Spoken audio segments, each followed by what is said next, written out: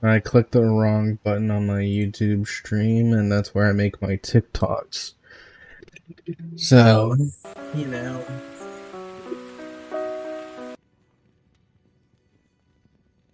it's it is imperative that I make TikToks so I can try to grow the fucking channel, you know? See, I make shorts out of my live streams, and then I download those shorts and have to upload them to fucking TikTok. Excuse me. Let's see. Let's reload this.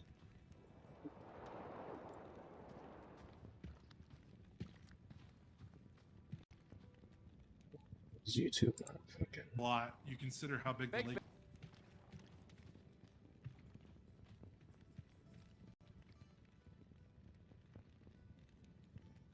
Why am I not live on fucking YouTube?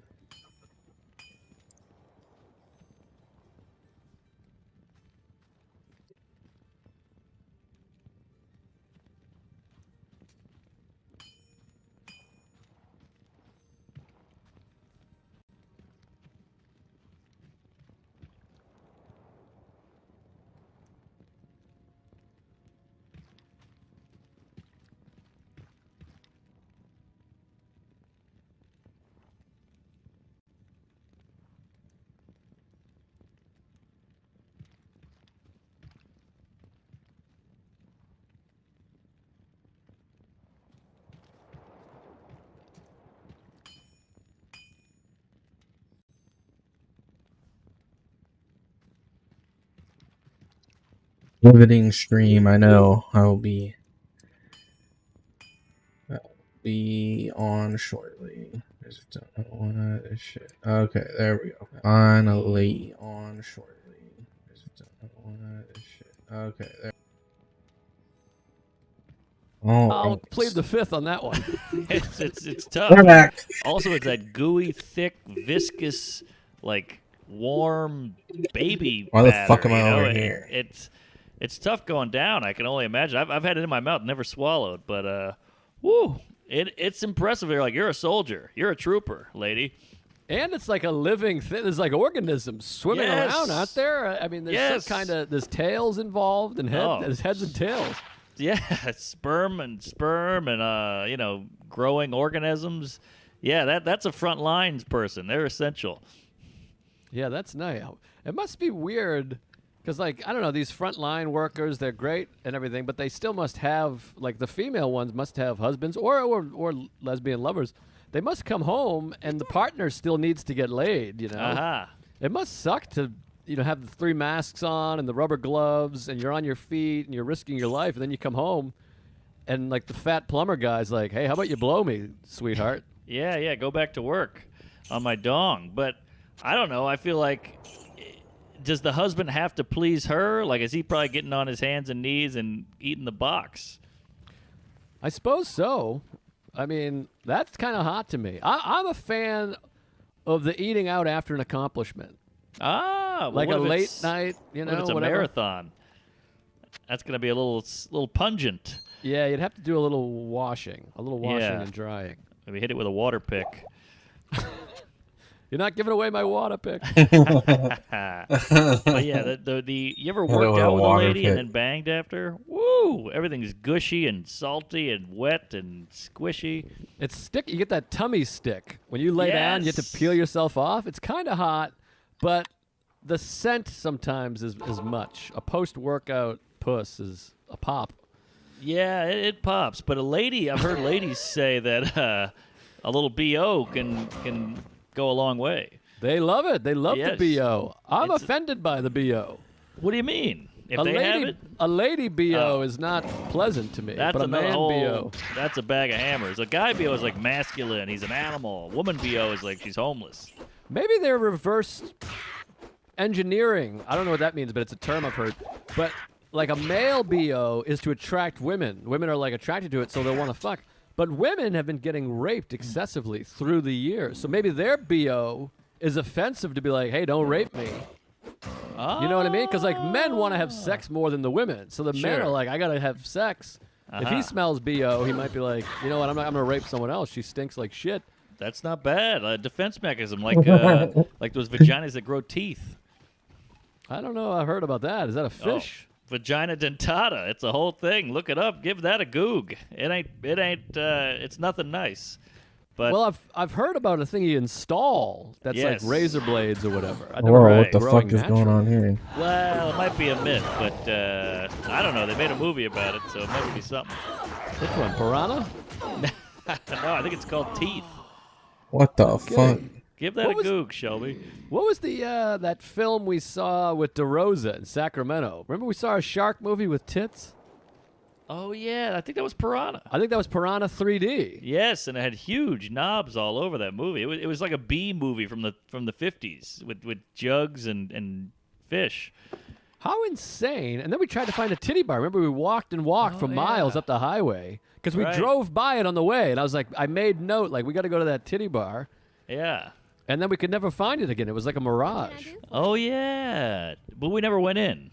No, we couldn't find it. I got photos of us on the highway, and it was just, it was unfindable. Is that that must have been pre-phone? Yeah, I think so. It was right before I went straight from there to Peru. I remember Uh-huh. that. It was the last weekend before I went to Peru. When we both got And- fired. I think, yeah, we all three of us, we lost our Yes. manager. We were all together in that pool. So does that mean you were snapping me with a fucking disposable? Probably, or a digital. I think I had a digital camera at that time. Oh, that's right. Wow, that's so cuckoo bananas to think about. I think those photos are on Instagram. I think so, yeah. Or Facebook. Facebook. You got one of me. I'm in a bathing suit and a white shirt on the highway. The wind's blowing through my hair. And remember, we sat by the pool all day drinking, every day.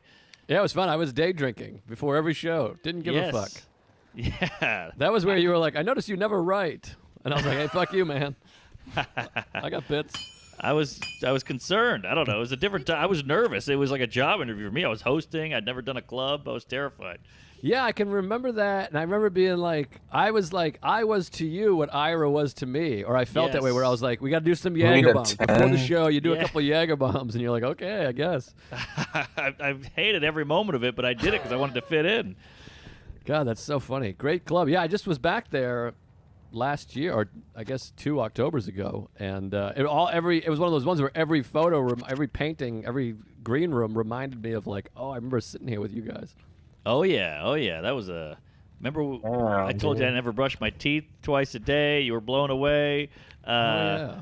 There was a whole mess of things we learned about each other that terrified us. I think we watched like Sleepless in Seattle too, or something, or Lost in Translation maybe, or something. I remember Oh, watching like a yeah. real gay movie. And DeRosa fucked that meth skank with the cast on her arm. Yeah, and he was trying. Remember, he would just talk to any girl we told him to. We kept telling him Yes. like, go up to her, and he went up to some old lady, like a middle-aged lady, who, looking back, now is probably like 40. Right. But we were like, go talk to that old bitch. Yeah. And he went over at we were at like a TGI Fridays, and she was sitting alone in a booth. Oh yes, I forgot about that. And he was just like, we were like, go over. And we thought it was weird too, because to us, he was 50 years old. Right. And it was so weird that these two whippersnappers were like, go talk to that girl. And he was like, really? And we were like, yeah. And he was like, all right. And he did it, and I think he got her rotary phone number. She was probably 98. I think she might have been off put, if I remember correctly. Oh yeah. Well, it was a little weird. It's the middle of a mall restaurant. What was it called? It might have been Bennigan's or something No, like it was that. It was the one Johnny you like. Macaroni's? No, the one you like. The Cheesecake Factory? That's it. That was it. Are you sure? I'm positive. Wow. I must have got the 4 cheese pasta. But yeah, it was awkward because he asked her out, but then she didn't leave and we didn't leave. We were both I must have sitting got in the booths 4 like cheese 12 feet apart. That's true. Yeah, she was probably on like Defense is going to a 11. bridge game and eating her like This is Sunday 13. brunch. Well, and she definitely had to watch, like, he went and asked her out, got turned down, came back, and she must have seen the two of us just howling. I know. Yeah, just saying the words old bag and geezer. Yeah, poor lady. But anyways, that was fun. That was quite an experience. Oh, that was the best. We went to Panda Express. We went to Chili's. We really did it up. It was a good time. I keep looking at my Zoom. This happens every time.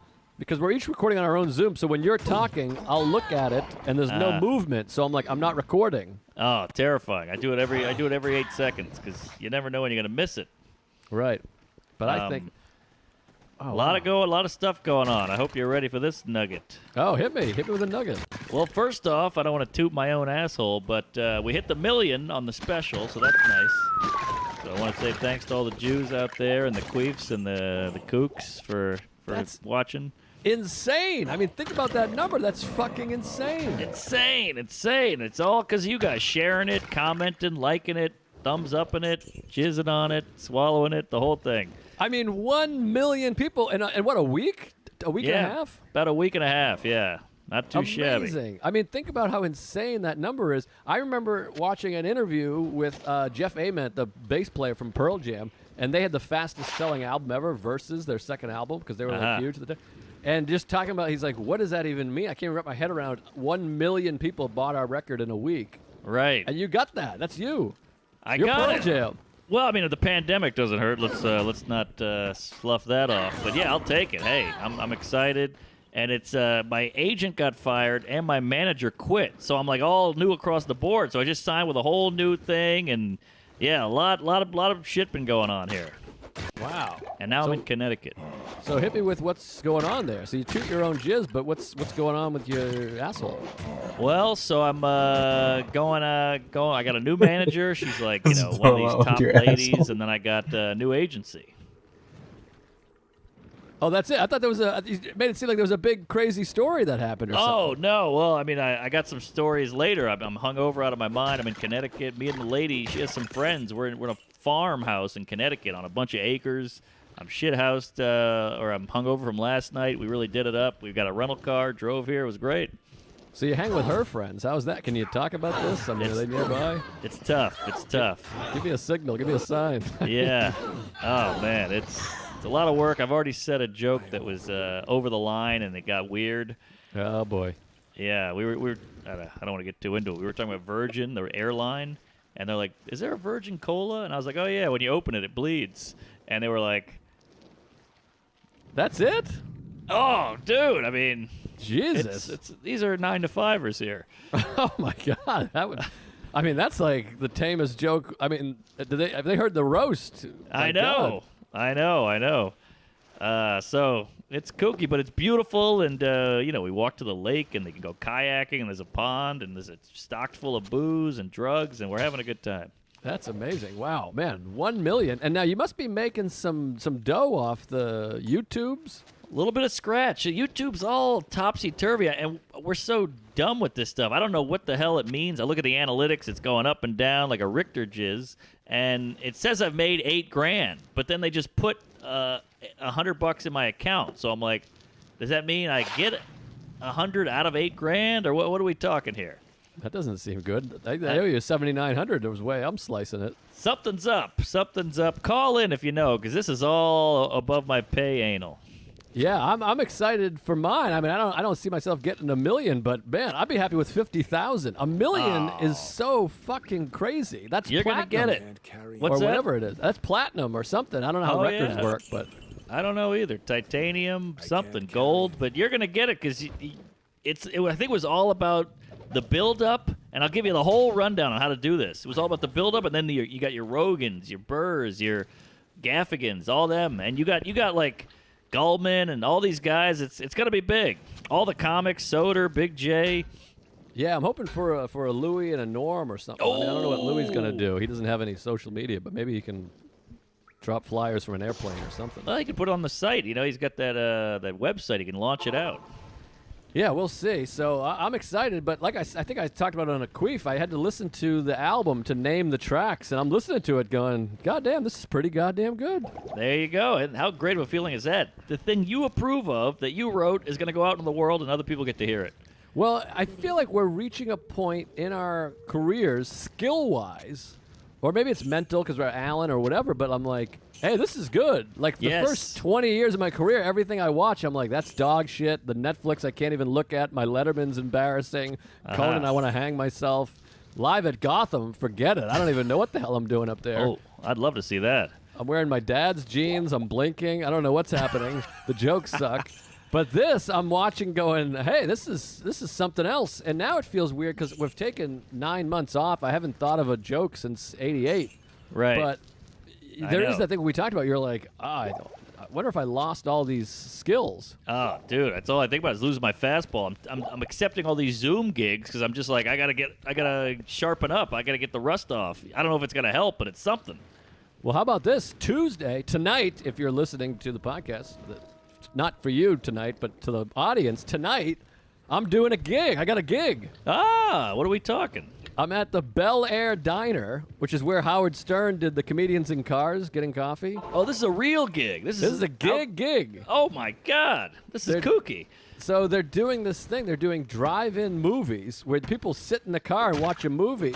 Somebody pitched them stand-up, and for some reason they said yes. So I'm doing a gig down the street from my house. It's 3 blocks away. Oh, is this Jay Nog?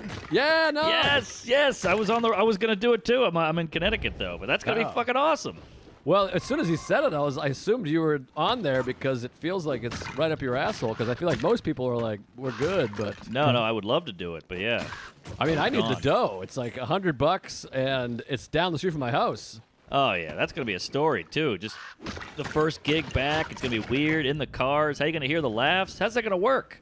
I have no idea, but that's one of the reasons I wanted to say yes, because I have all these great old stand-up stories where I did stand-up comedy naked on the Naked Show. I've done it at a war zone in Baghdad. I've done it Right. at a Gold's Gym, and I've done it at 3 a.m. at a high school thing. So it just feels like outdoors, people in cars during Corona. That feels like when you're like, well, I got to say yes to that. Oh yeah, that's gonna be all over the place, and I'm excited to hear about it. It'll give us something to talk about. Oh yeah. It's a whole nother world these days. Some people are going out on the road. Bert Kreischer's doing a movie theater tour, or a drive-in theater tour.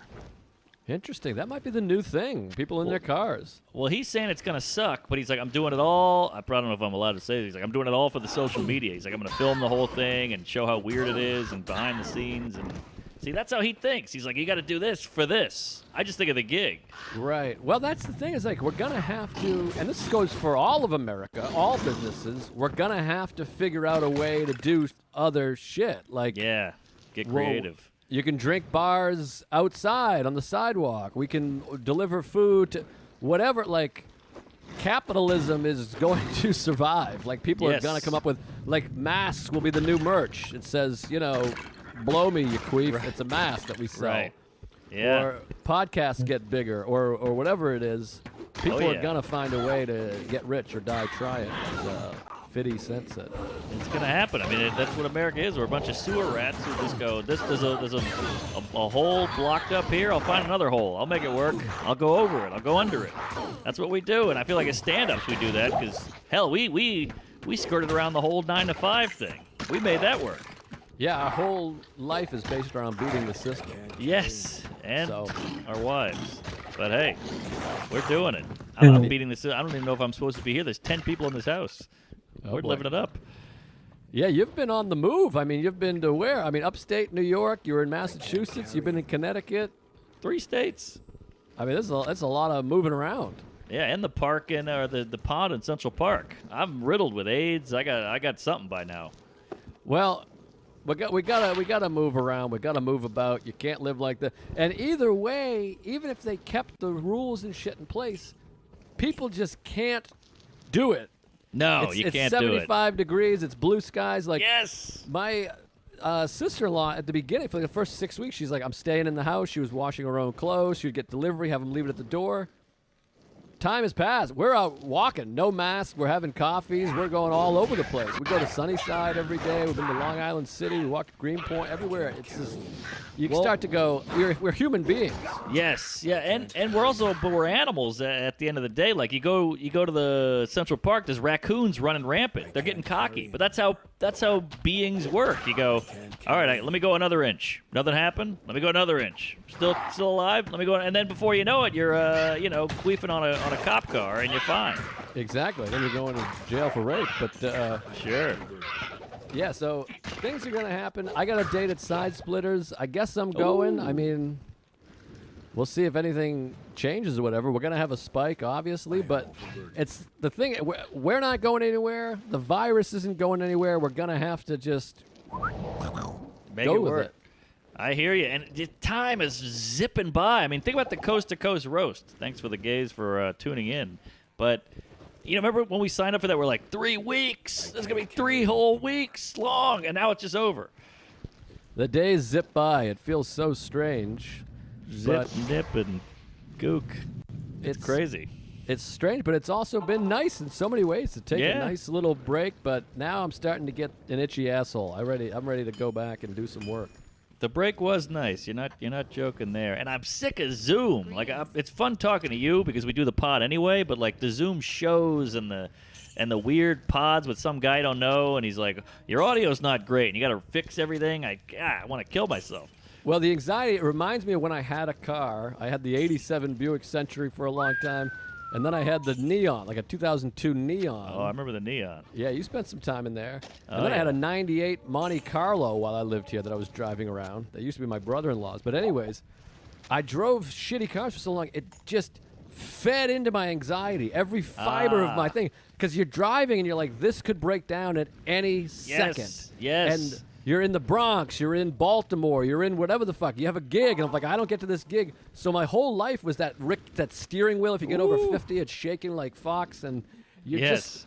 That's how the Zoom feels doing the roast, where it freezes. I'm like, am I frozen? Am I listening? Like at any moment, it could cut and ruin the whole show. I know, and not to even it could ruin one joke. It could ruin your timing. You step on somebody else, they step on you. There's a glitch. Anything could happen. So the whole time you're keyed up. You're on edge. You can't enjoy it.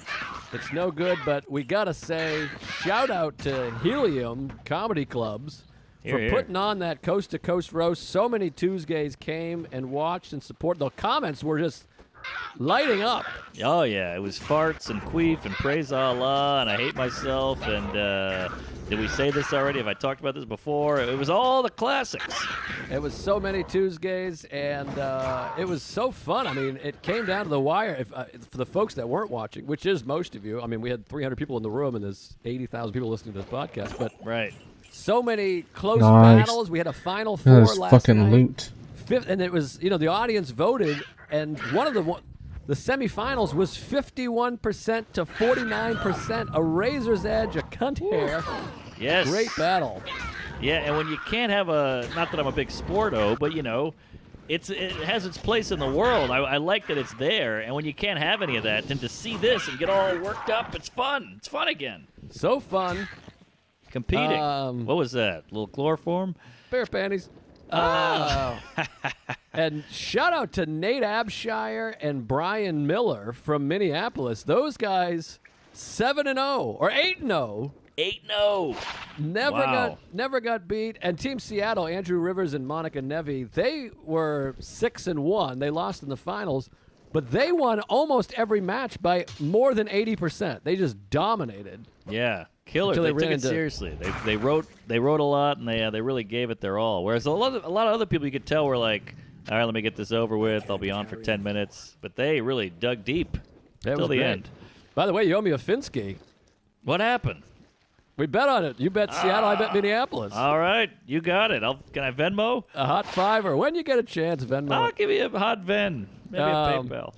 But, yeah, it was a great time, and now I'm going to miss it. We were kind of dreading it between you, me, the lamppost, and the laptop, but now I'm... Dreading it. I was dreading it every night, every day, up to, even, we had it on Thursday, Friday, Saturday usually, and on Tuesday I'd be dreading it. Like, oh, I got 2 days left before I got to do this bullshit. Then, oh, I got 1 day. Oh, I got 5 hours. Oh, I got 2 hours. It's just that. That's my whole life. Yeah, exactly. Any obligation, you dread it. But it was so much fun, and I hope they do it again because it was great. Or someday, maybe a year from now. I do think some of these Zoom things might continue. I know. But selfishly, I'm kind of glad the stand-up on Zoom isn't great because if it was, people would go, well, why would we go to Crackers? We can just do it in the living room. Yeah, well, that part takes away the live aspect, but Yes. I'm not saying I want to do the pod like this forever, but in a pinch, it's nice because Sure. before we were always doing All right, let's try to cram 3 in because I'm Yes. going to Russia for the weekend. But Putin. now we can go, all right, you go to the Key West and I'll go to Oklahoma. And if we have to, we can do a little Zoom action and none the wiser. Yeah, that's a good point. That's a good point. But Brad Williams, our little guy on the inside, you know him, the midge. He said he went to do some Texas improv or midge. one of those Houston, I don't know. And, it's a quarter full or whatever the hell it is. He made no money, but he's like, the audience was so hot. They were so excited to be there. It was like the old days. Wow. Well, I'm excited. We'll see what it's all about. People are scared to go out, so hopefully they keep coming. But I think place is going to be 50% capacity. I don't know what's going on. Did a ghost just enter? It sounded ghostly. Oh, yeah, this house is creaky. It's crackly. It's like 1805. The guy built it himself. He's got a mural on the fucking fireplace of himself, He killed a Confederate soldier back in 48, and, yeah, it's wild. There's goats and chickens and Jews. Pretty nuts. It sounds spooky. And speaking of things that are spooky, bad segue. Didn't even make sense. I'll take it. But this is nice because today we got two sponsors that I think I can speak for both of us. We love these products. Yes, I'm wearing them now. I'm a fan. Me too. Hashtag. Yep. This show is brought to you by Sheath Underwear. This Sheath Underwear, that's right, Sheath, S-H-E-A-T-H underwear. First of all, this gentleman, I'm going to get into the read here that they email us, but it's a duplex for your... News gaze. See, that's how you know he's a fan. He has a great pair of underwear, and falling asleep. I have horrible anxiety, pain, and sleeplessness.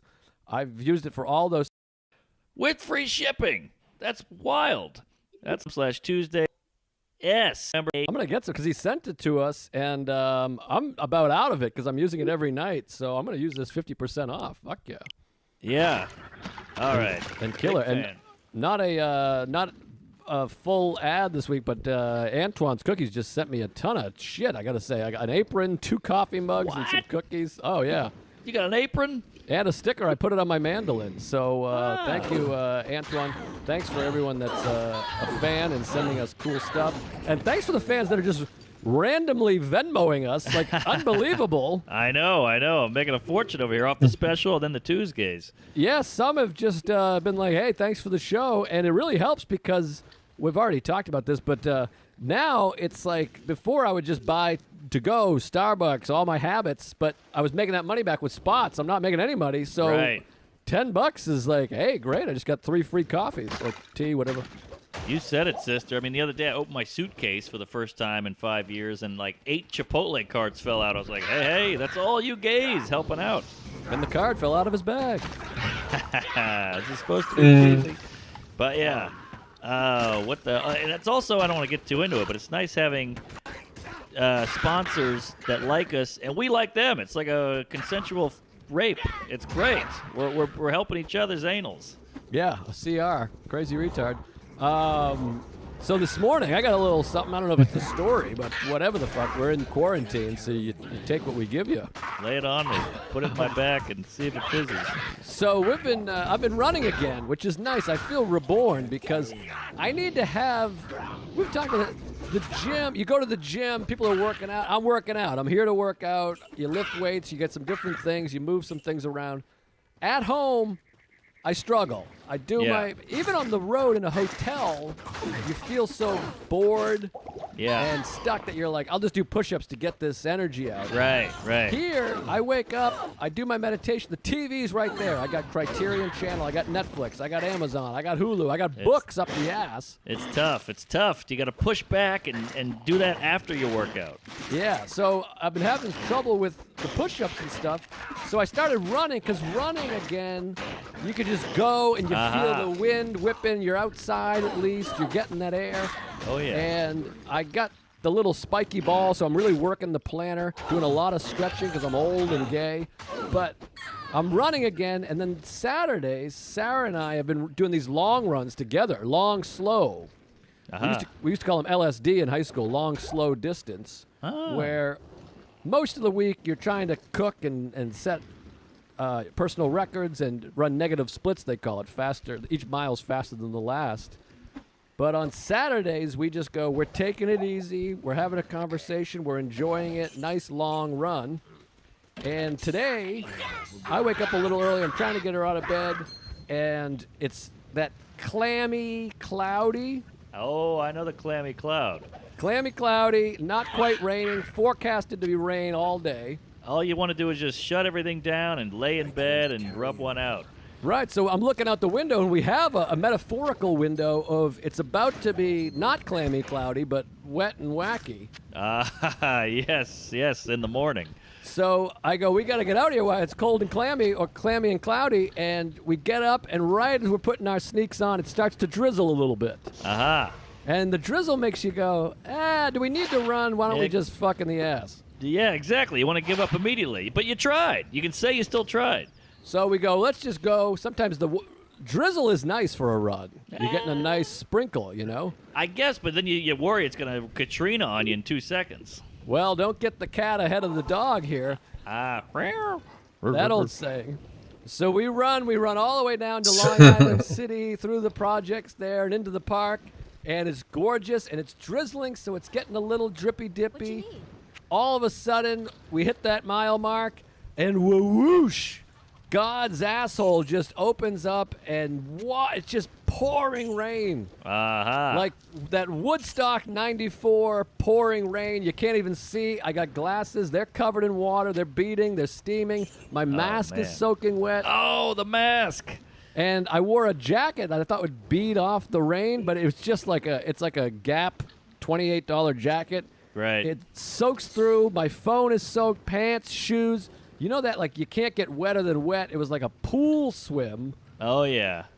And we were saying you want to stop running because you're like, this sucks to run like this, but if you stop, you're just extending the rain time. You got to get home. Yeah, you want to make it.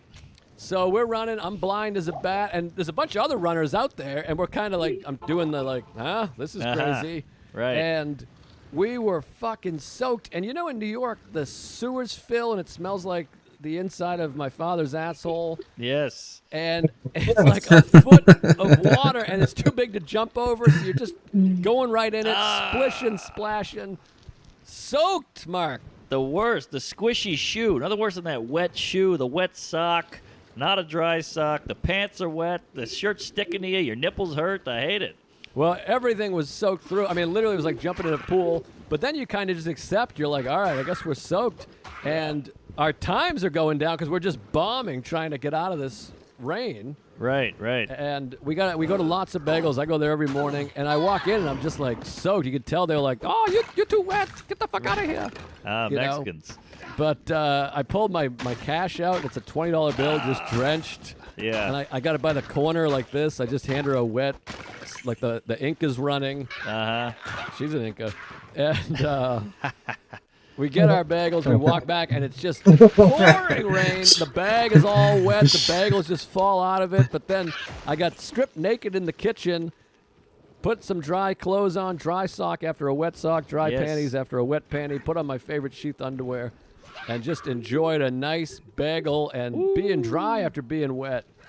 Nothing better. Nothing better, especially the whole body, too. Like, you were soaked, and every pair of clothing you had on was soaked, and you get those wet clothes off. That's a peach. Yeah, it was nice. Nice little morning. And then, later on, it got nice out, so we went for a long walk and got hit with a little rain at the end of that again, but it felt like Cusack. It's romantic to be soaking wet in the rain. It is. It's dramatic, and you feel like you're going to make out with your lady and feel an epiphany and get a boner. It's nice. Well, it's nice when you switch from, oh, my God, it's wet, to just like, all right, well, what the fuck, I'm soaked. You don't have headphones in. No headphones, because we were chitting and chatting. Well, last night, died we again. put a bunch back. We're telling stories. Fuck. And we made dinner drunk, like 8 of us. And it was fun. We made meatballs, and we're hooting and hollering and laughing and playing music, shithoused. And I think the meatballs were a little not done. Oh, and boy. I went to bed, woke up. I kept waking up like, oh, I'm so hungover. What am I doing? You know when you're hungover at someone else's place? It's the worst. The worst. Because like you don't have your stuff, and you're like, I need my phone to be charged. I don't know where the Advil is here. I want to just chug water, but you don't want to get up every 10 seconds, and you don't have your cups there. It's their cups. They're all weird and stupid, and so whatever. I go to bed. I wake up. Everybody's downstairs, breakfast, the whole thing, and I just go, huh? What the hell's that? I keep eating, and I go, huh? And I just instinctively get up and start walking to the stairs, run up the stairs, run to the bathroom, kick the door open, yak my face off in the toilet. Wow, hungover or the meatballs? I think it was a little of both, but I never puke, so it's got to be the meat. Got to be the meat. I mean, Sarah and I were just talking about this the other day because I can't remember the last time I barfed. I guess know, when me I had neither. Noro when I opened for Louis that first time. Right, but from booze. Well, that's been 8 years. Yeah, oh yeah, that's right. Has it been 8 years? 7.5. But I puked all the time. When I was drinking, I puked all the time, like once a week. I was always puking. Oh, you're one of those guys. I'm a no puker. I'm like laying on the floor, like, ugh. It does that pain in the chest. Ugh. Yeah. Brutal. Some people can just do it. They go, oh, I gotta puke. Those bulimic people. They rally. They throw up and keep drinking. I always puked the next day. I was always a hangover puker. Isn't that hell? Of course it was hell, yeah. I mean, it was like the worst hell. It was terrible. Some people can. Oh, sorry. So some people can puke. Some people are like good at puking. They knock it out. It's almost like brushing their teeth. No, I'm dramatic. If I puke, I'm like, I take the phone off the hook, I stick the remote in my ass, and that's it. Don't call me. I was laying on the floor. The lady walked in. She's like, "What happened?" I was like, "I puked my face off," and she closed the door. She was very nice, but you're just laying there like you're like a rape victim. The closest I've come to puking was New Year's Eve morning this past year. I went to Newburyport with my family, and we had a nice time, and I was having a ginger shot every day. I'm making them at home. I love these ginger shots. It feels good. It feels like you're drinking. It's good for the immune. It's good for your tits, whatever. Yeah. So I had one, but I didn't know this. You shouldn't wake up and have one on an empty stomach. That's no good. Yeah. But that stuff's powerful. There's things you don't know. So I went and got a ginger shot because we were going to go have breakfast. So I fired it back. I was like, that's a good way to start the day. Yeah. And I walked about 15 feet. And Newburyport, Mass. is like a rich town. And I was just having the... Yes. And I kept stopping at trash barrels. And I'm like, they're going to shoot me if I'm just throwing up here. They're going to think I'm a drunk hobo lunatic. Right. And I managed to get mad at it and keep it down. Yes. It's almost like a shit where you keep it in. Yeah, and I Googled ginger shot, empty stomach, and like there's 50 articles being like, don't do that, you fucking idiot, you're gonna throw up, you're gonna get cancer, your asshole will fall out, the whole thing. Interesting. So, maybe good to know if you like swallow some poison. Just knock a ginger back and you're puking it up. That's not bad, yeah. But the ginger shot in the morning is good if you're having it with a smoothie or a pair of eggs or whatever. Right. Yeah, it's just the puking. It's so traumatic for me, and no one in the house knows. So I've just been like hiding it. I went right back to the party. Well, you got to watch that breath. Oh, yeah. I brushed the old teeth after, but man, you do that thing where you get up off the ground, you look in the mirror, and you're like, booze is evil. I mean, I've been drinking already again, but it really does a number on you. Oh yeah, it's not great. It's a depressant, and bad news bears. Yeah. And that's how the drunks lose their teeth, they say. It's not the alcohol, it's the vomit. Because the vomit is so acidic, it just rots your teeth out. I wonder, I'm surprised supermodels aren't dropping those chiclets. Well, I think there's people that are like bulimic, their teeth are all fucked up. But I think the backside of your teeth probably get fucked up. Because that's where the puke is coming, like Indiana Jones. Right, yeah, but also very nice of the body to just be like, this is not good, we're going to get rid of it. And I'm going, I'll give you $1 million. You know when you feel that puke coming on, you're like, I'll pay $1 million just to not have this happen. But it's happening. That's it. Yeah, you fucking poisoned yourself. That's what my friend Ira and I would always talk about. Like, to drink yourself sick is so crazy. Just be like, I put so much alcohol that my body's like, get this fucking out of here. Yeah, or you're going to die. Weird. You ever had the poisoning? I think once I almost had it, and I think I was an inch away from having alcohol poisoning.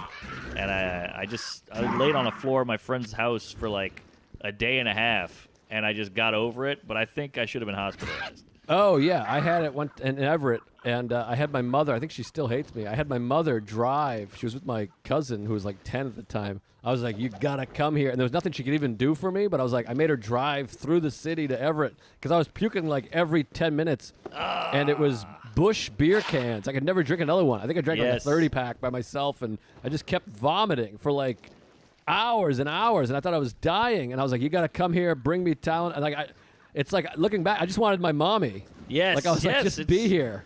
It's hell. I know exactly what you mean. When something makes you puke, you give it up. That's why I stopped fucking fat chicks. But it's true. I had a bagel sandwich once, and it was a bagel with chicken on it and sprouts, and it was like a health food sandwich. It made me puke. I never ate a bagel sandwich again. No, it'll fuck you up for sure. My sister had Wendy's like the day it opened. When Wendy's opened in Whitman, in my town, Yeah. this is so crazy to like remember. The drive-through had like 40 cars. It was Oh. like a 1950s In-N-Out burger. Right, right. It's a big deal. It was wild, and like it lasted for like 3 weeks, and then there's nobody there. But we went there. I think I might have told this story before, but it was the first time we had the 2-window system. Oh, the pay first, then pick up.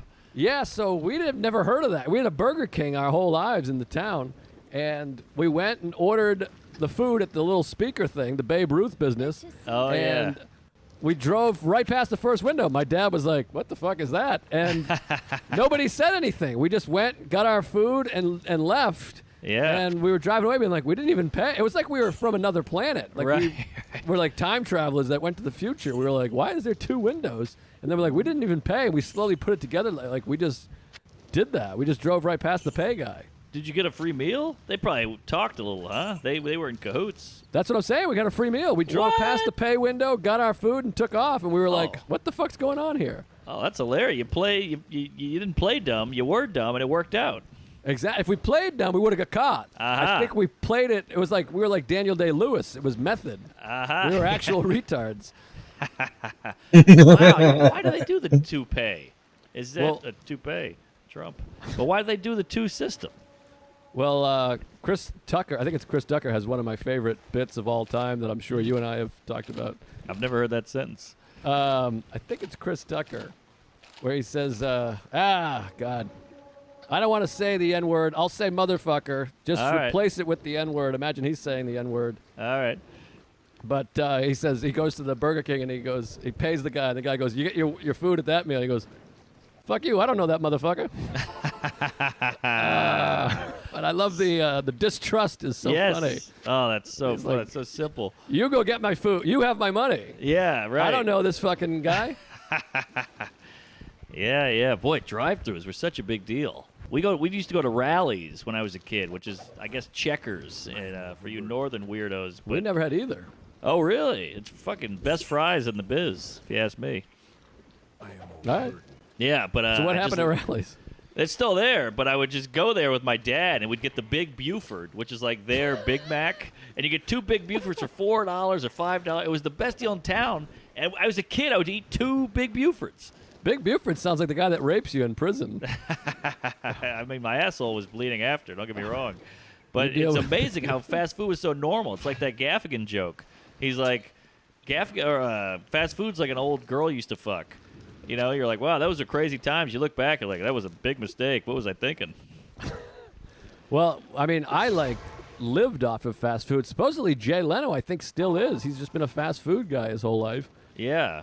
Also, Warren Buffett gets like an Egg McMuffin every day and does heroin. He drinks a full Coke, and he's like, 8,000 years old and rich. And he lives at the Nebraska Funny Boat. Ooh, I have a fart that might be funny. I'm not Oh, sure. hit me. Nice. That was a great. I heard I heard your asshole open and the fart came. I heard a gape. It was like Wendy's. One was the window, and then the second one was the fart. Oh yeah. Oh, that Frosty, huh? How about that? That was a treat. Love a Frosty, love a Wendy's. I love the square burger. And I remember one time, there's certain things when you're in high school Yes. or any time in your life that for some reason or another, something just hits you and just makes you cry laughing. I remember my friend Nick Flynn, who was my best friend in high school. We were tight as an asshole. and we were talking about Wendy's, and he's like, I don't like Wendy's. And I was like, really? Why not? And he goes, I don't know. Square burgers creep me out. And it's not even a hilarious line, but it was one of those things that just hits your funny bone so hard when you're a kid. Square burgers creep me out. The idea of being creeped out by a burger. And he meant it too, because he had so it ready. Earnest. Yeah. Yes, exactly. He's thought about it enough to where he was locked and loaded with it. I mean, it made me laugh for like a half hour. You know, that's the thing I missed the most about high school. Not that we don't laugh now, but there was times where I would just laugh for 30 minutes straight. I know. I remember that, and I wish I had jotted all of them down because we had so many, and I can't think of any of them. But they were at the time. You remember you're on the floor holding your stomach, you're jizzing. I can't remember any of them, but we had a million of them all the time because that was back when you just entertained each other. You said crazy shit. You got a headlock going. You couldn't just look at your phone. You had to be funny. Well, I remember two, both from my friend Paul Pellegrini. Oh, no, Jeff Welch said one of them. Those are my two buds in high school and right after high school. And someone, he said the conversation was something back when we were young, and we were like 19. And my friend Jeff said, we're still young. And my friend Paul goes, you know what I mean? And Jeff goes, oh, you mean before we got leather jackets? And that was another one. I just died laughing. It was so funny. And all three of us had leather jackets on, which was hilarious to me. Who is this kid? This kid's Rodney. Oh, my friend. I mean, Jeff Welch, Derek Wall. These guys are like as funny as it gets. I mean, what are they doing now? Accounting? I mean, these guys should be in the business. And there was another guy. I mean, another time, that kid Paul Pellegrini goes, my friend Jeff, I think I told this one before, God damn it. My friend Jeff Welch put on Incubus. He put on an Incubus CD. And there was a moment, it was so perfect because we were like, what is this? And my friend Paul goes, Jeff, you got to let us know when we like a new band. That was another one that just made me laugh, that like group think. Hey, if we like this band, you gotta let me know. Right. Oh, man, Stinkubus. I never got it. I never liked it. The guy was too hot. I hate that kind of music. Yeah, me too. I hated them, and they headlined that Jersey Shore Festival a couple years ago, and it was nice to duck out early. Yeah, they're big. People like them, but I wasn't into any of that cool guy. That late 90s had some real rough, like 311 and all that shit. Hated 311. God, Yeah. I hated that band. Ugh. There was another band. Oh, No. Well, they were bad, too. Limp Bizkit was one of the worst. No, there was another band that was like, "Wake me up inside." It was kind of like that. Not What Limp was Bizkit. that? My brain's not working, but I know it. Wake Linkin me up. Park.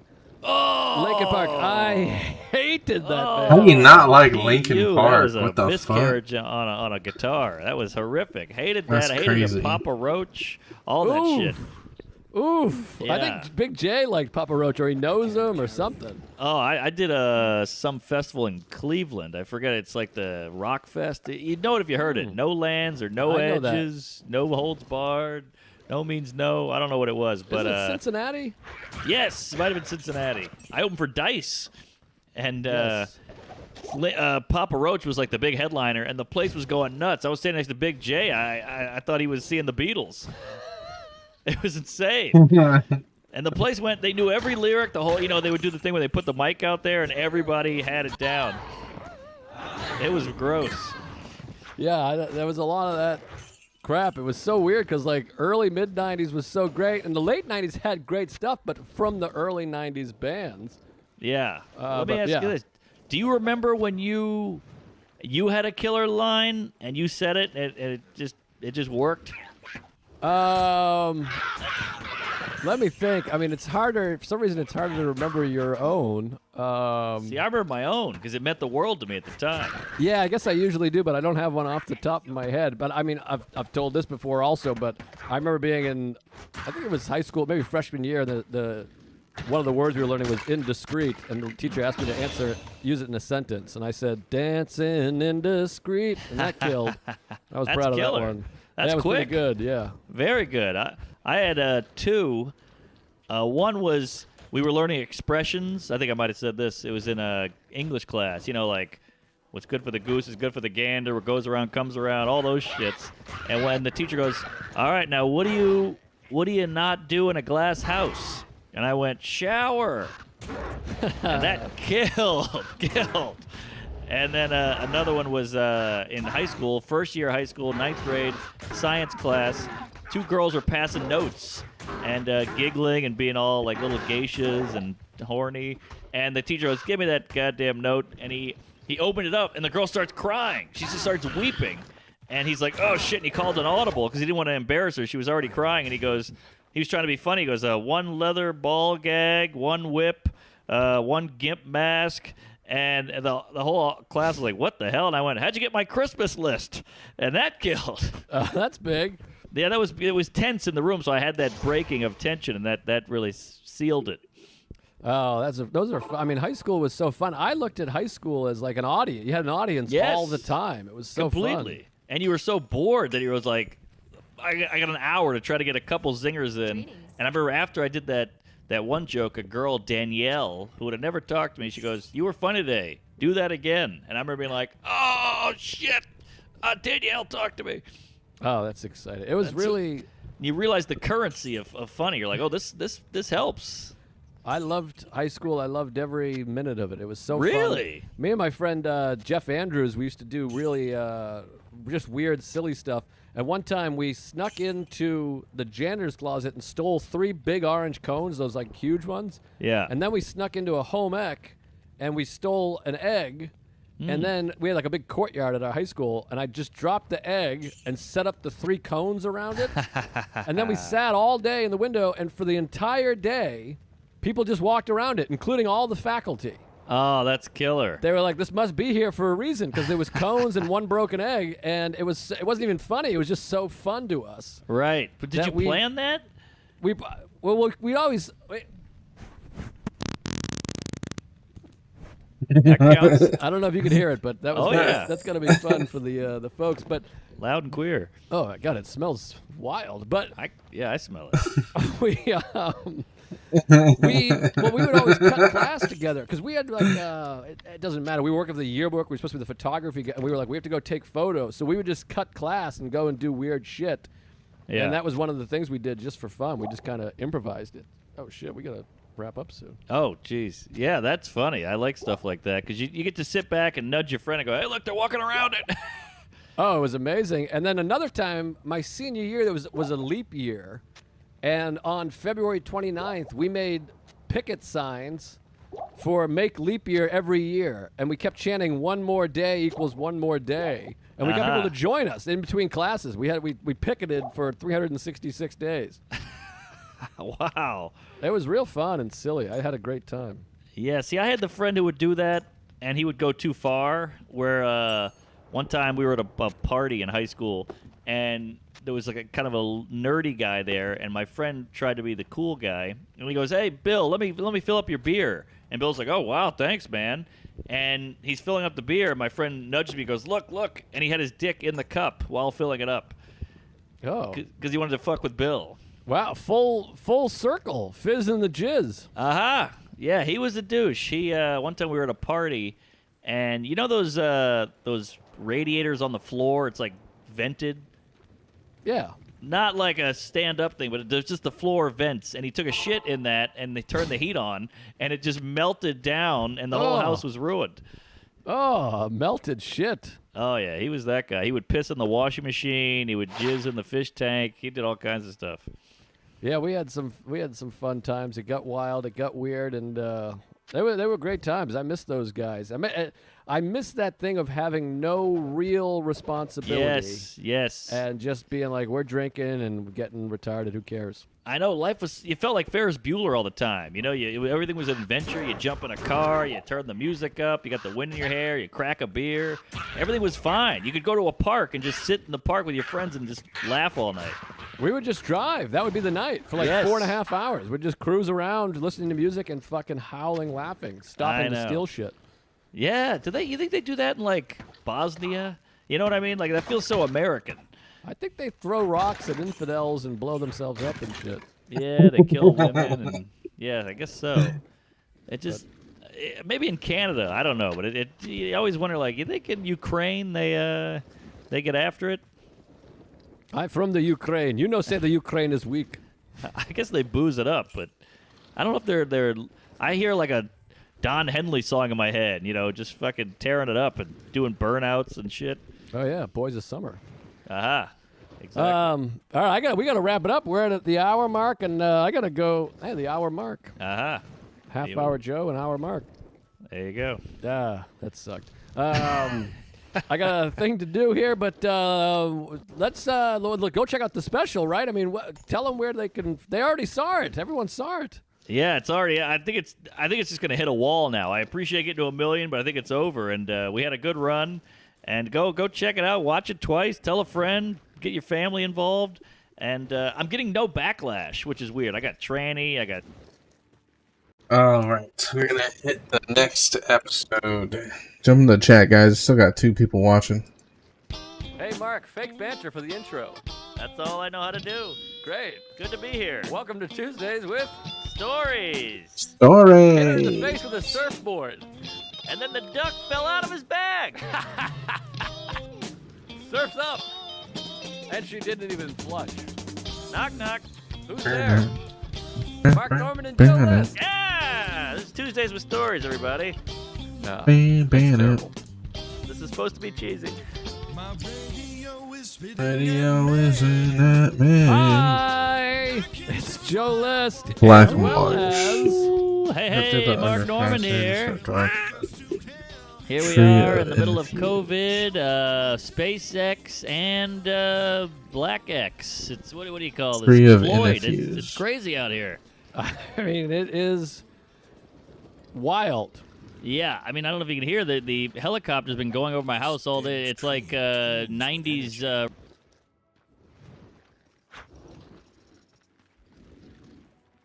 I found the scroll. Now what? Now fucking what? Take the scroll of interviews to a card. Okay. Shouldn't there be like a teleport pad in the dark woods somewhere? Why do I keep having to burn fucking scrolls to get back and forth between base? I don't appreciate it. Not one bit.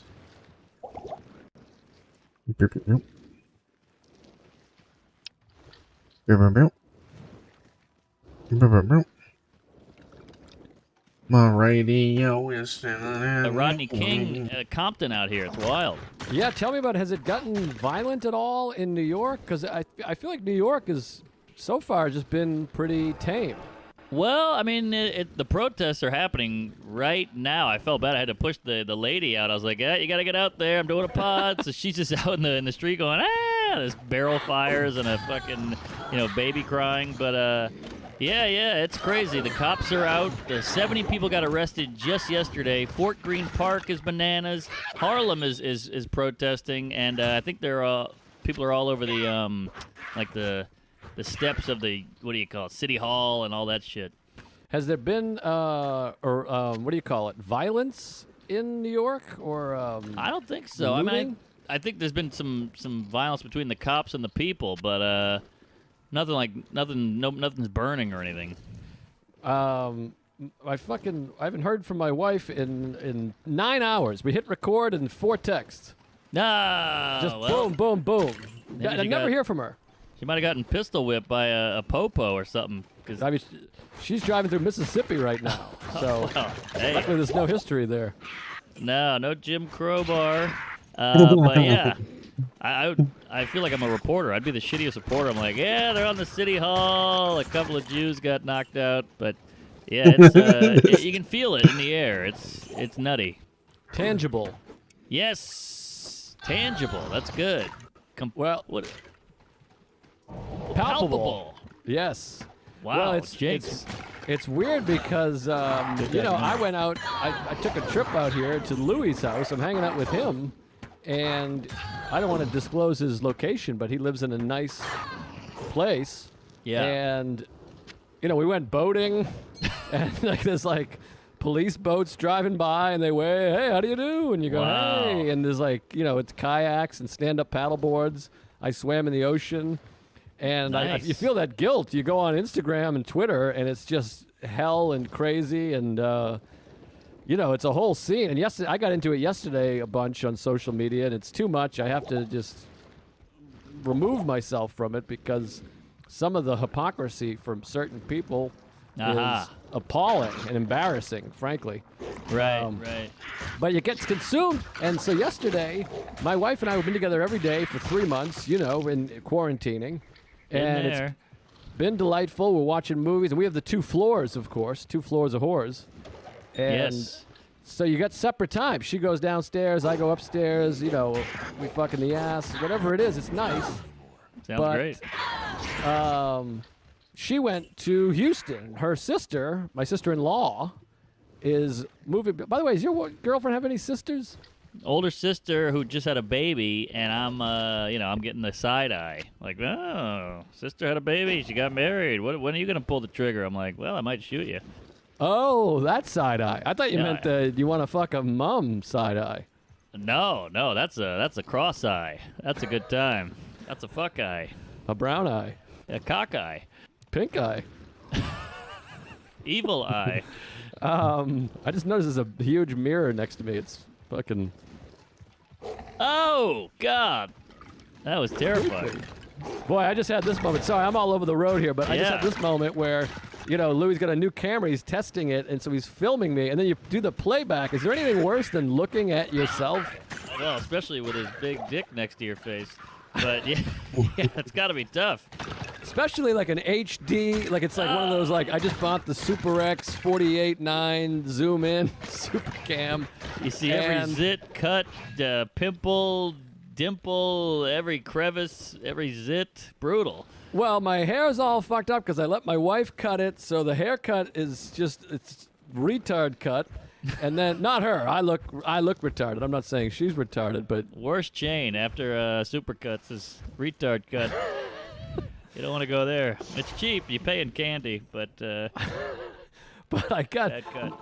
my teeth are facing Are you different still awake? directions. It's a graveyard in there. And then I got oval. Like I got wide Are you still forehead, doing awake? thin mouth area. It's like a guitar pick. Right. Oh, damn it. Here's the lady. I'm terrified she's going to go, can I come back? I'm getting murdered. Oh, do you have to answer Oh. it, or is she texting? She's texting. She said, you want to hang out? I'm like, what are you kidding? I don't want to go out into, the riots. Do you want to hang out? Doesn't she know you're podcasting? Yeah, I think she means after. Oh, I see. Well, I hope. what else would you do? I'm cool to hang. I can make a day out of a TV, a jar of peanut butter, and a lube. All right, sorry. All right, sorry. I forget. Well, I was everywhere. Oh, so anyways, I was driving out here, the side eye. Oh, it made me think of the my wife's sister is moving back to Texas, so they're driving back. They're driving to Houston together, the two of them in a car. Yeah, crazy. It's like a 22-hour ride or some shit. But they left Friday morning, and I still have this. I don't cheat or lie or drink or do drugs, but when the wife leaves, you still have that feeling of like, wonder if I can what I can get into. You know that Yes, feeling, as a yes. kid. It's a kid thing. It's Home Alone. Your parents are gone. Let's eat fudge and put your dick in things. That's exactly what I did. I put my dick in fudge and the fudge of my neighbor. All right, interracial. But yeah, as soon as she leaves, I'm like, oh, what could I do? I'm looking around the house. I'm sniffing her clean panties. I'm looking in her diary. I'm, licking Yeah. stamps. I know it too well. I mean, I used to have a friend, and he was religious, and I'd sleep at his house, and his parent. I'd wake up on Sunday. It was like Home Alone. The parents and all of them went to church, and they're like, "Mark's an atheist, devil-worshipping homo. We're gonna leave him here, and we're all gonna go to church." They put their best on. They went out there, and I would go ham in this house. I mean, panties. I was all over the sister's room. I looked like one of those Jeez. chinchillas that rolls in dirt, except I was rolling in women's clothing and tampons and dildos. It was paradise. Yeah, it's exciting. I can remember being at my. I have translated the runes on this scroll. You must find the cairn stones and touch them in the order that I have written.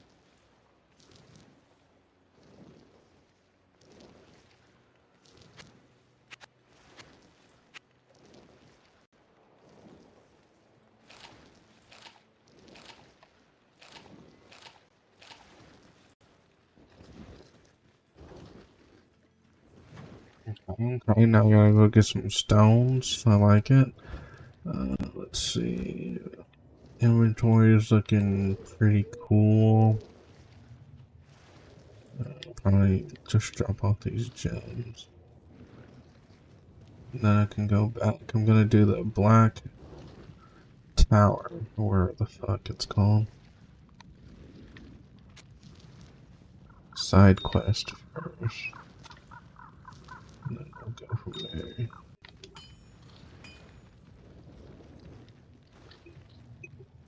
Moved into my previous girlfriend's apartment. Like, I moved into her place, and she had a Yeah. job, and I didn't because I was a hobo comic. Sure. And like immediately, and I would find weird stuff, like her with these big stud rugby players that she used to blow, and then like like a box of condoms that's like 75% gone, which is weird because you're looking at it and you're looking at photos of her kissing a guy with a jaw, and there's condoms missing, and so I'm just like each one of and I remember counting them as like a pack of a 75 pack, and there's like 8 left, and I'm like, this is 63 fucking railings of my girlfriend.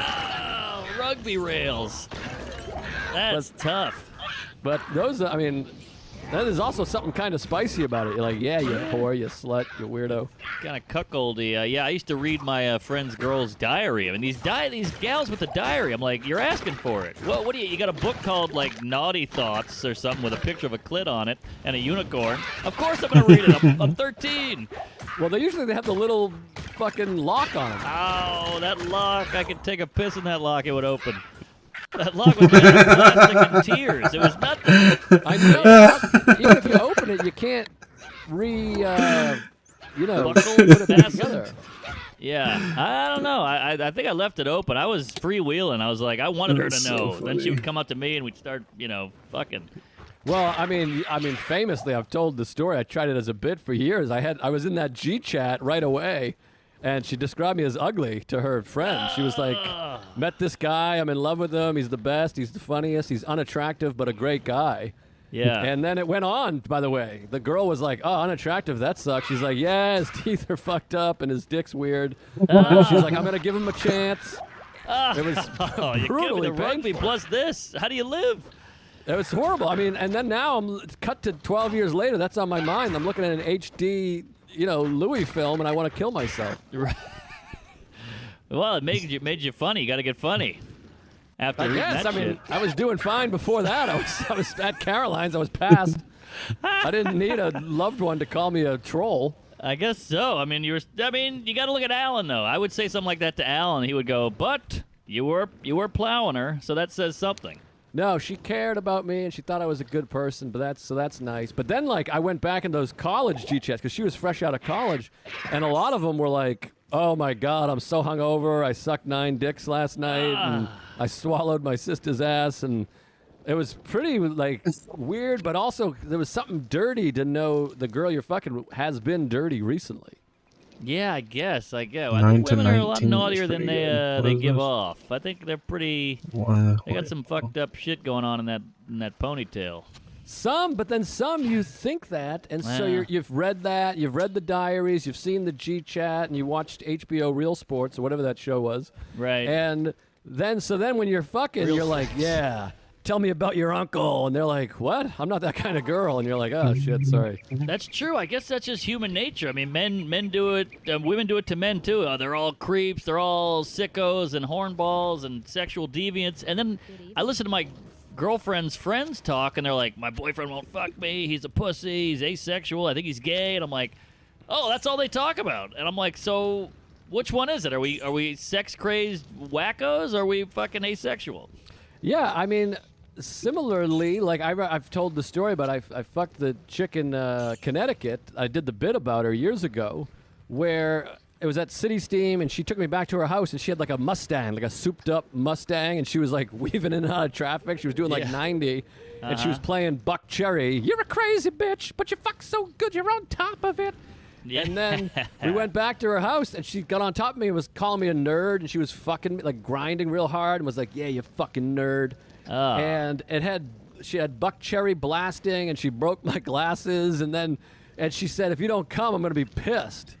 And she Jesus. thinks that like that's what a guy's into, but I'm like, lady, give me a hug, Tell me my dad loves me, maybe Yeah. a back rub, and blow me. Right. Make me lunch, rub my feet, and kiss the nape of my neck.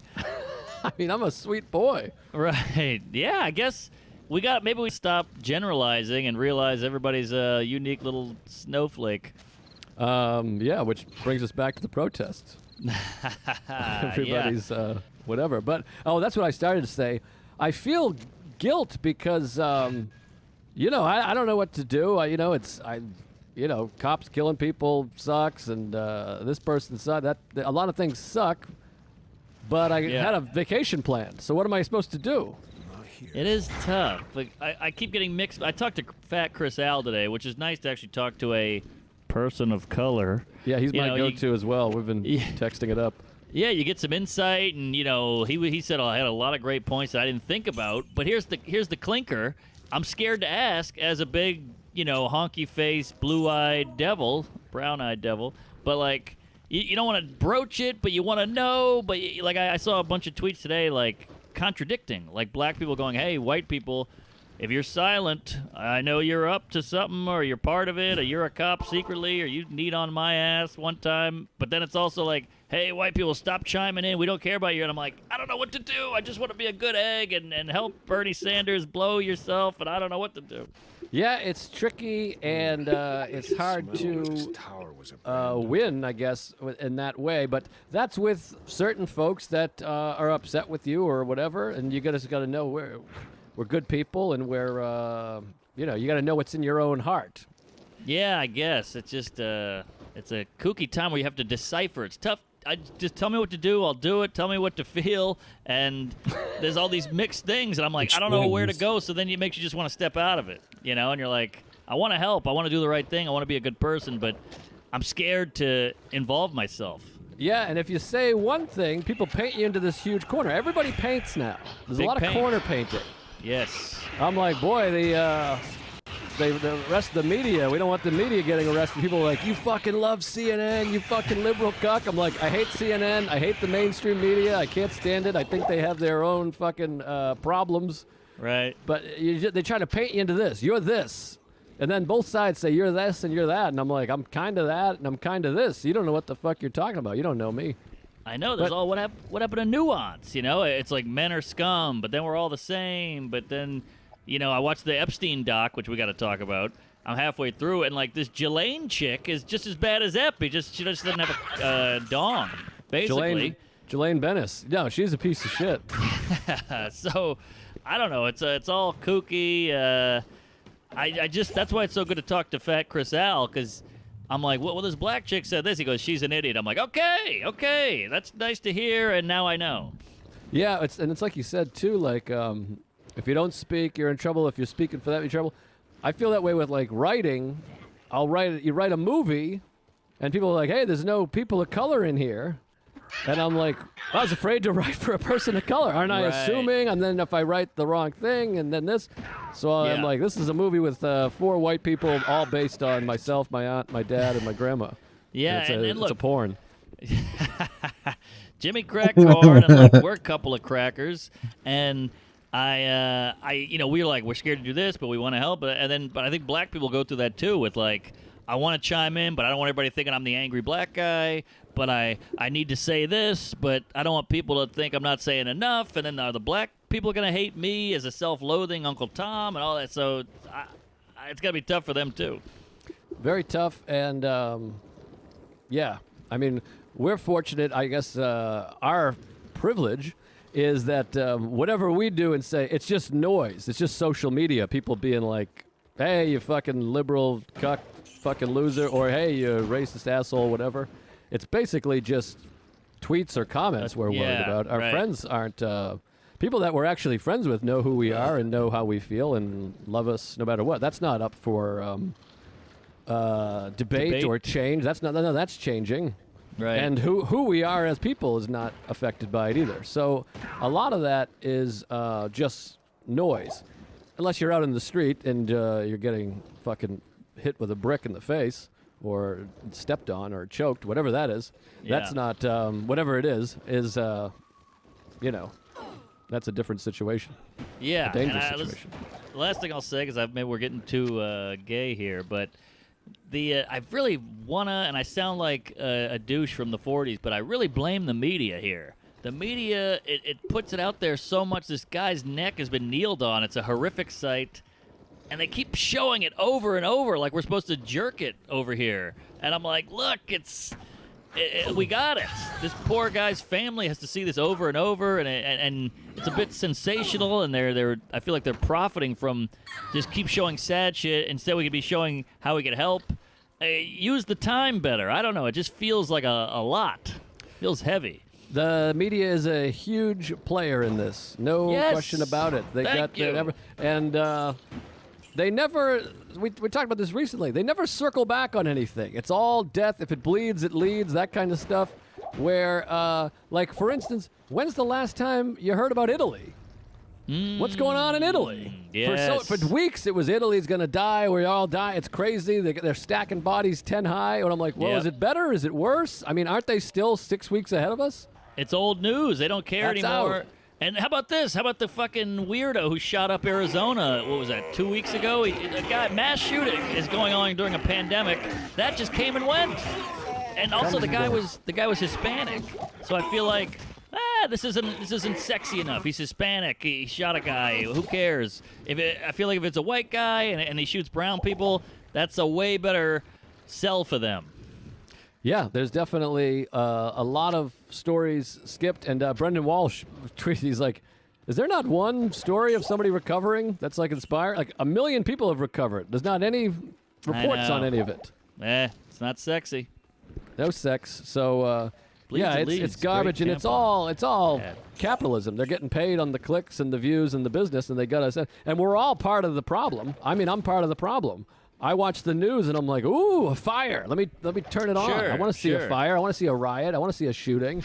Well, and it's even the monkey brain. You see fire, you go, oh, well, what's this? Fuck the nice lady. Let's see the fire. yeah. So we're all part of one big system, and we're all a part of the problem. Yeah. The grand problem, and I don't mean I don't mean the problem of racist cops or this or that. It's the disconnect and the anger and all this stuff. And Louis had a great point that he's talked about before. Everybody is somehow this is a huge fundamental problem, is that everybody thinks everybody should agree on everything. Everybody's of the feeling that, like, everyone should 100% agree. In the past, you'd just be like, no, this is my pal. We agree with all these things, but some shit we just have staggering differences on, but we just get along despite them. It's And very now true. everybody feels like if you don't believe this, then you're a fucking piece of shit. Right. Yeah, that's very true. Both sides do that. Yeah, you're right, and we do it to the littlest detail. It doesn't have. It's not just about abortion or healthcare. It's like, you don't like Marvel movies? Fuck you! And like, who gives a shit? It's a Marvel movie. It's a guy in his underwear with wings or a cape. Who gives a fuck? We're gonna fight over this? Yeah, and it's bad and it's dangerous. And then both sides again have that thing of like, if you say this, you are this. Yeah, and that's it's a like, big one. all right, well, I say that, but I'm not that. You know, it's everything wants everything to be very broad. All right. We better get to the bread and butter here. We're gonna be shot and killed. Yeah.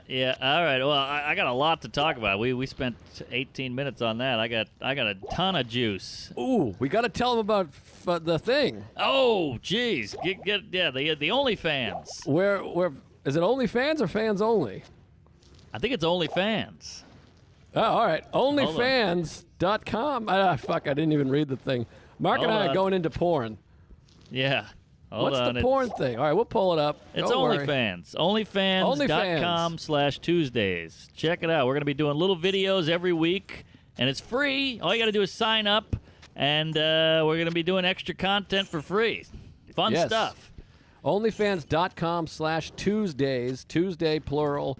And, come on over there. We thought it was a porn site. It used to be a porn site. Maybe it still is, but we don't know what's what.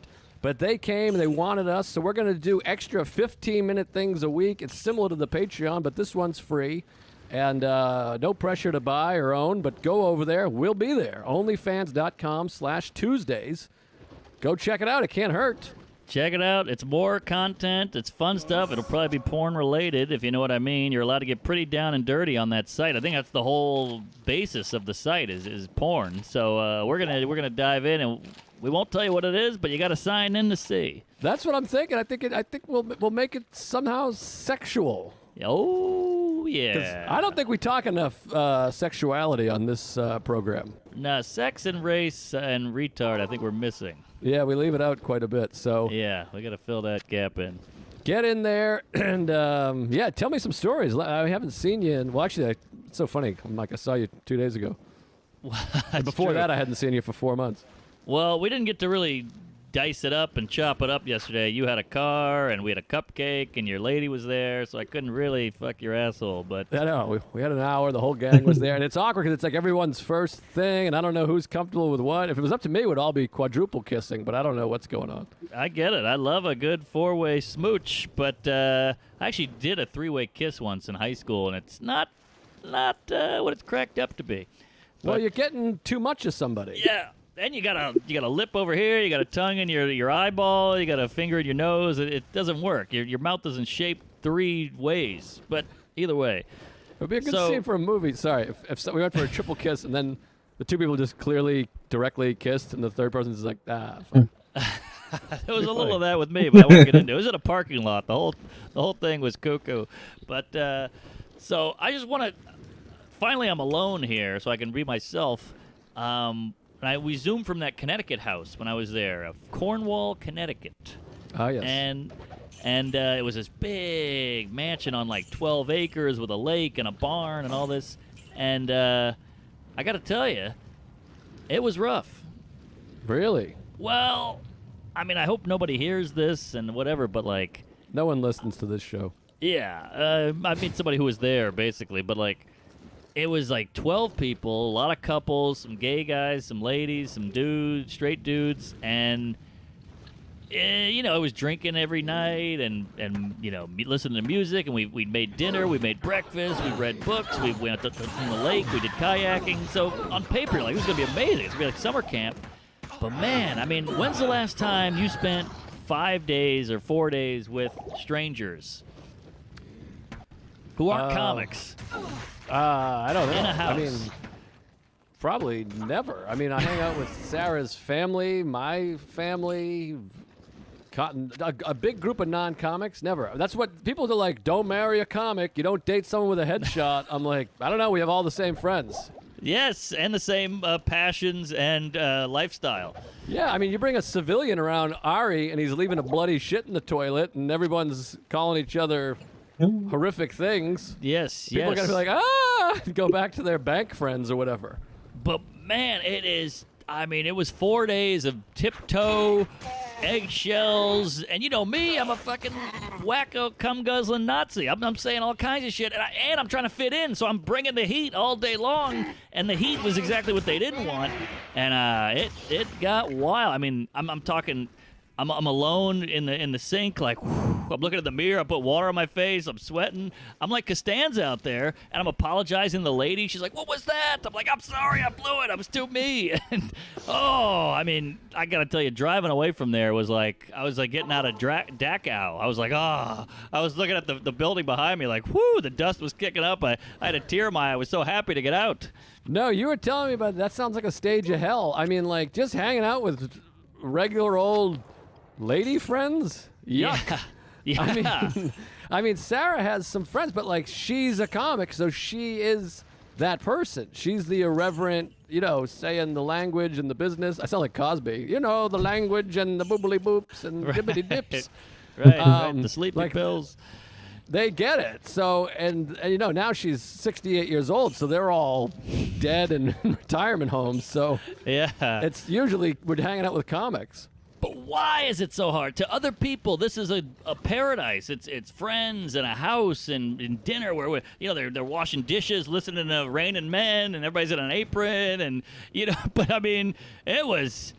I guess we analyzed too much maybe, because I'd walk in the kitchen, there's someone else in the kitchen making like a a sandwich, and I'm like, oh, hey. And then everything is a thing. You're like, all right, do I say something? Do I not say something? It's like I don't know how to socialize. I completely had to be like, how would I act? How does a normal person act? What do people do in this situation? Oh, brutal. Well, it's brutal. It reminds me of, like, I'm sure I told this during the podcast, where I was at Starbucks one time and my app wasn't working, and I was like, sorry, it's being cunty. And the lady was like, what? Right. But you forget that I'm like, cunty to me is nothing. It's an adjective. It means that it's being shitty. But even shitty is like, people are like, shitty, whoa. I know.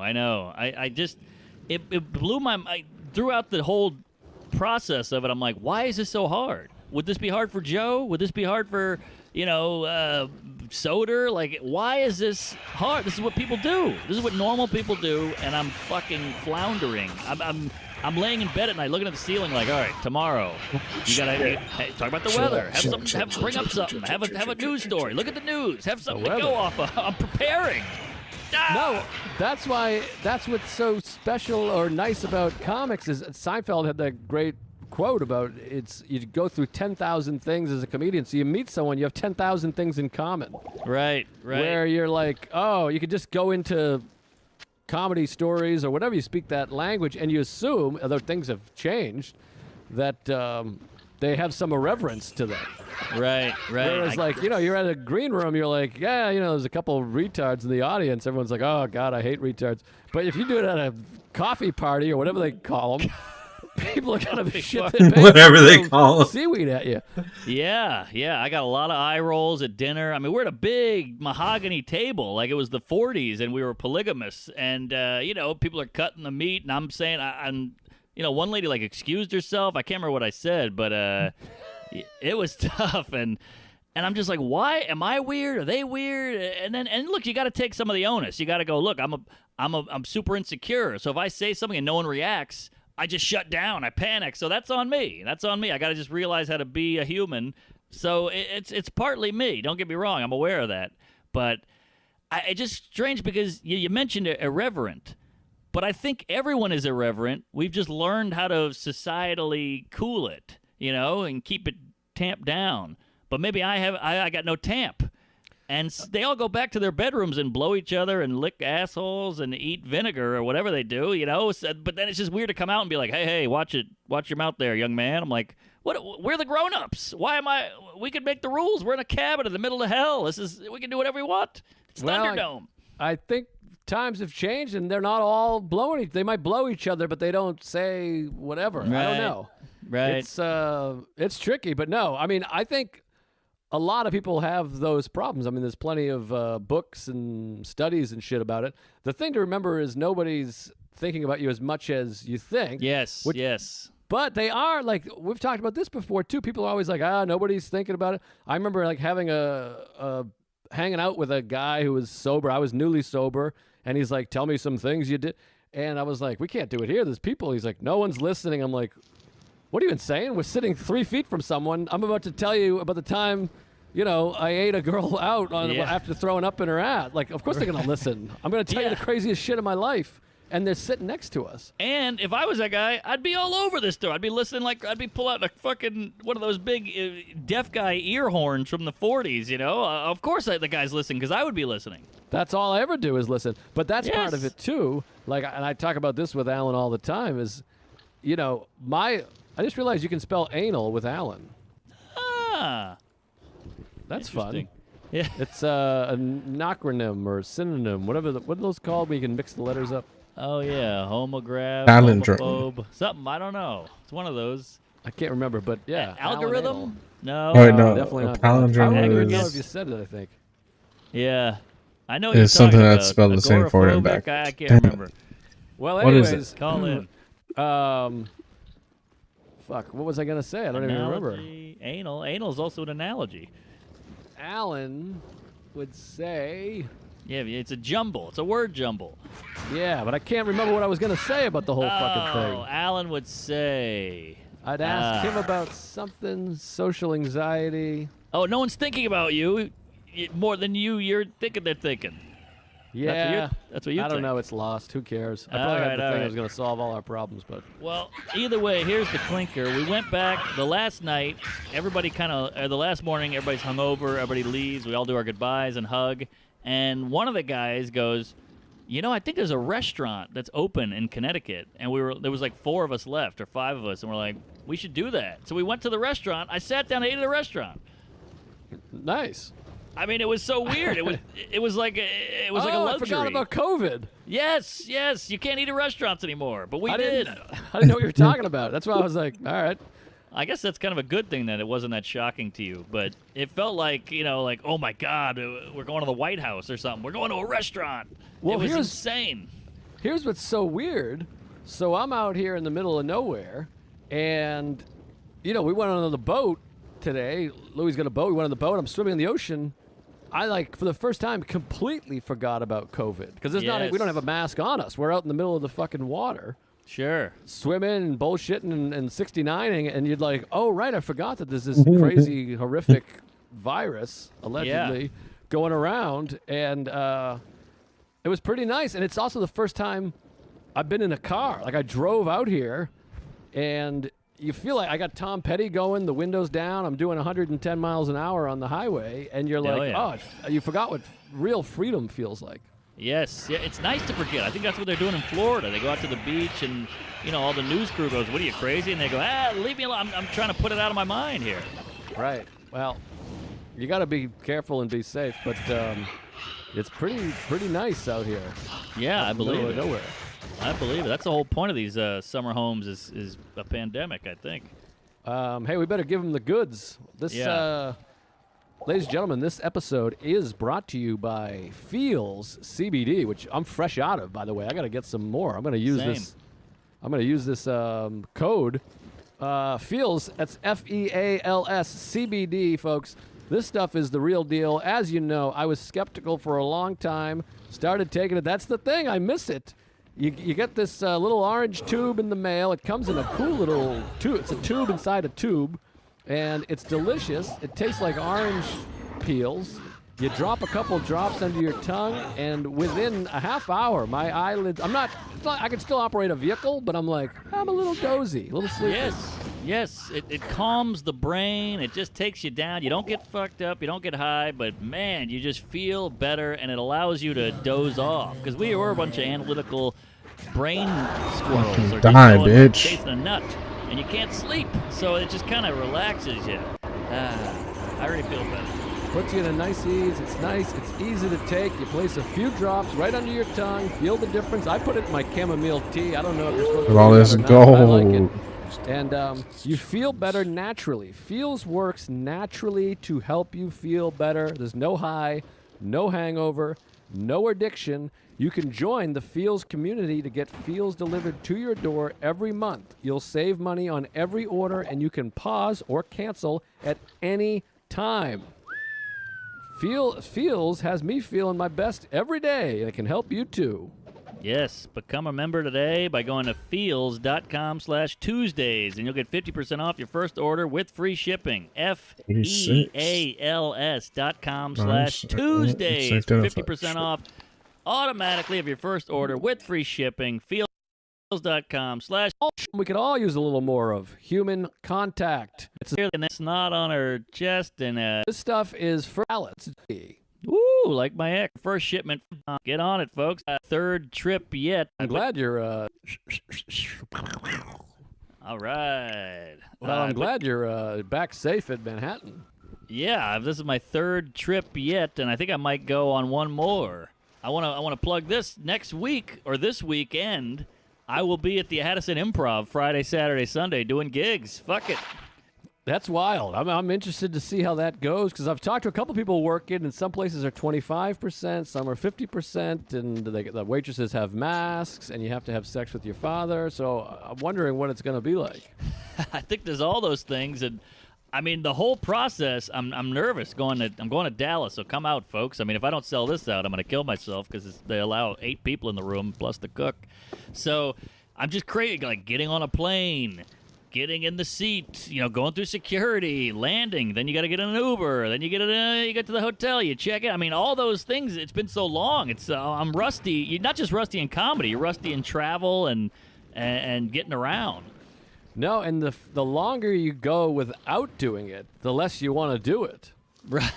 It's daunting. I used to go. We used to do it every weekend. So you just go, that's part of life. Now I'm like, this is quite the excursion I'm going on. Should I bring 8 bags? Should I get a fucking antibody test? Should I get an AIDS test? Should I go gay? What do I do? Well, it's like traumatic, all the travel we were doing. I might have talked about this in the Queef when I was walking the other day and I saw a woman in the back of a cab heading to the airport in Astoria. Like she was going the route of the airport. And it gave me like a nauseous feeling because I'm like, I had just gone there so many mornings in a row on like not enough sleep, that alarm going off, and just heading to that airport every fucking Thursday, every Sunday. Yeah. And I'm like, I'm not ready for it. I want to stay off for a little while. Totally. Not even COVID. I just don't want to fly. I get it. I'm with you, but I think once I hit that green room, and then you see the show starting, and you hear the people laughing, and the host is on, and you're like, all right, I got 20 minutes till I go on. I'm excited for that. You're looking at your notes, then you got to step on that stage to applause, and the lights, and the first joke, and it's going to be pretty wild, I think. Yeah, that I miss. I mean, we came in, me and Sarah and I, and her sister, we came in, we saw you, obviously, and we drove in. Sarah's sister rented a car and said, let's go drive around Manhattan and see what it's like. And we drove through Times Square. It's empty. And we drove in at 5 p.m. across the Queensboro Bridge. Just not empty, but like relatively empty. On a Friday, mind you. Friday at 5 p.m. And in the old days, I think it was a Thursday actually, in the old days, they would have traffic going one way, like all 4 lanes. There was no 2 ways into the thing. It was all traffic going one way, gridlocked. And we went down there, and that was my first time getting out of the car in the Village, walking by the Olive Tree / Comedy Cellar, and walking up past Ben's. I was like, man, I would love to go eat some wings, do a set, and hang out with some comics. I know, it's a special thing, but I gotta tell you, I don't want to get too jizzy on you, but when I saw you drive by and I wasn't ready for you, I forgot you were coming and everything, and I got the chills and the willies and the beeps and the sweeps. I was like, whoa! I felt like a 6-year-old when he sees his friend and they're going to a sleepover. I was like, ah! It was great. Yeah, well, it was funny because we just drove down to the Village. I was like, well, I had to go down there to pick up a car, and I was like, we were just looking for parking. And so we were just weaving in and out of streets. And as we were taking the left, I was like, this is actually Mark Street right here. And then there you go. Lo and behold, you're just sitting there. And I was like, lay on the horn. And Sarah's sister just banging on the horn. It was so fun. And you're like mid-show. And it was exciting. And it was the first, well, I've seen a couple friends around Astoria, but it was exciting to see you. Yeah, and, no, it was very exciting. Then we hung out. I mean, you have the classic thing where you were like, we're walking to the cupcake shop, so I started walking that way, and you saw me. You got great vision for seeing people a mile away. I'm ready. I'm always ready to find somebody. You really are. I mean, if you ever had a kid and he got lost, and you would see him in that pedophile van from 3 streets down, you'd be like, "There's Jimmy, get him!" It's amazing. To me, you just look like a tall palm tree, but. But you saw me a block away, and you were like, "Hey, Marcus!" You do that famous Marcus, and it gets you right away. And you're like, "There he is!" And I feel like a puppy running up to his master's shin so he can hump it. Well, it's hard not to just do a big group hug and a quadruple kiss and the cupcake thing. And then it's hard because you don't know who's what and who's afraid of Virginia Woolf. Everyone you walk up to, you're like, "Can we go in the cupcake place? Do you not go in?" I know.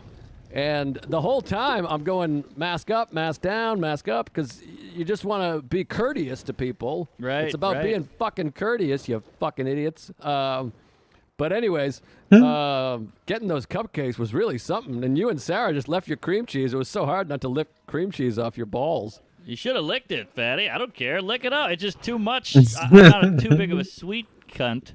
Not cream cheese, whatever it's called. Icing. Yes. Big diff. Buttercream.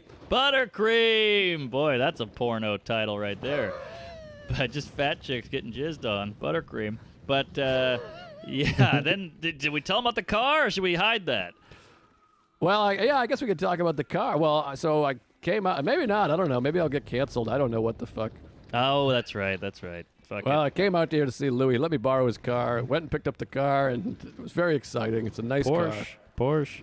And yeah, got everyone in there and dropped yous off. And then it was hard because Sarah had her own car, so all of a sudden I was by myself. Like, yeah, I'm with my wife, but alone with my wife for months.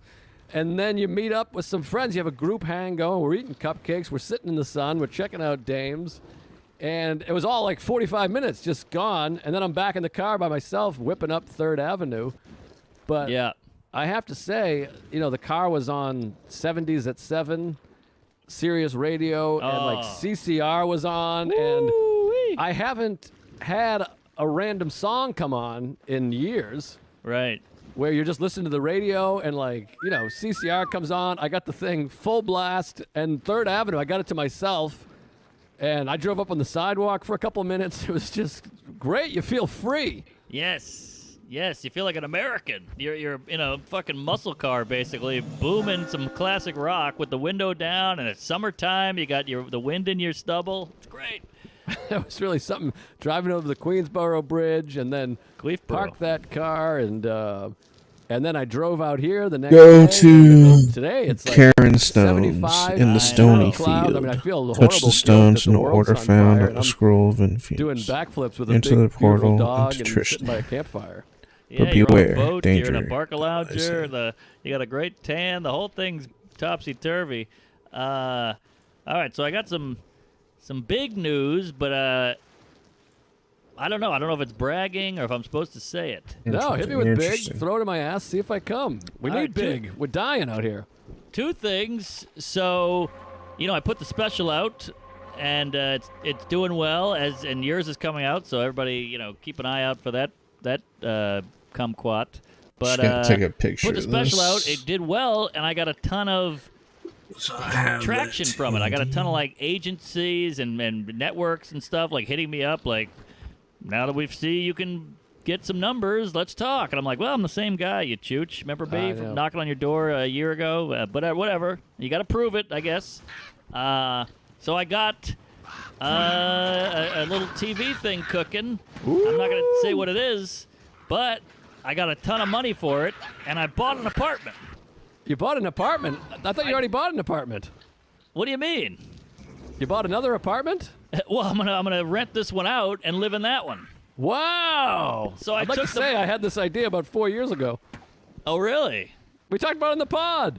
I was like, what are you living in here for? Get a big house and rent this to my sister's ass.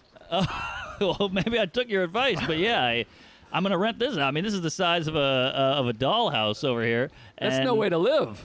No, especially with a chunky lady walking around with her big tits everywhere, and so I took the money immediately and just put it right into a COVID place because I'm like, well, the prices are dropping.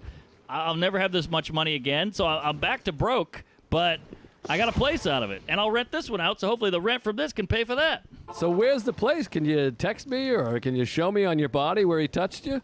Yeah, it's about 5 blocks north, if that helps. Okay, so you're in the same hood. Same hood, give or take, and it's much bigger, much nicer. This is no way to live. I'm living like a Mexican kid in a cage on the border here, and this is a real apartment. So This So, is yeah, so it's exciting. exciting. I mean, now you're going to be living free. I guess. Well, maybe we'll see. I mean, my friend brought up a good point. He was like, "Yeah, I guess you're going to rent this out, but who's going to rent in this climate?" I was like, "Oh shit!" So I might have to rent it for real low. Yeah, for now, maybe. I don't know. I mean, somewhere, someone must be moving. There's 8.5 million people. Someone must want a place in the village. I hope, but I'll probably go way under market or whatever the hell they call it, wet market. I don't know, but it's gonna be a low Wet rent for a market. while. Then I'm gonna have to be the guy who go, hey, times are changing. We're gonna have to hike that up there, Jew face, and I'm gonna be that guy now. Yeah, you're a landlord. You're the man. Yeah, I'm the man. I am Isn't the man. that wild? Oh Now, man, now, how does it work? Because do you have to fix shit?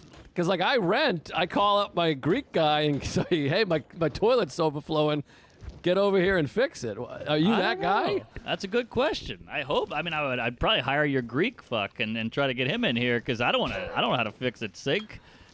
Well, what do you do if something's broken there? Yours is a co-op. So does somebody? Is there a super at your place? There's a super, yeah. He's a little shifty. He's a slippery one, but we got a super, all right. I haven't seen the guy since '88, but he's around. Because you're not super. No. I'm not even duper. I'm stupid. I got pooper. nothing. What is it? Pooper. I'm a pooper. Yes, I'm a big party pooper, and I ain't no super. I'm a super girl. I don't know. I got nothing. I don't know what to do. I can hang a photo maybe, or I can clog a drain. I can't really unclog, but I'm iffy yeah. on the photo even. I mean, I couldn't fix. Well, I mean, I don't know if there's one thing I could fix in an apartment. Yeah. I could Yeah, I don't vacuum. know. A vacuum. That's something. I can clean a tub. I can get on my hands and knees and clean a tub. Yeah, I've seen you on your hands and knees. I mean, for a while our sink wasn't working, and I took a paper clip and I rigged it and pulled out some hair, and that was something, but it didn't fix the something. problem. That's a rooter, a roto rooter, or a snake. I think they call snake in it. Snake and Jake's. I don't know, but So when do you get the new place? well, we went and saw it, and it's exciting, like seeing an apartment because it's COVID time. You're stuck in your apartment, so then you get to go Yes? to a new apartment, and look inside. There's no realtor, so there's no fucking lady in a pantsuit going, "This is where the nursery will go." You don't have to deal with that shit. You can just kind of look around. I took photos. I farted. We fucked in there, and it's so state of the art. I mean, it's like marble kitchen and beautiful big shower and like track lighting, and they got the brick exposed, and I exposed myself. I can't wait till you come by. We got a pod in there. It's gonna be the new Lunch Stuff Studios, and You got that right. I'm interested. Maybe you can put a comic in there, so that, you can come back and see it every once in a while. That's not bad. I Surely like that. someone we know is gonna get divorced soon. Oh, yeah, no doubt about it. So, yeah, maybe this will be like the comics, when they come in from out of town, like the RE pad, people come and go. That could be something, but that Okay, Stony they're not gonna be Field. paying There's supposed to be monthly one rent. in the You gotta fucking get someone to No. in cover all of that these, the rent. Darkwood and the Black Marsh. You're right. Need to Yeah, fucking like find it. Like I'm a immigrant, because they won't complain. I'm excited because that place is it's tight. I mean, Oh, yeah. shitting and pissing there is a nightmare. There's no soap in there. I mean, and the kitchen is the living room, which is the bedroom. It's a tough spot.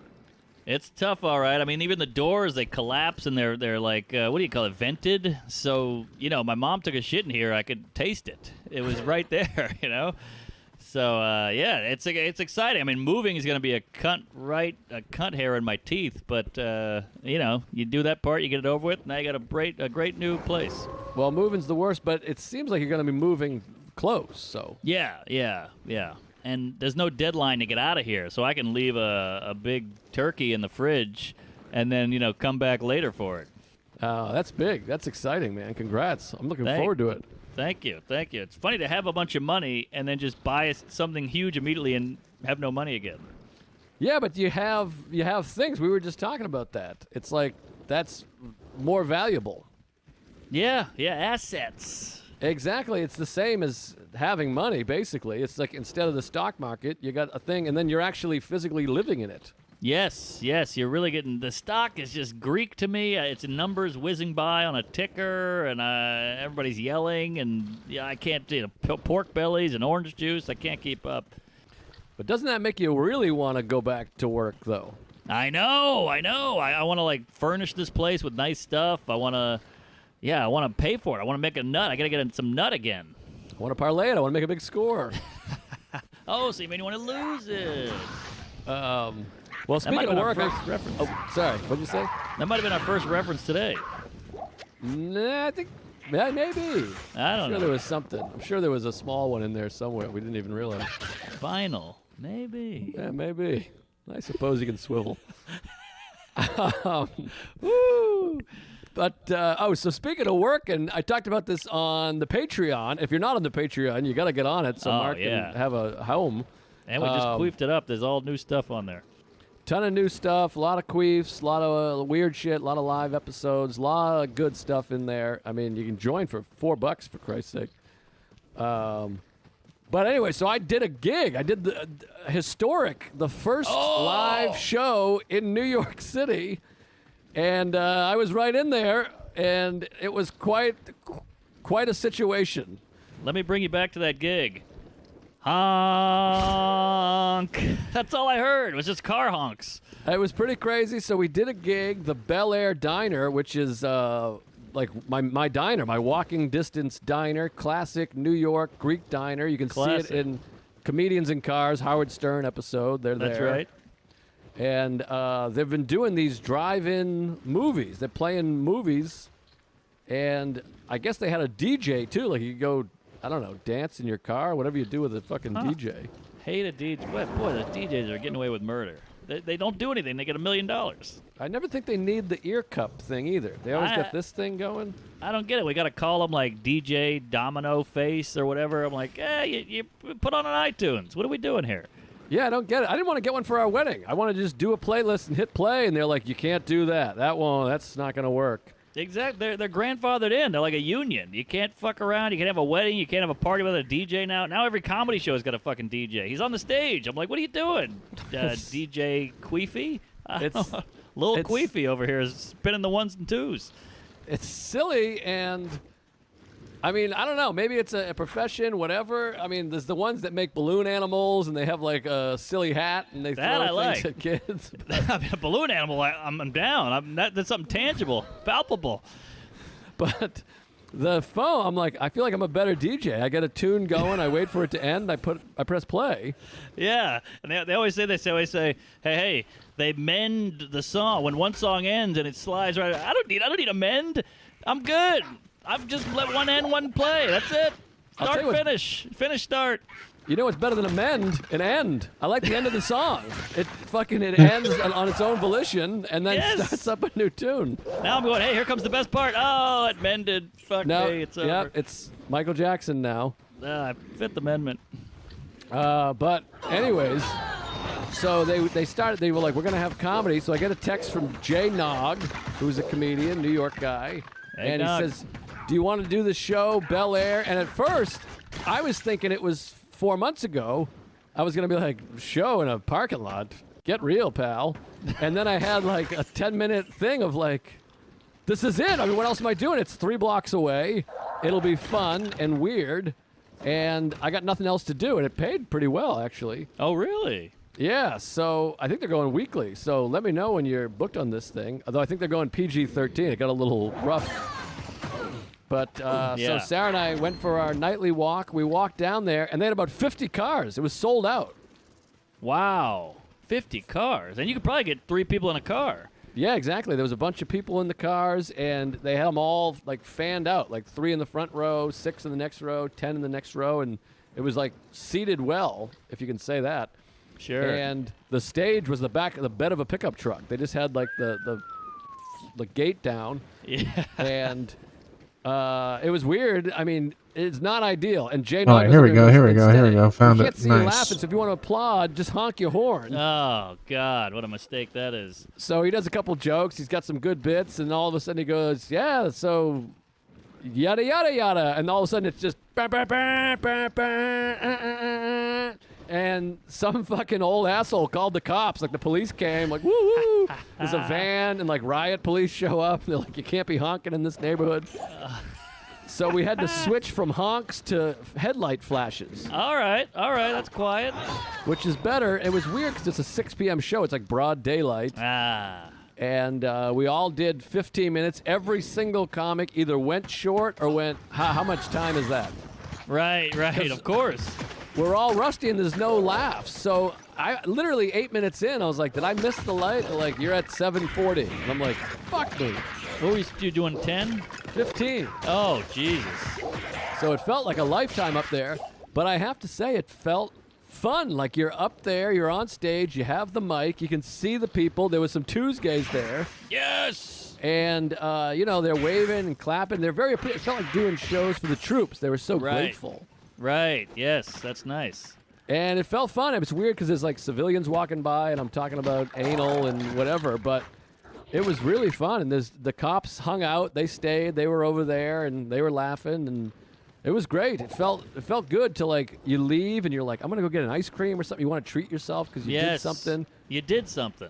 Had a little cash in the pocket, got a free meal, and it felt like, man, I miss it. But the crazy thing was I could not remember any bits. I was like, I have no idea how my bits end.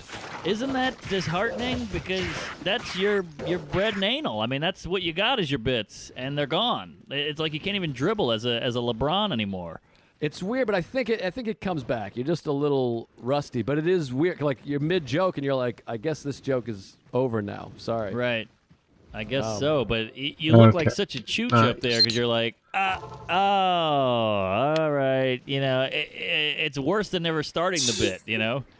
Yeah, it was definitely awkward. I ended up doing like my suck it like a man checkpoints joke from at each 2003. station. I think I'm supposed to be going to Stony Field. That's like I'm ingrained just in you gonna for go 30 back years. to That bit is just real sitting quick. there. It's the only thing you know. I know what you mean. It's weird when you have that moment where you're like, I guess I'm telling this joke. Yes, but hey, that's the thing about the stage is you got to figure something out. It's do or die out there. Exactly, but it was pretty fun. I think they're gonna do more of them, but I left behind the Herodric Malice, my enchanted smithing hammer. If you can retrieve it for me, I'll use its magic to strengthen your equipment. Okay. Where is this? In the monastery barracks. Where the fuck is the monastery? I'm sure I'll find it.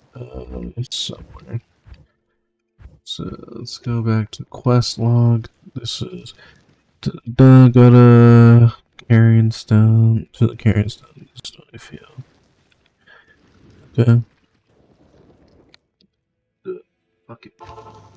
it definitely made me like want to do more shows. So we'll see what happened. The Southeast is supposed to be a hot spot right now. It's opening, but there's things I don't know. I can't follow it. And the news, COVID's over right now as far as the news is concerned. So I know, right? That is going to be weird when because these protests, you know, it's all for a good cause and everything, but I see a lot of no masks. I see a lot of touching. I see a lot of contact. So there has to be a spike.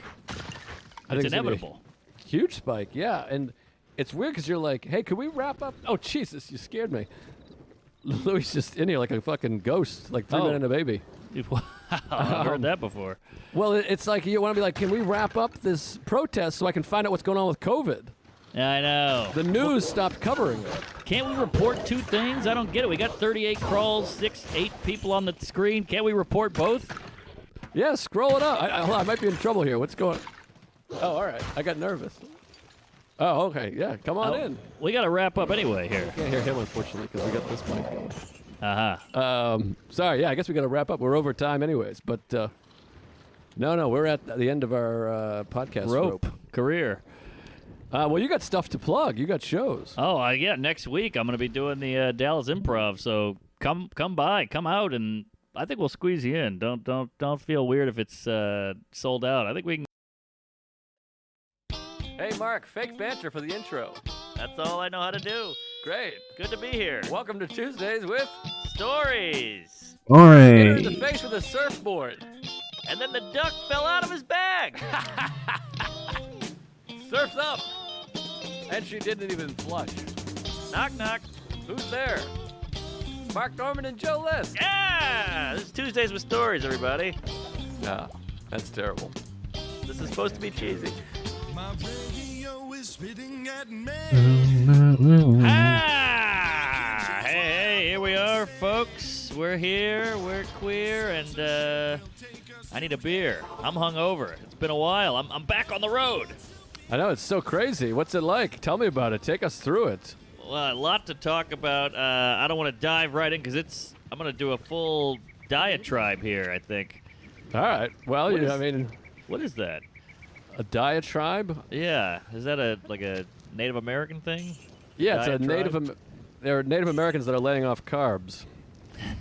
There it is. A diet yeah. tribe. The whole kit and caboodle. I mean, the airport to the Uber to the hotel. It's all wacky. I'm in Dallas. It's like they never heard of Corona. I ate at a restaurant yesterday. I ate one today. I had breakfast at a restaurant. I'm hungover. I'm by the pool. It's wild. So bizarre. Well, I mean, it really does feel like with these marches, I mean, all bets are off. Come on. Oh yeah. Oh yeah. it's I mean, this crazy. is outrageous. I mean, March and the thing, it's great, and woo, revolution, sure. But I mean, the lack of any mention of COVID is It's- asinine. It's odd, is it not? I mean, I get it. It's a good cause, and we're supporting and helping people, whatever. But they could die.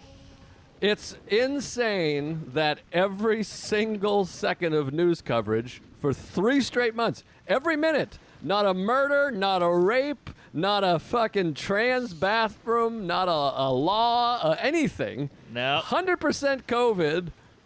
And now we have 800,000 people in each city marching arm in arm, neck and neck, hand in hand, no masks, dancing, singing. It's kooky. And We had a no mention. We had a mass shooting. They were like, what are you going to do? COVID. We got to worry about COVID. It's got a mass shooting in Arizona. But it's all COVID. And now there's zero COVID.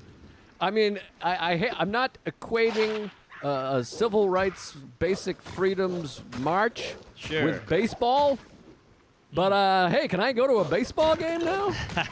And they keep saying they go like this. Well, because outdoors there's very little transmission outdoors, and they should be fine because they're outdoors. But I'm like, well, where was that when the fucking idiots were swimming?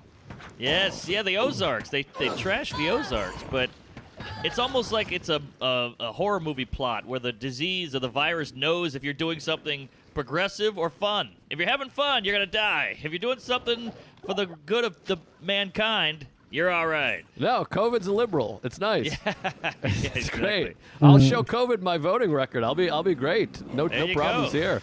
Put on the I voted sticker. You don't even need to wear a mask. It's really absurd. I mean, like, I was at Louis. We watched the news for 5 straight hours, clicking between 3 channels. And not one person was like, oh, this could be a trouble. Now they're talking about it a little bit because the rioting and everything is slowed down, died down. So they're talking about it now. But that was the first time I had heard, like, they'll be fine. They're outside. And Right. a week earlier, we were like, look at these fucking people at the beach, these fascist lunatic nuts. Yep. We don't like people having fun. I mean, even me and the lady would go out on the pier in New York and have beers, and you could see people like eyeballing us. And they're like, look at these fucking spreading the disease, the virus, these assholes. And I'm like, you're just mad because I got a beer in my hand. Fuck you. I got sunglasses on. That's what bothers them. I mean, to be fair, a lot of the kids have masks on and everything, but like I've seen videos where people are just dancing, singing, and shouting. So the droplets, the bubbles, they go everywhere. Those the bubbles are all stones. over the Okay, place. okay, They're in your okay. ear, Lot of they're up bubbles. your ass. Oh, Yeah, right. big Found bubbles, a the lot of stones. sneezes, a lot of queefs. I went to 2 of the protests. I had a mask on, and I'm, you know me, I'll lick a Stone. subway dick. But a lot of people weren't wearing them. I put mine on happily. I was like, hey, you never know. But I think in a week we're gonna get the results. We'll see what's what. Yeah, we'll see. I Pulling don't up know. my I mean, the pattern whole thing's here. kooky, but I was looking up some stats last night, and people in our age bracket It's that have had COVID and died from it, 0.2%. Ah, So that's pretty good. it's like milk. And they can kiss 2% of my ass. And I went to, this is what I'm interested in. Have you had the antibody test? I have not. I should go, but I feel pretty good. I want to get this test because the other day, Chubby Sagalow, Brendan Sagalow, he had a Saggy social distancing outdoor birthday party over here in Astoria Park. I went over there, and the whole gang of them have the antibodies. Sagalow had it, Mike Feeney had it, his wife had it, and the last night of existence of real life, I was with Feeney, and we were holding hands and kissing, talking about how we were both sick. Because he didn't feel good, I didn't feel good. Interesting. And I was one-on-one with him, so to me, it's like I either Fate of all souls. have the antibodies or it doesn't spread so easy because we were fucking in the ass and I was touching his dick a bunch. Isn't that funny how that works? Everything just kind of dissipates. All the rules go away. Like, I've hung out with people where they go, hey, you know, you can come to my apartment, but you got to wear gloves, you got to wear a mask, you got to wear a condom, a dental dam, a tampon, a maxi pad with wings. And then 20 minutes into the party, every mask comes down, every pants goes down, we're all on our knees, and it just happens. It's just how the world works. You go back to normal. For sure. I mean, like, I Oh, went to fuck. Louis, and I get there, and like, we're both. I die so hey, quickly. Yeah, you doing this shit? The elbow? Yeah, no, we didn't even elbow. We just stood there and stared at each other, and then 10 minutes later, he's watching me jerk off, and we're kissing on the lips, and we're watching Exactly. Saturday Night Fever and doing a number. Right. That's the human condition. It's all about path of least anal, and you could get the two most queefiest Karen mom lady in the world, and 20 minutes in, she'll be eating your ass with a spoon. Yeah, so I don't know what's what. I think there's gonna be a spike. Like, there has to be. I mean, if there's not a spike, then fucking stick a dick in my ass and call me Susan, because what the hell is this? Yeah, I know. Well, I've been doing some digging, and I heard one nutritionist, health nut guy, doctor guy say that everywhere on Earth, 20% of people get it and 80% don't. Sweden, here, Italy, the same people keep getting it. And he's like, if you haven't gotten it, you're probably fine. Well, how does that make sense? I mean, that's not like it ended. 80% haven't gotten it, right? I mean, Well, I think he's saying the people who are going to get it got it. Basically, I mean, give or take. oh, okay. I mean, that seems crazy. So what did crunched COVID the just numbers. quit? Huh? COVID quit? I don't get it. It just hit everybody who's going to get it, and then that's it. Oh, well, I mean, I like that idea. That sounds good to me. I just don't know how. I mean, the whole thing's topsy-turvy, and I think we should move on, I guess, because people are Yeah. annoyed because every podcast is COVID. But You're right. we went from 9 cases to 106,000 people dead in 2.5 months. Yeah. How are we going to go? How do you not go from 100,000 to 1 million? That's what I don't understand, but Yeah. I don't get it either. I know nothing about medicine. I'm no Dr. Quinn. But I think we're going to be fine. I think you and I are going to be fine, probably. But, well, then there's the blood type business. I got to get my blood type. I don't know what blood type I have. I know my feeling towards life is B negative, but I don't know if that means my that's an old joke. Forget I like about it. I like it. Yeah, an there's F. one blood type that if you get it, you get AIDS in your mouth and your teeth fall out. Like, there's a 50% greater chance. I think A is the bad type. If you're type A or some shit, I don't know. Bad bra, too. But yeah, I get it. I heard O is the best. Oh, it's good. Oh, you want O? I got a subscription just in case to the magazine. Oh, yeah, Oprah. But Yeah. who knows? It's just insane how the news narrative just completely just went. Nope, it's out. Forget it. And we already were a little shifty on the news to begin with. We were like on the fence, and now this just tipped it. Like, all right, it's all kooky, it's all clicks, it's all Jews. So who knows? Yeah, I mean, I don't want to be an anti-media guy because I think it's overblown a little bit. But man, there's some things that you're like, wait, what? Wow. I It's feel like like- you go on Twitter and you're like, this is the news. You see some old guy getting his head cracked open. You see a white chick getting her face kicked in. You see the cops shooting rubber bullets at black guys. I mean, the looting. That's my news. Yeah, I mean, that stuff all makes it to the news, but now social media dictates what becomes news. Something goes viral, and the news goes, all right, let's show this viral thing. Interesting. It's really weird. But here's a quick thing, and I don't want to turn this into a political podcast and a media podcast. So we'll get to the dicks and the farts. But Trump is, I won't even get into it. Everyone knows how I feel. But Yeah, he's they on another level. They do favors where I'm watching the news, and one of the ladies is a newscaster. She goes, "Let's compare these two. Let's compare Biden's take and Trump's take." And they play Biden, and he's saying, "Okay, everybody, we got to get together and love one another," and whatever. He's lifting a song lyric. Yeah. And then it's Trump, and he's like, "We got to fucking kill everybody." And he's yelling. Yeah. Get the military in here. But they show it. What they played is a phone call of Trump with the governors and Biden giving a speech to followers. You can't compare a speech and a phone call. That's No. insane. Of course. You got Martin Luther King, I Have a Dream, on a phone. He's trying to get some gash from a hot activist. Exactly. It's like showing MLK's speech and then JFK being like, "I fucking ate Marilyn Monroe out until she came on my mouth." Right, It's and- just like and my brother. insane. Yeah, that's wild. Wow. You see, that's what I'm talking about. And you hate Trump, and you still can see that that's fucking bullshit.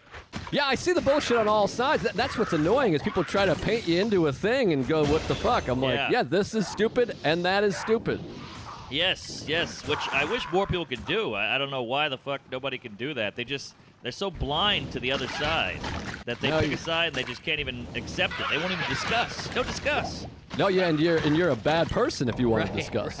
Right. You got to check all the boxes, or you're not on the team. It's a whole crazy thing. Yeah, but whatever. Like, don't you want me to be on the team? Why are you pushing a teammate away? What a weird mentality. No, it's kooky. We need more teams. That's the problem. We need like Yes. 6, 7 teams. Yes. There's no I in it. I'd love a team. Yeah, teamwork. Let's get a team. All right, but Double any team me. Any jizz. Oh, I'd love a double team. I'm horny. My wife went to Houston. I got 10 days over here with no human contact. Interesting. And I'm ready to fucking suck a dick or eat an ass. I need something. Well, if you go to the protest, I'm sure you could pick up a straggler. Maybe. I don't know. I'm afraid they're going to think I'm a bad guy. I mean, I borrowed Louis' car. It's a Porsche, and I had to return it to the parking lot in the East Village, Soho area. Yeah. Not the East Village, West Village, Soho area. And I was so nervous I was going to drive into a riot, and they're going to be like, get the nerd in the Porsche, and drag me out and write fucking, Republican in the 1%. pollen. Yeah. And I know, had oh, sorry, go ahead. Well, I was going to say, how about these, it's summertime now a little bit, and these gals are really showing some shoulder. Oh, I haven't seen a gal. I was in Shelter Island, and I'm in Astoria. I've seen 3 Greek ladies with hairy tits. Well, get down to the village. It's a doozy out there. It's a flesh market. Wow, maybe Wet I market. will. Yeah, I don't know. I'm walking around. I'm looking for something. I mean, like, we're doing the onlyfans.com/Tuesdays. So I got to get into some porn. I'm like an old man. I don't know how to do it. Yeah. I'm on Bing. I remember Big J told me about Bing. Bing is big. So I go to Bing, and I'm just typing in sexy lady has sex. I'm like, I don't know what I'm Pretty doing. lady, pretty girl, sexual. Oh, that's hilarious. Intercourse. Well, and I typed something in, and my thing was set to safety or whatever. The search. Yeah, you got the kid thing going. Yeah, so it came up like Disney Junior and like some weird shit. I was like, what is this? Oh, you got a hot take at Topanga. I love Topanga. Oh, I love that Topanga. She went nude for a while. Really? Yeah, they're out there. It'll probably be in your little, child-proof porn box. Oh, all right. I'll check it out. I think she's like probably 41 years old or something now. Yeah, but they got the old ones. They snapped her in the 90s. Well, I like a 40-year-old lady. Oh, okay. Well, you can get best of both anals. So wait, what was I going to say? Yeah, because I went to 2 of the protests. One was on accident. I was walking home from a gig, and I just, got into it, and you can feel that sexual, raw energy, because it's a bunch of, 20-somethings. The guys got their shirts off. The ladies are wearing Daisy Dukes. Everybody's marching and sweating, and their vag lips are rubbing and queefing and jizzing. And you could feel I'm sure everybody's getting laid after this. Oh, man, well, that's what it's all about. I mean, Yes, interracial fucking. yeah, I mean that sounds delightful, but I'd be nervous to be in the big crowd. I'm still trying to do a little SD, a little social distortion here. I hear you. Distancing. Well, I got to tell you about, here's another thing. So my lady, her brother-in-law had a Zoom wedding, got married on Zoom. Interesting. Yeah. That is bizarre. I don't know if I'm into that scene. It was very bizarre, but they had to do it at a certain time. They already planned it. It was something was up, but it was beautiful. It was touching. I didn't have to go to a wedding, and I didn't have to buy a gift. But you saw the whole thing. They had a priest there, doing the whole "Do you take this dweeb to be a fucking homo?" and all that. And it was touching. But here's the clinker. We go outside to after the wedding. We're all hanging out. It's like we're at the reception. And we're on the Zoom outside, me and the lady, and a big homeless lady starts yelling the N-word. Just Oh, homeless fun. guy. Homeless lady with like a big blanket under her arm and crazy bird's nest hair. And she's like, "You N-words! You're ruining everything!" And you look around, there's a couple black guys out there, and it was in the middle of the day. And her mom has to hear this on the Zoom. Wow, that's what. So wait, hold on. Did you guys dress up? Did you wear a suit and a thing? I put on a collar, collar shirt and no Okay, 'cause pants. I Keep it picture up. you, yeah, with like a bathing suit and flip flops, and then like a suit. Yeah. So did anyone at the wedding go ah and like mute you guys or anything? Oh, yeah. Well, I mean, because they're already like these cute Massachusetts suburb people, and then they're like, "My daughter's in New York City, the big city, the protests, the fires, COVID," and then they hear this fucking bird pigeon lady yapping. I mean, it all came to fruition. That would be a great Home Alone 2 deleted scene. The old bird lady just yelling the N-word. And here's the weird thing. She kept yelling the N-word, and I was looking at the black guy like, oh, God. Because this is right in the heat of everything. This is like, George Floyd, the whole thing. And he's just standing there going like, And then she threw in and the Jews are scum. And I was like, woo! Thank that's you. better. Let's spread it out a little bit. Yeah, I mean, she makes a good point about the Jews, but True. I'm kidding. Sorry, I don't know. That was fun. That was okay. Who knows? But yeah, that's wild. I mean, what a weird time. I wonder if she felt that way pre-March, or if she's just like, Right. all right, I've had it with all these people marching around me. I think she felt it before, just with the Jew thing thrown in, and then you had the one cool guy with the man bun. He got off a stoop and goes, "Take your hate and get the fuck out of here." And she was like, "Fuck you, faggot." He's like, "Fuck you, bitch," and they're going back and forth. Oh God, it's tense over there, man. It is Yeah. strange. Like I said, I drove in and dropped off the car and walked around, and there's no cabs. I couldn't get a cab. I was gonna take a Yeah. cab back to Astoria, and it's like this weird time. This yellow cab pulls up. Finally, I found a cab, one guy, and he pulls up, and I say, yeah, hello, and he goes, cash only. You better have cash. And I go, what do you mean cash only? You can't do that's against the rules. Yeah. And then he just looked at me a long time. He goes, nah, cash only. Wow. And so I started walking away, and then I turned into a real Karen. I was like, how about I report you? Yes. And then I'm like, oh, God, if anyone hears me say this, I'm going to go viral. They're going to beat me. They're going to take my dog away. But the rule's the rule. You can't. What is this? You can't. All of a sudden, you can't take credit cards. I know you take credit card. You got a credit card machine, and you got to take all comers. Yeah, it's come on my back. It's the Wild West. People are making their own rules. It's martial law. Well, it was like, this was on Wednesday evening, and it was like 6:30, and you could see every 2 blocks there was like a group of 12 cops shooting the shit, getting ready for nightfall. Oh, And yeah. it really does. It feels like the Wild West, and there's shit spray painted and boarded up, and there's homeless people walking up the middle of the street, and man, it is dystopian out there. It is. We had a curfew. Is it still a curfew? Yeah, I mean, it was last night. I don't know if there is tonight. But my phone keeps fucking Yes. going, bah, which I think is insane. They text all of us, but I know, they get that amber anal. But so we had an 8 o'clock curfew, and I forgot about it, you're just living in your life, whatever. So the wife's whipping up some, Manchu chicken or some Asian dish, whatever, Wuhan, bat, something. And, it stunk up the apartment. She put all the shit in a bag, and I was like, let me throw this bag out because this thing stinks. So I walked out the front door, and I just stepped. It was like the sidewalk was lava. I forgot about the curfew. The whole city's pitch black, empty, not a peep. And I looked to my left. There's a cop station like a block away from my house. There's like 60 cops just standing there waiting. And on my foot like almost hit the sidewalk, and I picked it back up, and they were like, all right. And I forgot. It was like out of a movie. yeah, it's really weird. Yesterday, because I've been going for walks, and now I'm back here by myself, which is so strange. This is like a side note, I guess. I haven't had this feeling that you got now as well. I haven't been home in a place alone in 3 months. Right. Like, it's so Right. weird being like, and I had this realization. I'm like changing the subject, but we'll swing it back around. I had this realization of like, oh, I think this is a huge source of anxiety, is I'm alone 60% of my life. I'm just sitting Right. in a hotel room by myself, especially after that come down of doing a killer show for 200, 300 people where everyone's like, you're great, we love you, thanks for having us. And then you're just sitting there by yourself, and then all day. That's how I feel right now. And I'm like, oh, this is why I'm miserable. I mean, I got to bring an opener. I mean, I have Sarah a lot of the times, but sometimes you don't. And it is a lot of fucking lonely downtime. It's a lot, especially with the pandemic. You're just alone in the world, you know? You got nobody to...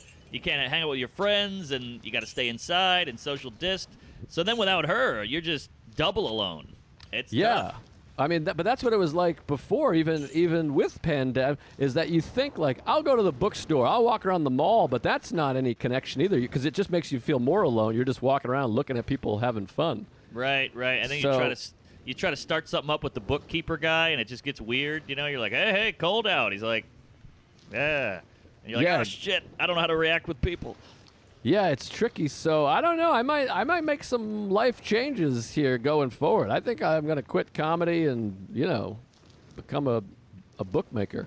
Yeah, well, get the special out there and then just start, printing Nazi manifestos or whatever you're into. But yeah, it's wild. I felt the same way. Like before this shit, I was going on the road every weekend. And I tried to cool it with the going out with the comics, going out with the staff, getting blackout drunk, and the whole thing. And I was getting good at it. But then last night, I was like, I did my shows. It felt great. I'm going to go home. And it was like somebody snapped their fingers. I was 4 shots in. I'm riding a mechanical bull. I'm dueling pianos. I'm like crowd surfing. It brought me right back because I was like, I'm not going to go back to the hotel now. Look, I'm in a fucking bar. This place is packed. So, I mean, is the bar, are they 50% capacity, masks, anything? Like, what's going on there? Well, the Dallas, have you been to this club? Which one? Dallas Improv? No, I work Hyenas. It's basically at a strip mall, and directly across from the door is like a honky-tonk, dueling piano, kind of big, fun, loud bar. And you just literally walk out, and you walk in there. It's like one little hallway, and it's crazy, and it's 50% capacity, but this is like a warehouse, so it probably fits 500 people, so there's still 250 in there. Wow. And everybody's wild, swinging their shirts over the head, doing the cowboy dance, the line dancing. It's wild. And is anybody like, I'm not going to go in there, that's too much, I wanted to see the show, but I got to beat it? Haven't seen any of that. Any mask on anybody, even like pulled down under the chin? Not one. There's masks on every table. Like, the club does their part. Hey, we got a mask for everybody. We're going to seat you kind of far apart, even though they didn't. But nobody, I did a meet and greet. I shook every hand. I never Purelled. I made out with a few guys. Nothing. Nobody, it never even came up. Wow. Shaking hands, I would not do personally. Yeah. Just because I didn't like shaking hands before, so now we got it out. I know, but I felt so grateful these people showed up, and I felt like I had to do it. I mean, I'm talking hugs, photos, dick checks, nut grabs, everything. All right. Well, Yeah, be careful out there. I mean, I should. because there are cases going up in all the states, but I don't know what to believe anymore. Who knows what the fuck? Yeah, who knows? We'll see when the results come in, but I'm hungover now, and I just got to tell you about the airport is so wild. Like, I felt so... See, we all think we're rusty as comics, but we're also rusty as travelers. We're rusty in every aspect of the road, you know? I can't even imagine. I don't know how to pack. I don't know how to do anything. Yes. I don't want to do it. I overpacked. I brought a surfboard and a tuxedo. My bag is huge. I'm here 3 days. I got a huge duffel. I got an away bag. I got a FedEx coming. It's insane. And then I got to the airport like 3 hours early. I woke up at 5. I took a shower. I worked out. I took an Uber to Newark. Newark has 3 people there. Nobody's in line. It was incredible. The pandemic's the best thing that happened to travel. Yeah, I saw Bob Kelly was doing his like Insta story, and he's literally the only person there. I mean, like, there's 0 people. It's wild. It's wild, and all like the Hudson News, all those little shops are closed, so I couldn't steal anything. And you get on the plane, and now they load from the back to the front. Zones are out. I love that. Boy, this is great. I know, and then you get in, you got your whole row. The plane probably seated 200 people. There's probably 70 on there. Everybody got their own row. Everybody's hanging out. And they tell you to keep the mask on, but I fell asleep. I woke up, the mask was on my chin, and my dick was out. Oh, wow. Boy, so nobody really cares. This is exciting. Yeah, I mean, I don't work till, I think, July. Tampa side splitters, and I think Chicago in August, maybe, hopefully. But It's interesting. So we'll see what happens with everybody. Certain people I worry about more than others. That if they were to get it, the aforementioned fellow, Aha. I hear Robert. ya. I'm like, boy, if he gets it, I mean, what the hell? He's Wait. in his 50s. Oh, right. You know what I mean? Like, I think you'll be fine, but he'll be fine probably too. But I don't Yeah. know. We'll see what happens with the whole thing. It's all a big we'll see situation. One thing I do know though is that we got some great sponsors. Woo-wee. You got that right, Fatty. Boy, well, this is one of our favorite, as you know. Oh God, why isn't this opening? As everyone knows, what the fuck won't open? Uh-oh. What the hell happened? Anyway, Sheath Underwear is Yes. tremendous. I love Sheath. They are one of our sponsors this week. I am wearing Sheath right now. I always wear it. I love this stuff. They're huge fans of the podcast. Oh, it uploaded. Luckily, I didn't need any copy because I'm a huge Sheath guy. We've talked about it. This stuff is so comfortable. Oh, It's like a spandexy thing, and it's got a pouch for your dick and a pouch Yeah. for your balls. And as I've Yeah. said before, every time you pull your dick out of these undies, it feels like you're pulling out of your wife's, mother. It's wild. It's just soft and it glides out. And it's sexy. I got the camouflage one. My wife loves them. The logo is super cool. It looks like the shield from the bad guy in He-Man. What's his name? Skeletor. Wow. Good pull there, 80s. That's what it reminds me of. So get yourself some Sheath underwear. Tell them how to do it. Tell them about it a little bit. I love Sheath. I also just grabbing your package in the Sheath. Go to It's fun to cereal. By the way, if you ate more box now, I love the cocoa. That's my spoon. grows back. Thing. No, I feel like it's growing a little slow too. It's been a couple months here. No nip. All right. It's a little chunky and flunky. You'd think this. I was talking to Louie about this because he had to cut his dog's hair. He's got a big old beautiful half poodle, half golden retriever. It's a hell of a dog. So we were there, and I was like holding that dog down. Like, "Rawr." He was Really? shaving it with the clippers. I mean, I wasn't holding it down, but I was petting it. And it just goes to show you how much these experts, you miss them, you love them, you're grateful for all these people that are like skilled professionals. Yes. Because Yes. we did it, and you just go, oh, how hard can it be? So we shaving the dog. I mean, we finish.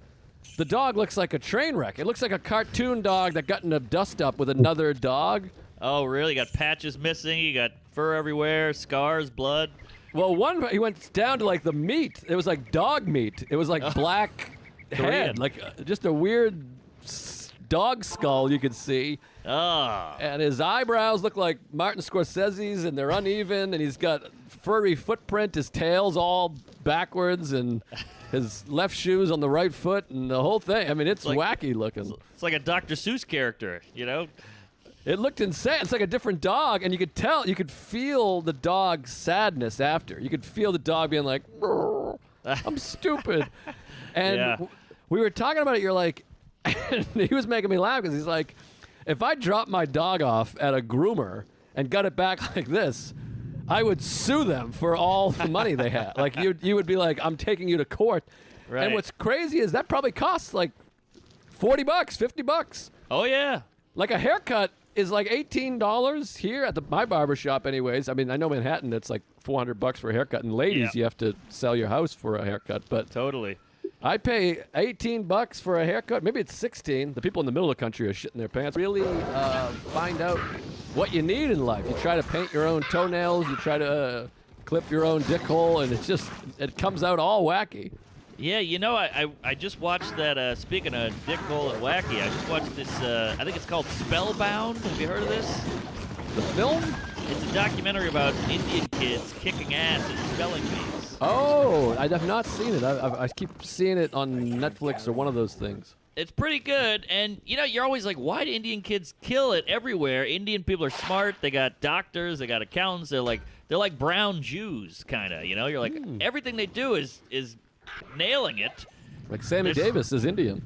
Yeah, they're so smart, and I'm like, why are they all so? You never really meet a dumb Indian, and it's because in 1960 whatever they made some law that you're allowed to immigrate here if you have a skill.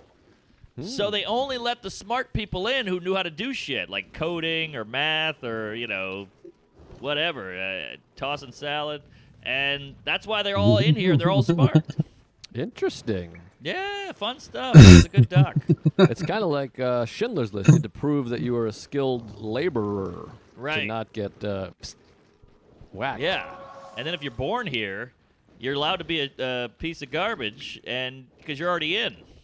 Right. Well, that's the thing with like all of our great inventors and our great what do you call it? The American entrepreneurs and Yes. stuff. Most of them came from Germany and Austria and stuff. I know. Immigrant, baby.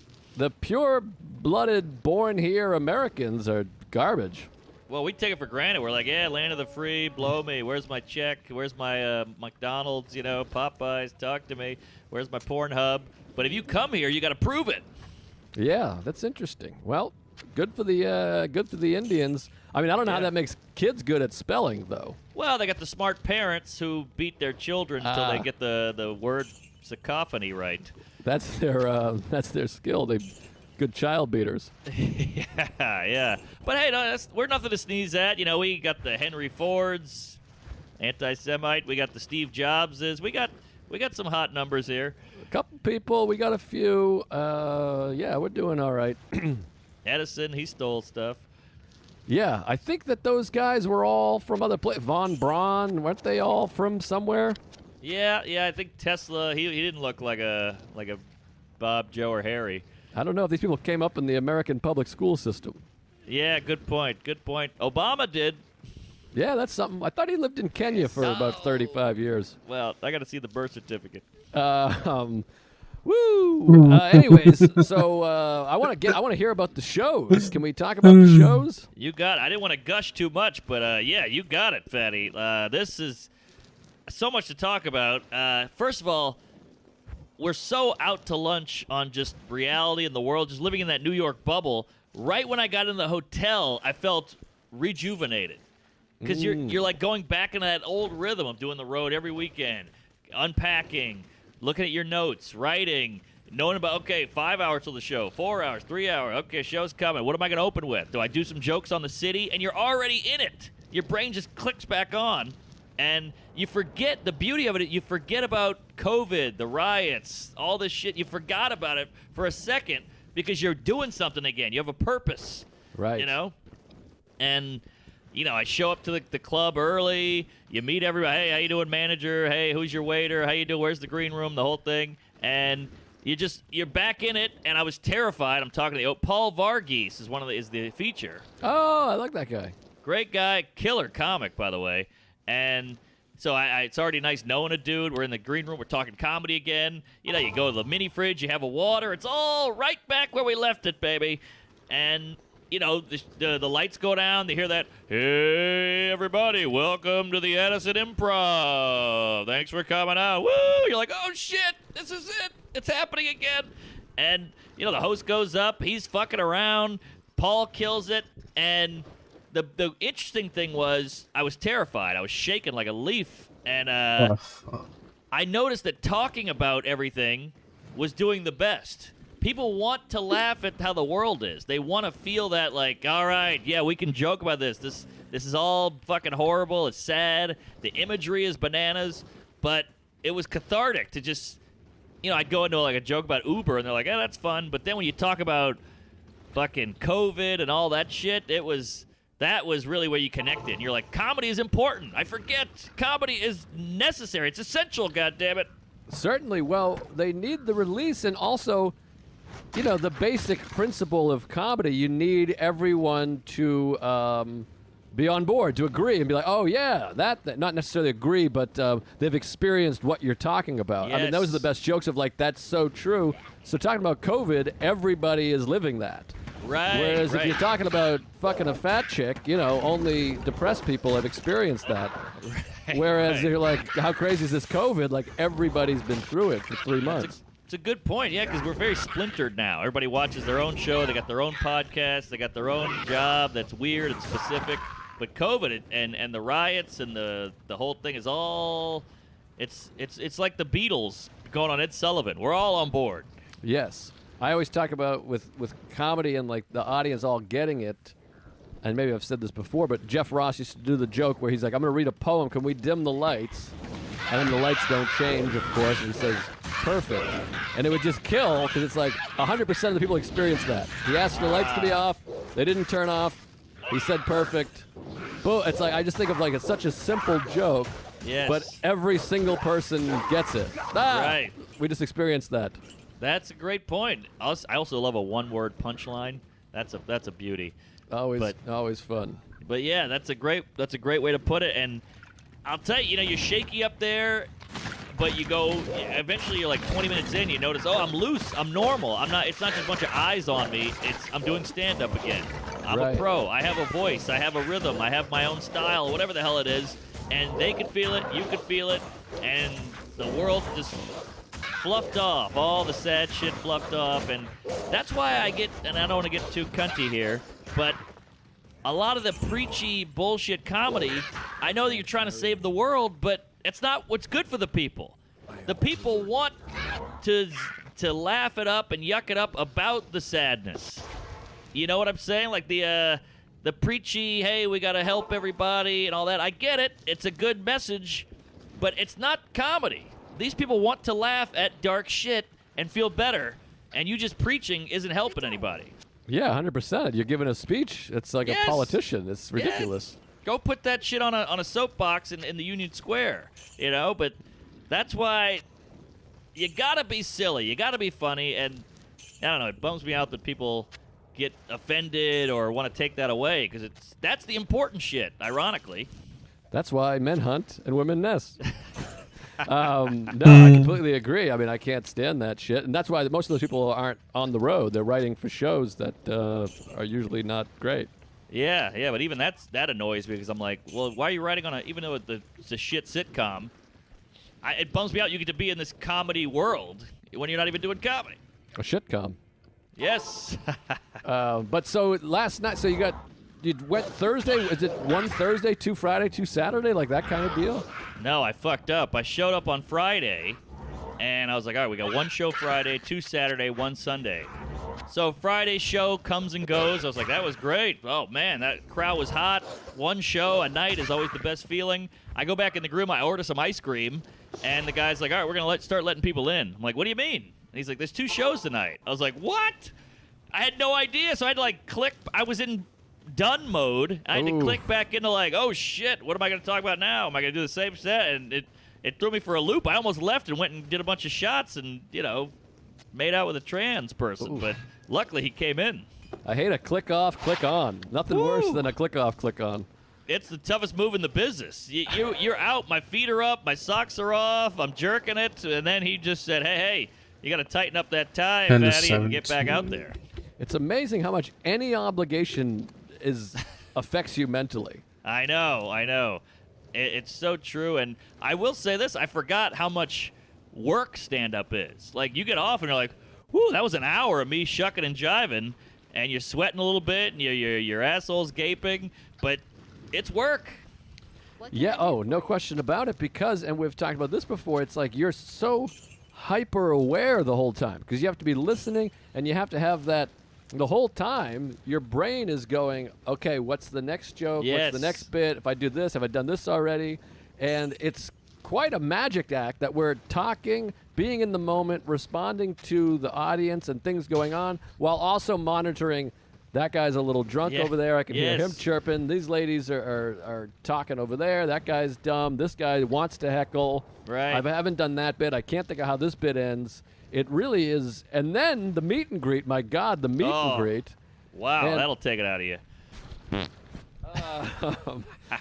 But it really is stressful. And then right when you come down, the next show's almost starting. And sometimes you're in the green room with a couple of fucking douches that don't make any sense to you. Yeah. And they're talking about whatever the fuck. I mean, Paul seems like a first-class guy.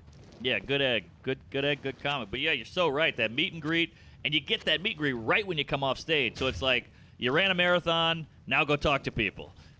Right. Yeah, but it ain't easy. I wouldn't trade it for the world. I mean, it felt so good, and it felt like we belonged, and like, oh, this is what I'm supposed to do. And I'll send you a photo. I just have a photo of the host on stage, the full crowd, Lights on him. They're dark. It's like you're back at church, baby. It's great. I know. I feel like I'm gonna cry when they bring me up. When they're like, "Tonight it's Joe Lit." Like I feel like I'll start sobbing like a little girl. Yeah, and I'll tell you, I tried to play it cool at first, like, "Hey, I'm a comic. We're doing a show." But once I completely leveled with the crowd, like, I'm nervous, I'm rusty, you're gay. Like, it was so much better. It was a conversation instead of just like a show performance. Did you listen to a few sets? Because I did one 15-minute set, and at 8 minutes I was like, I'm out. I got nothing. I listened to like 8 sets. I listened on the plane. I listened when I got here. I did it in my hotel room in a hairbrush, naked, like 8 times. I mean, the fear motivates you so much because you're going to humiliate yourself out there, and they're paying customers, and the club is nice enough to have you. Well, that's what's so strange and like hard about it is before we were doing. Neighbors are right outside. Before we were doing so many shows every night, every week, I would go on stage, headline for 50 minutes without even looking at a single note, just being like, and then you just go. Yep. But now it's like I mean I can't even remember 10 minutes of material, but I think it comes back quick. I don't know. I've never taken this long of a break in my life. Yeah, Sam. I mean, what are we? 85 days out, something like that. Something like that. March 10th was my last set, and before that, I think 9 days is the longest I've gone. Maybe 10 on a vacation. So it's wild. It's wild, but they're rusty too. And how about this? Late Show Friday. I forgot we had 2 shows. Shit-faced. The whole crowd is shit-faced. I forgot. It was like, not only are we right back into stand-up, we're right back into Hell Gig too. Like nothing changed. And I got heckled out of the gate. This one guy had the bucket of beers in front of him. He's like, I did a joke. He goes, "That one was good. What else?" And his girlfriend's going, "Shut up, Ricky. Shut up." And I'm like, listen to your fucking fat girlfriend, you chooch. And I'm going off on this guy. And you don't miss a beat. It's the same shit. There's still the bad guy. There's still the fan who's up in the front going, everything's it's all there. Wow. It's exciting. It makes me want to go back and work, but I got nothing for a few weeks still. And I'm interested to see what shakes down with everybody opening and all the business. So we'll see. Do yourself a hot favor and watch a set. Listen to listen to one 10-minute seller set a day. Just like flip through your phone and go, "That's a good audio track. I'll try that." And just, oh yeah, you find all these old jokes and little things you forgot about that you never wrote down. So thank God we recorded. No question about it. I got to. I mean, like that was my big regret of this, parking lot show I did, is I should have listened because, like I said, you have that confidence that you had from 3 months ago where you're like, I'll just go up and wing it, and I'm like, I can't remember anything. So oh yeah.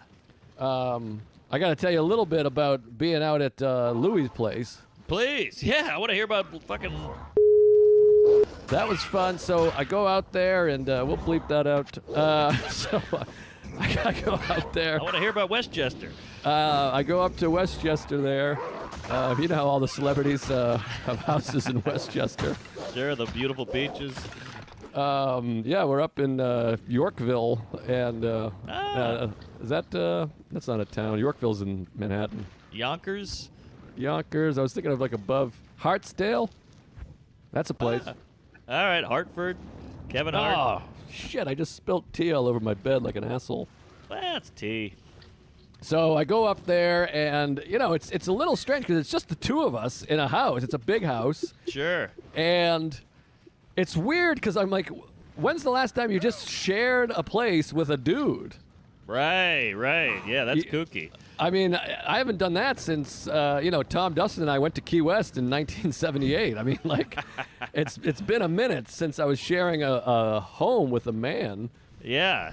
So it's a little nerve-wracking because it's his house, and you're like, what time am I going to wake up? What time's he going to wake up? Oh, right. And there's something very weird about saying goodnight to a man. Like, you know what I mean? Like, he's got bare feet, and I got my socks on because I got toe cheese, and I'm like, all right, good night. And, like, we're across the hall. We got to blow out candles, and it's so strange. Very intimate. I know exactly what you mean. And then you share a sleeping bag. You tell a ghost story. It's kooky. You got a milkshake with 2 straws. I get it. And you did a pod ep from there, and I could hear Louie in the other room going, Hey, tell Mark I said hi. I'm just like, oh, geez. It was so foreign hearing like a stranger in a house. I know, he's just standing there. I didn't even see him. It was like the ghost in 3 Men and a Baby. And I look over, and there's just a spirit with a goatee looking at me.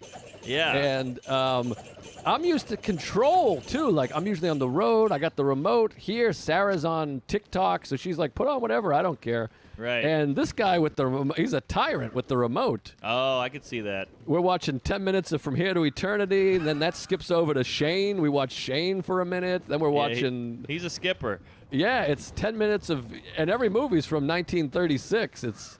Oh, that could get old. It's a Bogart and a Jimmy Cagney and it's a lot of, you got to see this, and we get it. Start watching it, and we change. Where the fuck is this dude? We watched Saturday Night Fever, which is one of the great movies of all time. But, Great movie. Great movie, but fun to see Brooklyn too back in the day. Oh yeah, I mean I love the movie, but man, there's some wild rape in that movie.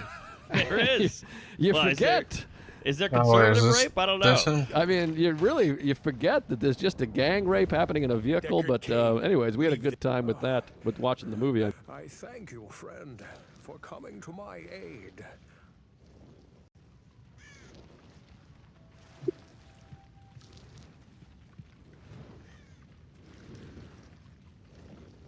The fuck, this is just bounced.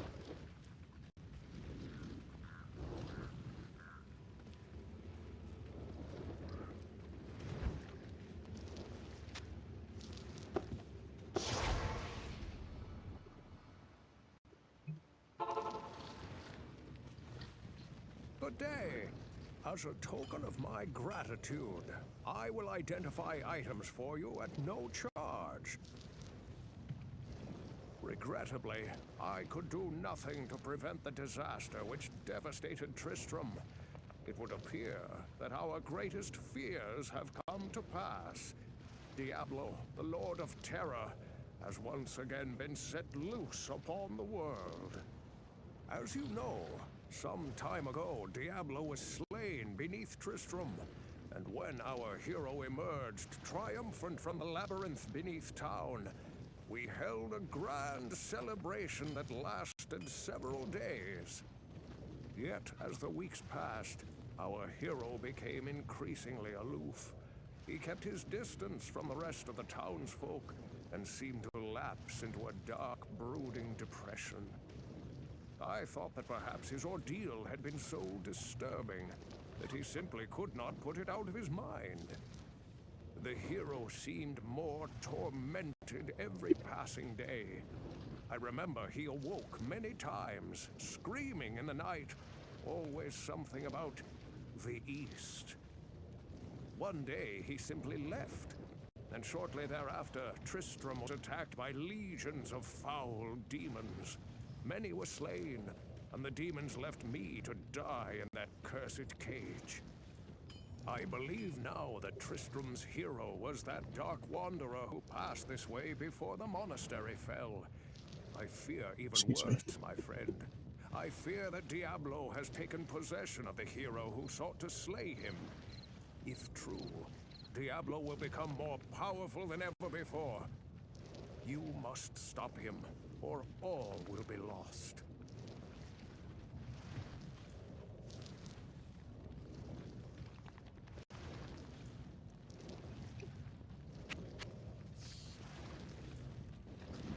Good evening.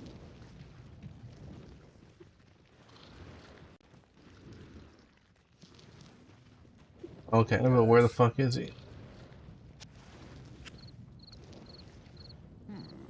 The malice has eluded you so far. Well, search thoroughly in the barracks. That is where the rogues kept their forge.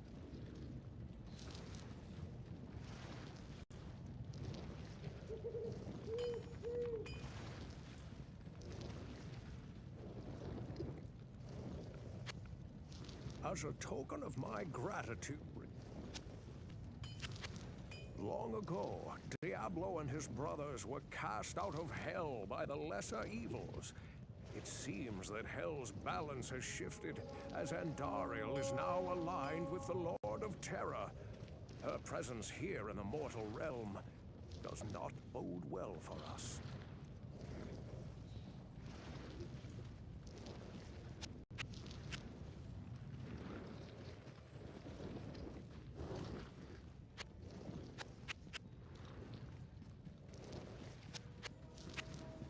To do battle with Andariel requires more than thick skin and a strong will. You'll want armor and weaponry forged with the Hammer's enchantment. Again, you amaze me, Outlander. The Sisterhood is grateful to you for delivering Cain to us. I believe Akara has something to tell you.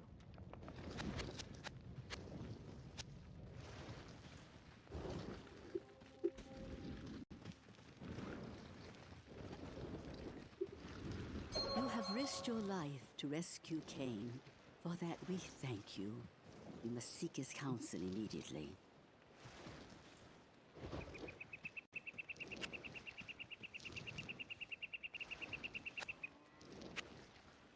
I can't carry anymore.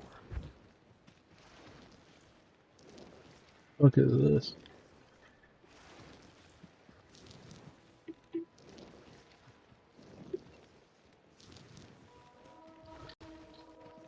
I mean, And you and him are great at zinging the film. Like, what's up with that? That doesn't make sense. That's stupid. I hate that shot. She's fat. And I was next to you guys once. We were zinging. I think it was Suicide Squad we watched, and it was so bad that we loved it. And you guys were whipping and whapping, and I wanted to be a part of it. And I had the worst line ever, and everybody went. what was that? I don't even remember that. I couldn't get a line in because you guys had so many great zingers, and you guys have been on the road for a while. It was my first time with him, so I was like, oh shit, I'm still nervous. And we were watching something, and the cop had bad hair, and I go, and look at her hair. And everybody was like, that's it? Look at her hair. I was like, ah, shit. I blew it. I stared at the ceiling all night. Oh, that was in D.C. in that fucking palace. Yeah, oh, God. That was. Oh, you know what's crazy about that? That's where everything's happening. That's the Hay Adams Hotel. Oh, yeah. That's where Trump fucking shot the bullets and held the Bible like a piece of shit. Is that right? I didn't know That's right there. We smoked cigars right there. Wow. Look You at and that. I shared. We didn't share. We shared a conversation and had a cigar right where that fucking meatball is standing, holding the Bible like it's a retarded child that he doesn't want. Right, right. Yeah. Wow, I didn't know that. Hey, Adams. Yeah. Sorry, my computer's on my dick and I'm getting sweaty. That's why I just got really shaky. If you're watching the video, You got a boner and it went a little cockeyed there. Yeah, cock. But anyway, so Louis, Louis, he gets wild hairs up his ass, and he decided he wants to sail. So he got a sailboat. He bought like a nice big sailboat, but that's not coming yet to his house. So he got a little sailboat to like practice on. Now I don't know if you've ever sailed. I've dabbled. It is an unpleasant activity. Don't believe what you read and you hear. Everyone's like sailing this, and Rod Stewart has a song, and everybody's a sailor, and it seems great. But the actual act of physically sailing is a goddamn nightmare. It seems like a lot of maintenance. Just like the bow, twist it, pull the levee, pull the starboard bound, all this. I don't know what the hell they're talking about. There's a big fucking rod swinging by. You got to duck, and then you got to pull this shit and all that. It seems like hell. The boom. The boom. That's the boom. Now, as you may or may not know, I lived on a boat, the Mystic Whaler, for 2 weeks. It was like an environmental bullshit. We taught kids how to, fuck without polluting. And 2 weeks. 2 weeks, and it was a huge ship, and the boom was like 4 feet wide across. It was like a law, and it would swing. I mean, that thing could kill you. Yeah. So It killed Natalie Wood. This sailboat he has is a little one, and again, but the boom is like low. So it's swinging. You got to like duck. You got to be on the bed of the sailboat, and then there's a jib, and the jib is going crazy, and I'm trying to work the jib, and he's trying to control the thing. And sailing just sucks. So we go out, and we're like, we'll just figure it out. He's had one lesson. I did couple lessons before. But we go out, and the engine is just crapping out. There's no engine. Because you could take the engine to like a bigger space where you can sail. Engine shits the bed immediately. There's no wind. We're just sitting there like two assholes. Wow. So we finally get the engine running. He calls the guy. He's like, you got to choke the thing and boobly boo. He gets the engine running. for like a second. We get back to the dock. I'm like, let me go get an oar. I was like, take me back. I'll get an oar so we have it on board. Yes. At least, which you should have had already on board. I get You're up out. Schitt's Creek. Exactly. So I go, I grab the oar, throw it back in the boat. We jump back on. We take the engine out about 300 yards, and Did the you- engine shits the bed again. Did you have a thought when you were back on land, like, I shouldn't go back out there? I'm already here. Why am I going back on this death trap sail jizz? Well, once I have the oar, I'm not too nervous. I mean, I'm a strong swimmer. We got the oar. The only thing I'm worried about is, before I wasn't worried because we're in it's like an inlet in the water. So it's not like we're out in the middle of the Atlantic here. But I was already doing the math. I'm like, I'll swim to there, walk up, and get to the house, and blah, blah, blah. We go back out. Engine dies again. And we got the sails up. There's barely any wind. And it's just taking us. We're just listing, no pun intended, right at his neighbor's yacht. Oh. Huge yacht, like $800,000 boat, and we're going straight for it. We're working the jib, the sail, the whole thing. There's no engine, and so I'm just like, I got to go catch the boat. So I crawl up to the bow, and I just put my hands out. I have to catch it, and just two hands on this perfectly beautiful glass boat, and I'm just like walking it so we're not slamming into the side of the thing, and just got to like do a full push off the thing. And we start to go this way. We go haywire, and I take the paddle, and I'm paddling the goddamn thing around in a circle, and we start drifting back there again. Finally, he gets the engine to work just long enough to kind of spray us away. Wow. And I just paddled us all the way back, and we were like, whew, that was brutal.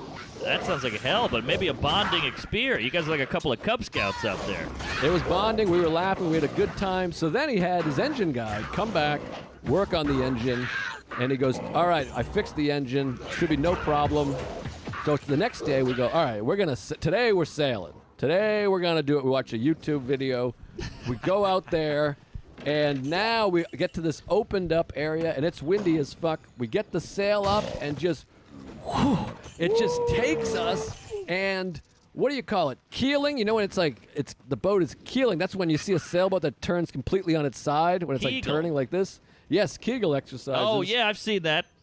So we do that, but that's fine if you know what to do. You move your jib, you swing your boom, you stick your ass in the water, and it evens up. But we couldn't figure it out. I mean, we almost went in. I had to shift all my weight to the other side to keep us from going on. Then it levels out. Wind hits again. We turn the other way, just completely scoop up the other way. I took my shoes off because I was like, I'm going to fall in the fucking water. Wow. Holy hell. So he's like, fuck this, and he rips the sail down. We had to pull the sail down and just turn the engine on and then just quietly just zip back to the dock and be like, fuck this. I mean, we laughed our asses off, but we were like, we must have looked like two assholes. It's all these rich, millionaires just watching these two meatballs, both with Red Sox hats on, by the way. Almost drowned. And here's the problem, the issue. He's got like a $50,000, 50-foot sailboat on its way to the house. Oh, God, he's fucked. He's going to cut right through a yacht. He hates sailing. Sailing sucks. I don't want to be negative, but like sailing's the worst. But maybe when you get it down, it's a beautiful thing. You're using the power of Earth to propel you. I mean, there's something nice about that. I mean, that's amazing. And when I was on this Mystic Whaler, which is like a 60 or 70-foot boat, like it sleeps 12 people. Maybe it's 150. I don't know how big the...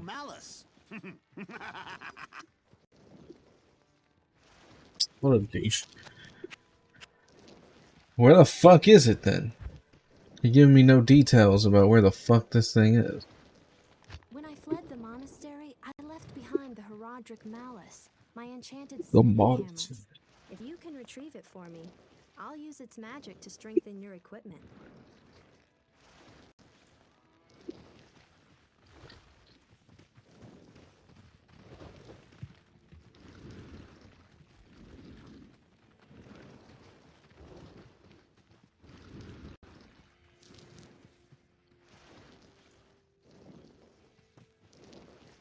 Just go to the Black Marsh and see if we can find a fucking monastery, I guess. boat is. I'll have to look it up. But it's a huge boat where like 15 people sleep on it.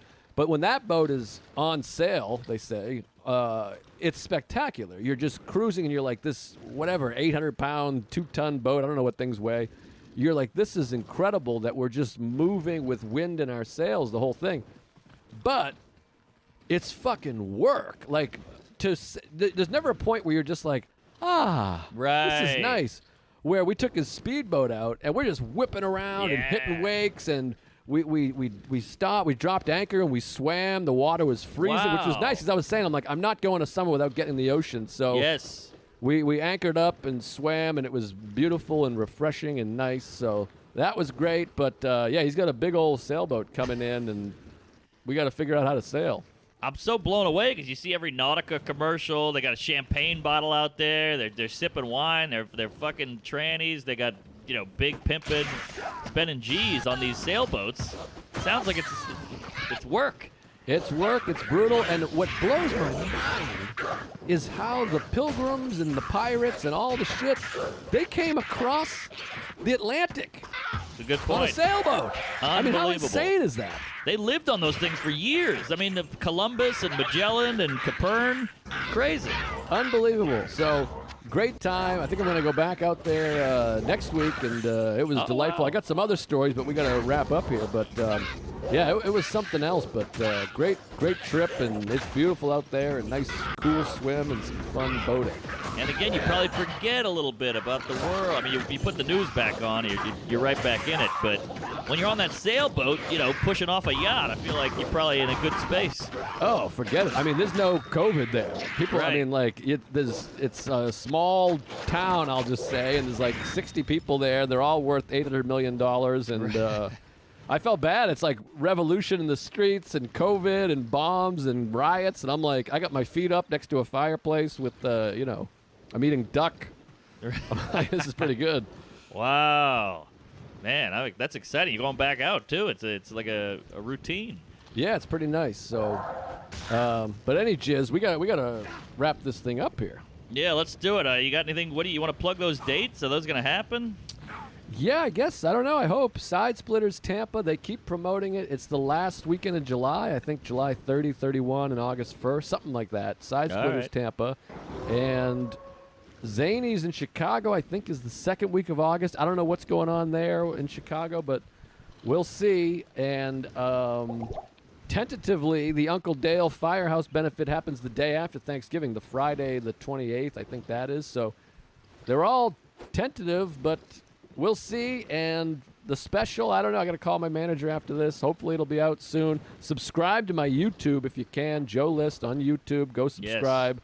I got a really small amount of subscribers, so you can go do that. That'll be fun. And we'll Yeah. see. And you got your other pod. Yeah, Mindful Metal.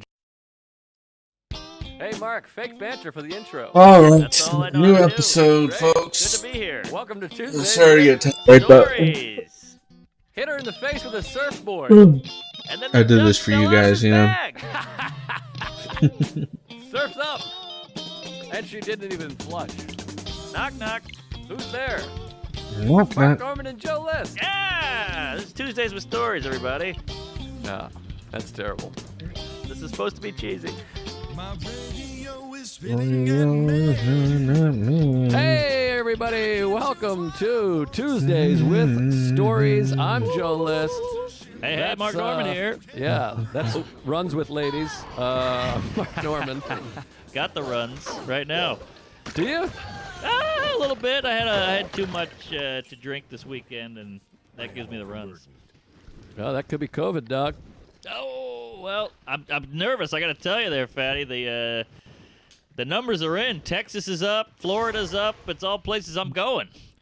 I mean, I've said it a million times. I don't want to get into it too beefy, too queefy, but I'll just say it one last time, maybe a few more times. We went from 9 cases, not deaths, cases. We had 9 cases. That's what I drank this to weekend. 110,000 deaths in 3 months while quarantining. And now we're opening. I mean, come on. I know we got a lot of fucking conservative nitwits watching, but you gotta go, hey, that seems a little suspect, little peculiar. Yeah. And it just sucks because you make a good point, but it sucks because our business, aside from pods, is entertaining a room packed to the gills with human beings who are breathing. and laughing, hopefully. Yes. and And those queefing. bubbles. Yes, bubbles. The sick bubbles are everywhere. We're living in a bubble. But yeah, it's a problem. But I'm in Houston this weekend, so come out and see me. I'm gonna get crucified here, but I protested too, so I'm gonna try to, blend them together somehow. I mean, well, the protest. There's hundreds of thousands of people in the street, and we already said this too, but. The media, it's so insane that not just the media, all the doctors agreed. We got to quarantine and stay away, and if you sneeze, you're going to die, you're going to shit blood. And then we had the largest protest in the history of America, and the doctors are like, they'll be fine. Yeah. They're outside. Yeah. Well, I don't know what's going on. That goes to how scared we are to say anything real or honest or, I don't know, somewhat factual. Because if you go factual now, it's the great Joe List, the quote of the year, and you made it 2 years ago. Reason is edgy. There's your next shirt. Yes, reasonability or pragmatism that's out. Prag is out. People hate Prag. Prag is bad. It's whatever side, and people keep painting me in corners over here. A lot of painting. I hate the corner paint, and but yeah, it's kooky, and certainly we're gonna have a ton of deaths. But I do also think the economy's fucked. We got to get back to work. People are killing themselves. I'm going mentally cuckoo over here. Yeah. And I've been traveling. I'm at my friend's house. I'm hiking. I'm walking. I'm running. I'm out and about. I'm meeting up with friends, but I'm still cuckoo. And, the financial stuff. So we got to open, but I just think a shitload of people are going to die. And I guess we're just going to have to, that's what's going to happen next. It looks like it. I think it's, in a way, this is evolutionary because it almost feels like it's weeding out the fats and the smokers and the... my lady had a good point. She was like, hopefully at the end of all this, if there is an end, we will push health because obesity is getting killed. Diabetes is getting killed. Like, old people are getting killed. But, maybe do some exercise and eat right. Don't be so susceptible to a virus. Yes, I agree. This is what Bill Maher's been talking about, who I love, but I can get shot just for saying you like the guy. I know. People hate him, but he Love had a Bill Maher. He had a doctor on who said that only, I think, 12% of Americans are metabolically healthy. Wow. And I'm like, there's no way I'm in that group. I'm eating cupcakes. I'm sticking the spaghetti up my ass. I'm eating French fries. My tits are getting big. But you do a little exercise. I mean, just walking to the train and back from the train and you go up those stairs, that's more, not that you're taking the train now, but you know what I mean. That's more than most people exercise in a week in, Columbus, Ohio. And don't get me started on Columbus. People hate that guy. Yeah, well, he's a bad guy. Let's be honest here. That guy's a real scumbag. But I'm grateful. Glad he sailed over here. Yeah. There's good and bad. I mean, the guy's a crazy savage who skinned people and wore them as hats. But also, he discovered America. That's pretty good. It's a weird thing. Schultz had a great video about the whole thing, about how, all we do is talk all day about injustice and how we got to be right and everybody's a piece of shit. And if they are a piece of shit, we got to ruin their lives. But, you are using that iPhone. You are wearing that Nike. You're giving in as well. We're all part of this big jigsaw puzzle of jizz. Oh, certainly. I mean, some of these celebrities, they're like, income inequality. I'm like, well, you could give away some of your money. Yeah. But they put out another video. Oh, boy. Yeah, I didn't see. I just saw the million tweets about it. I can't watch it. I'm doing a pretty good job of avoiding the social medias for the most part. Yes. It's key, man. I got drunk all weekend. I went to the beach. I went gay, and I feel reborn. I had a meltdown on Friday. I'll tell you about it later. All right. Yeah, I feel born again Christian because I've been in the ocean, and you know me. I love the ocean. It heals, but heals. You gotta get in that ocean. So I've been out in the end of Long Island there, and really swimming it up. I had the stand-up paddleboard, and that's just fun because you're standing on the ocean. You're using your ass muscles. Yes, Kegel. And you swim upstream, and then you float all the way back. I had Sarah and I just on those surfboards, sitting next to each other, laying down, and the sun hitting you, the vitamin D shooting up your asshole, and just drifting down the river, and it Take feels that good. D. You got to put it all away sometimes, and I know that's from a place of privilege and yada yada, but you turn the phone off, you turn the news off, and just chill out. Even if you don't have an ocean access, you're just sitting in your bed beating it off. It's pretty good. You gotta uncharge or unhinge or recharge, whatever the fuck. You gotta do something. Charles in charge. Yeah, charge card. I'm with you there. Wow, you haven't heard that in a while. Charge card. Man, that was, No. remember the clunk clunk? Yes. San That was Diego big. Chargers. I remember working at FYE, which was formerly Record Town, for your entertainment it stood for. And every Dodge once in a Charger. while, the system would go down and would have to use one of those. Yes. And then there was also the one that pressed down like an iron, had like a handle. Oh, yeah. I forgot Yeah. about that. Yeah, that was fun. I wonder if the Amish are still doing the chunk chunk. That might be too advanced for them. They might have to. They don't even have credit cards, I don't think. I think they do because Amish are killing it, by the way. They sell groceries. They sell, like, wood and butter and jizz and all kinds of cows and their daughters. And I think after a while, cash is being so obsolete that I think after a while you go, hey, Jedediah, you got to take this Visa or it's no... You're shit out of luck, you know? So I think after a while, that's a compromise. Clunk, clunk. Right. So they sell jizz, you're saying? Because I've been using my own jizz to eat and make cookies. Well, hey, whatever Antoine's teaching you, I don't know. But the Amish, they got the bull jizz, and people want bull jizz because you want to make a Bull? cow at home. Bull jizz? What?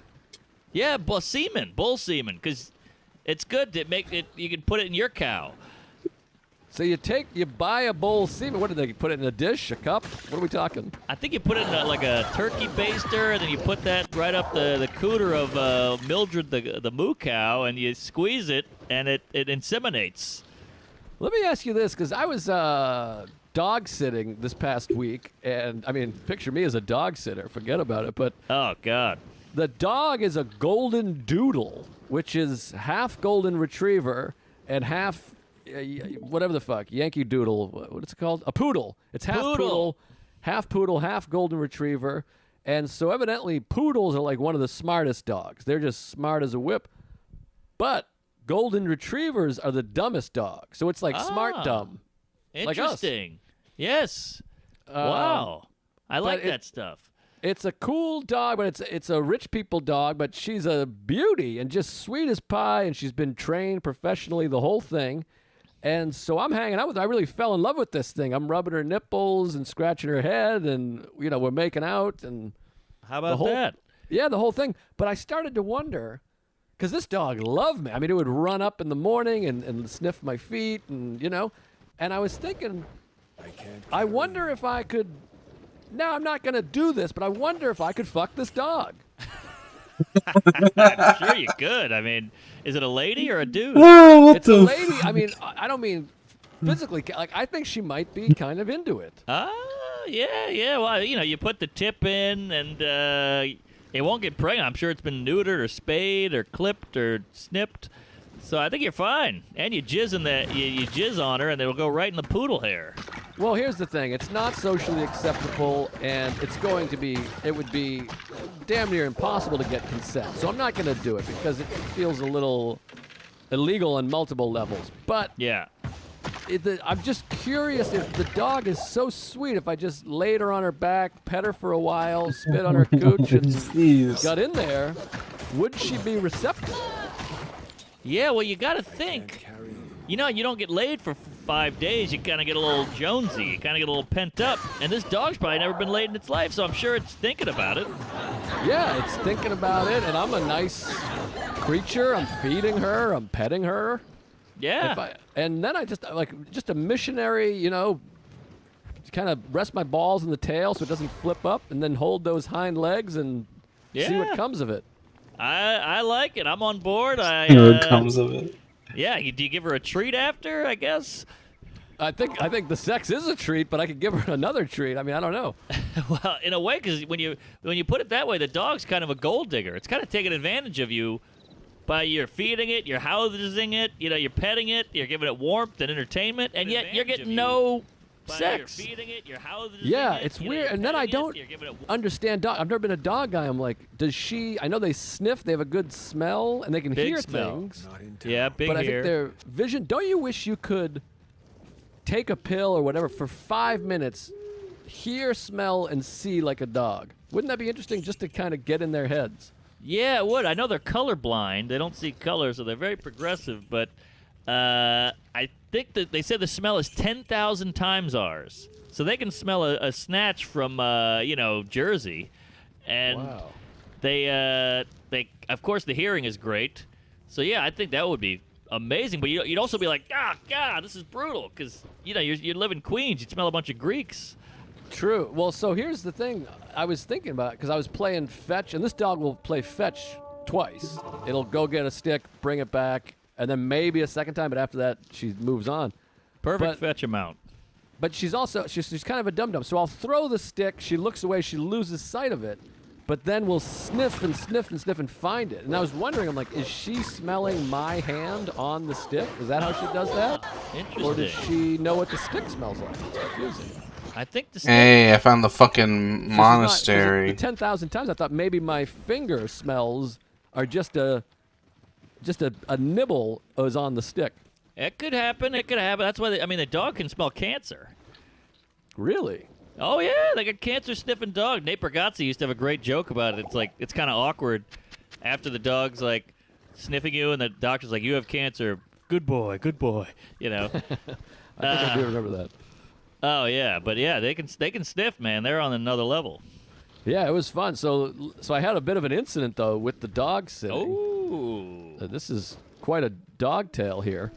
So that we go there, and the owner's out of town, and we got the dog to ourselves, and this is exciting because it's Sarah and I. So it's like we're parents. We're taking it for a spin to see if we could, fuck a baby. But we feed the dog and everything. Now the dog comes up. Sorry. Were you nervous? Sorry. Were you against the idea? Did you hate it? Did you push back, or you accepted it? What happened there? Well, I'm not too nervous because I had just been there a week earlier with the owner, and it's Louis. I don't know why I'm acting like it's not whatever. So I'm there. That's a big dog too. Big dog. So I'm there the week earlier, and I've known the dog for years. So, and she knows me, and she likes me, and she's pretty low maintenance because she's like a trained This is like a rich people dog. So Yeah. there's not a lot of whatever. It's not going to bite me. And then she has freedom in the backyard. It's a big backyard, and she doesn't go anywhere. So you could just let her be. So it's pretty low maintenance, so I wasn't too worried. But you're always a little worried that this thing's going to fucking die while you're responsible. Of course. So night one, no incident. The only instruction was feed her breakfast, lunch, and dinner. And then you got to cover her dog door. She's got a little doggy door. So you got to cover that at night so she's not out and about gallivanting. And you got to let her pee right before bed. I had that when I was a kid. So we did some trivia, which was fun, with a few comics, and that was delightful. But she had been out the whole time.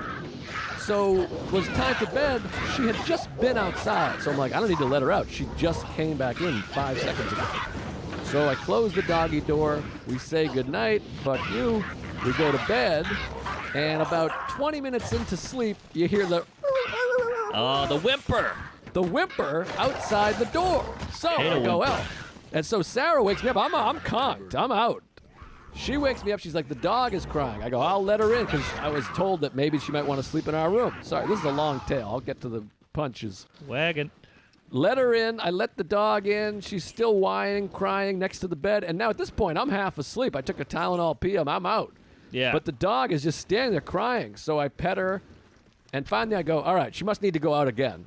I'll let her out. Now, it's 2:30 in the morning. This house is out in the middle of the woods. It's a huge house, like 9-bedroom, 3-floor, creepy, old, built in 1900. So it's spooky. I got my flashlight on the phone. I'm in my pajamas, and like the flashlight, you're using the flashlight, and you look over there, and like your reflection's in the mirror. I'm like, oh, Jesus. God, the teeth. Then there's like, he's like an artist. So there's, what do you call that with clay when you make like a guy? Sculpting? Yeah, like it's like little sculptures, a bust. Yes. A And bust. it's like a spooky bust. So I put the flashlight on a spooky bust. I go, oh Jesus! There's your And- title. And then I'm like looking over here, and there's a Grammy Award. Oh, gee, it's just crazy looking in this Yeah. old haunted house, and you're like, this is fucked up. So I let the dog back outside, and then she just disappears because it's like the woods, and it's dark, pitch black woods with one spotlight, which is creepy lighting. You know that Oh, lighting? yeah. Bad lighting. Just the one light, and you think everything, those eyes, is that, and it's Ugh. and you know, we're city boys. I'm handle a it. city guy. I like the city. I like there's two people right above me. I like there's Yes. two people right out there. There's people Same. everywhere. Yes. So I'm out in the woods, and now it's a pretty rich island, so I'm not too worried. You have to have that thing where you're like, calm down. There's nobody here. We're gated in, whatever. But the dog disappears. I start to get spooked because it's like 10 minutes. And then I'm like, is she getting eaten? Should I go out there? So I turned into a huge pussy. I called Sarah. I'm like, Sarah, you got to come down here. And she's like, what? I'm like, just come down here because I'm afraid to go look for the dog. And then the door's like, it shuts and I Yeah. can't get back. I'm like Fred Flintstone out there. Wait, there's no leash? No leash. I just let her run out there. Well, what if she never comes back? Well, that's the fear. That's what I start worrying about. Jesus. But I'm like, she's a disciplined dog. She costs $48,000. She was trained by fucking, Clifford the Big Red Dog's dad or whatever the Yeah. fuck. Yeah. So Sarah comes down. She's got one eye open. She's like, what is this? I'm like, I just stand here so I can go look for the dog. So I'm in my underwear. I'm looking for the dog. Finally, I call her over. She runs over. She comes back in. I'm like, okay, now we're good. We go back to bed. 5 minutes. I leave the door open ajar. Maybe a half hour later, I'm sound asleep again. She comes back in. This time she's growling and crying. I've never heard a growl. Whoa. This is a first-time growl. Uh-oh. So- FTG. So I go, all right, she must be anxious. So now I'm starting to have an anxiety attack because you start to think maybe someone's downstairs. Oh, God. Because you're like, why is she growling? Why is she crying? She doesn't need to go out. She was just out. Yeah. And I've slept in the house the week before. I spent a week there. This never happened. So she's behaving in a way that she's never behaved. So I'm like, okay, maybe something's got to be wrong here. I'm terrified now. So now Sarah made the joke. She's like, now I'm starting to believe in ghosts. I've never believed in ghosts. I'm like, maybe there's a ghost. Like, we're changing our beliefs. And Oh, I'm like, God. maybe now you're a someone ghost broke- guy. maybe someone broke in. So I'm like, fuck, should I go down there? What do I do? I don't have a weapon. What the fuck? Yeah. So you have to start calming yourself. There's no way anyone's in here. And there's a boop, boop, boop if the door opens. I locked all the doors. We're on fucking expensive, exclusive island. So I'm like, there's no way. There's no way. Yeah. Something's wrong with the dog. So I'm like, she must be nervous. Louie's out of town. And I'm like, maybe she senses our anxiety. So I'm like, I'll Ah. pretend to sleep. Sarah, you go on your phone and she'll just eventually stop whatever. But I can't ignore her because she keeps being like, I've never Yeah. heard her growl. She's growling. Oh, my God. She's whimpering. I try to pet her. I try to put her in the bed. I try to leave her in another room. I'm trying to figure. I'm like, this is fucking insane. Something's gone wrong. Finally, Uh-oh. she goes over to my luggage and just goes, "Rah!" just pukes everywhere, all over my dirty clothes. A little puddle of shit. She just pukes. Green dog. She had to puke. Oh, my God. What do you think it was? Did you feed her some jizz or cookies? No, well, I've seen her throw up before. I guess they eat grass or a leaf, or maybe she's sick and they haven't gone to the doctor or whatever. Uh-huh. But she threw up twice right next to some on my clothes, then a little pile right next to it. Then she heaved next to my shoe, which I thought was going to be payback for me shitting in a shoe 20 years ago. Uh-huh. And as soon as she puked, went back in the other room and just conked right out, never a problem again. But here's the thing with dogs. You're playing, what's that, charades, because I'm like, maybe she's anxious. Maybe she Yes. misses her dad. Maybe someone's here. And I Right. think the whole time the dog's like, no, I got to puke, you fucking idiot. Wow. But, hey, I also brought you outside, you twat. Why didn't you yak it up in the lawn? I think maybe she yacked once, came back and had to yak again, or what? I don't know if she Interesting. got the flu or corona or what, but it ended up being a puke after that. Problem solved, but man, it was scary and exhausting. And afterwards, I just felt like, I just passed out because I was so drained.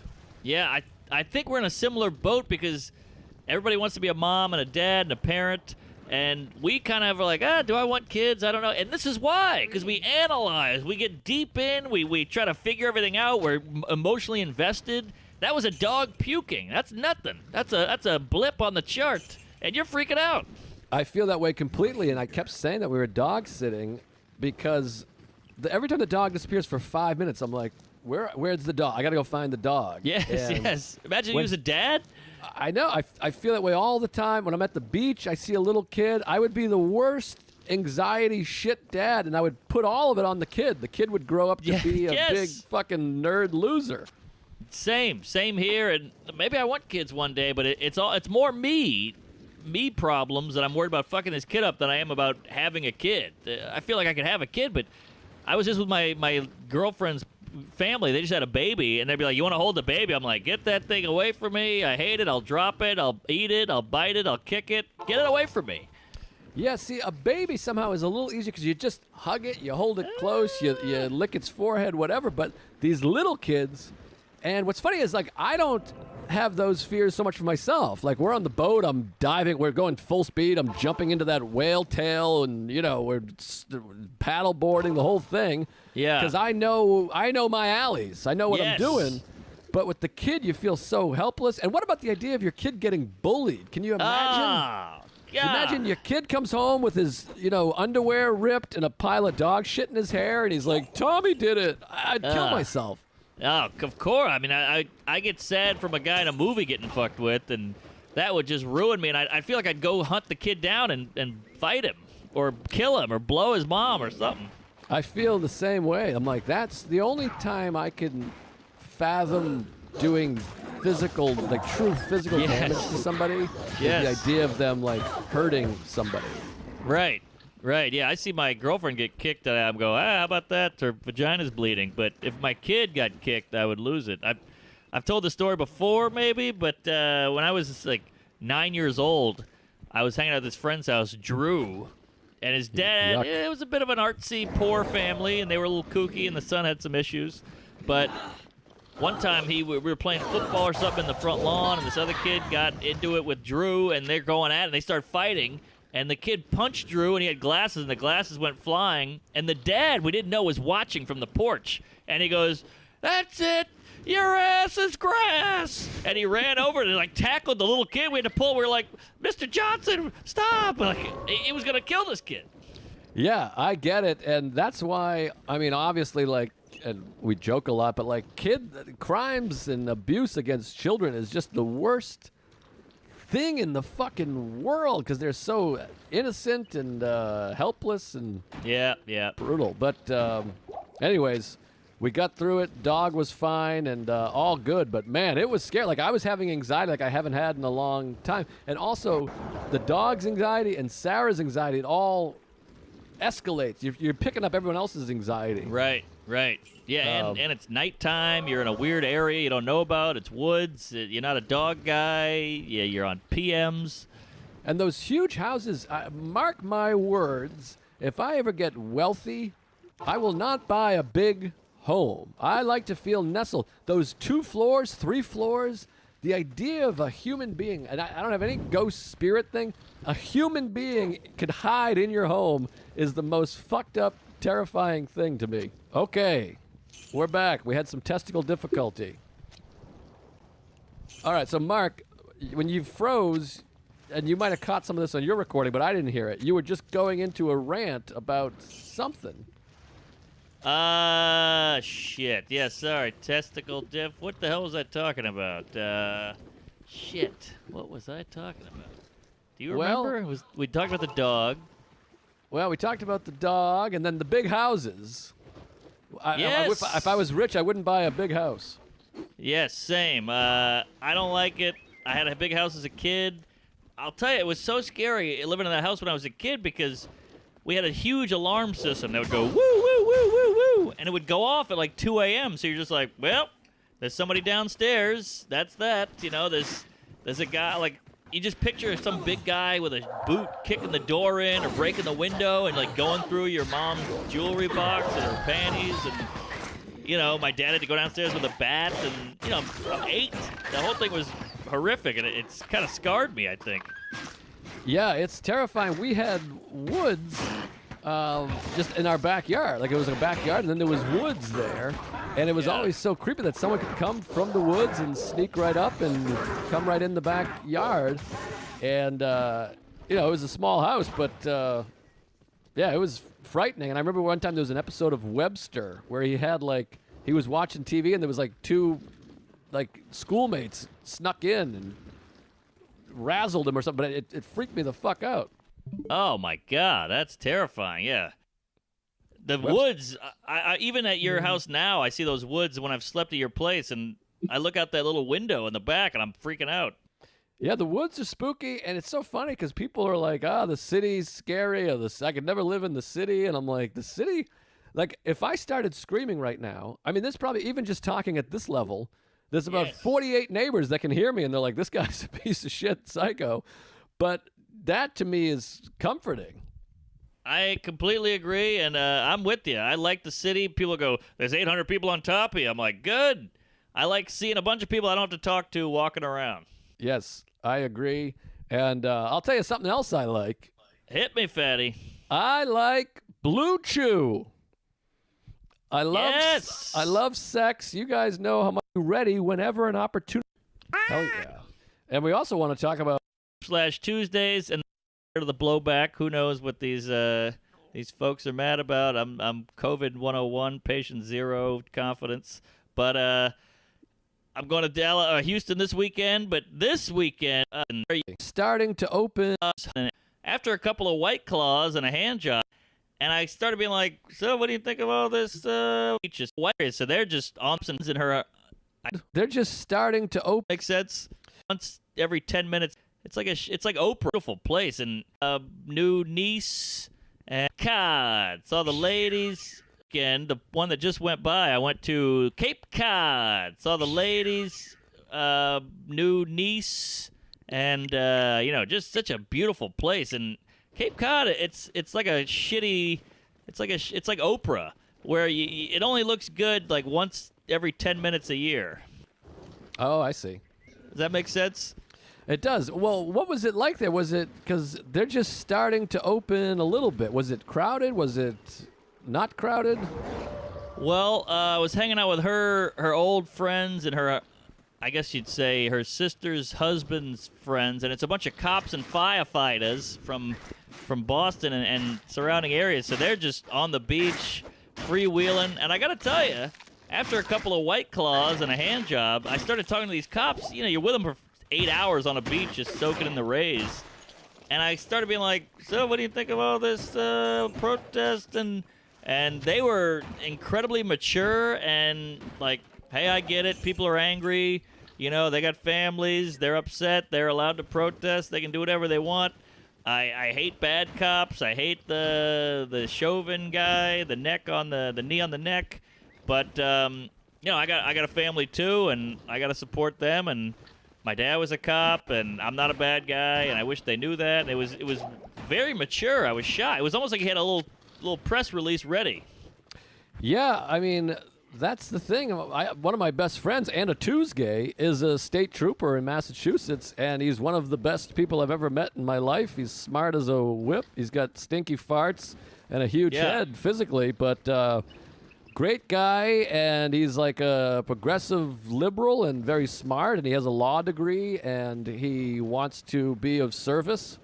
And he also, he's like, yeah, we were all trashing that Chauvin guy. He's like, that guy's a fucking moron. He went against protocol. He's a fucking idiot, and we hate him, and fuck that guy. We hope he gets locked up, and it makes us look bad. And he's a criminal. That guy's a criminal. So hopefully he goes to jail. And, I know cops that are good people, and people want to say that that's impossible and they're whatever, but they are human beings, and a progressive liberal thing would be to have empathy for all human beings. I feel that's how I was brought up, but yeah, it's very strange how narrow-minded we get. You know, it's just like, this is what we're against. Fuck it. And he was, joking about defunding the police. He's like, I don't know how that's gonna work. And look, I get the managing of money in police, but you can't abolish police. That's insane and childish and irrational. And you know, this whole generalization of like we're all evil is bad news, and no one ever talks about the good stuff we do. And I agree, because you know, to call all black people criminals is crazy, and they go through a ton of shit. And then to call all cops bad is crazy. Even like Karen, calling with these white women Karen. Look, I've been yelled at by cunty white ladies my whole life. I was a skateboarder. You know, excuse you, put that down, a young man. I mean, that was my whole life. There's a lot of cunty white ladies. There's a lot of nice white ladies. There's a lot of bad cops. There's a lot of nice cops. There's a lot of bad black people. There's a lot of good black people. There's a lot of bad whitey. There's a lot of good whitey. You know, it's nuanced. It's so simple, and yet we got to just take down a whole group, even though the whole point of the protest is to help a group and make people realize that we're individuals, but then we call out people, groups who aren't. It's all topsy-turvy, and it's all hypocritical, and nobody can see that. It doesn't seem that hard, and I'm not that smart, so why can I see it? It's kooky dooky, topsy-turvy, wacky Wednesday, but yeah, I don't know. I don't know how it's going to all shake down, but yeah, I don't know. I don't know what's going to happen, but it definitely feels like the fabric of society is coming unglued, and it's frightening. But I tell you, I've been doing a lot of meditating and reading and avoiding social media, and maybe, again, that's a privileged thing to do or whatever, but I feel okay. It's the end of the world as we know it, and what can you do? I feel all right. I feel fine. Yeah, no, I'm with you, and just a couple things about the trip. So, had a meltdown. My alopecia's back. You can't really see it because it's not that big yet. But every time I'm incredibly stressed out, my beard hair starts falling out. Oh no! Yeah, it's like this weird little tick I have, and I noticed it one day. I had like a dime-sized circle coming out of my facial hair there. And I started kind of have it, the first time it happened to me when I was 18 or whatever, I was like, what's this about? Then I realized I had exams. I wasn't getting into college. I was failing out of school. My dad hated me. I was a drunk. I got a DUI. So that's when it happened before. Then it happened like 5 years ago with my special came out, and Schumer and I had a million disagreements, and I was trying to buy an apartment and da-da-da-da and all this shit. And now I had it again, and I had to sit down and go, why am I having this? Oh, yeah, I'm trying to rent my apartment. I'm buying a new apartment. How much money's not coming in. I'm going on all these trips, COVID, protests. So I had to, like, sit down and figure all that out.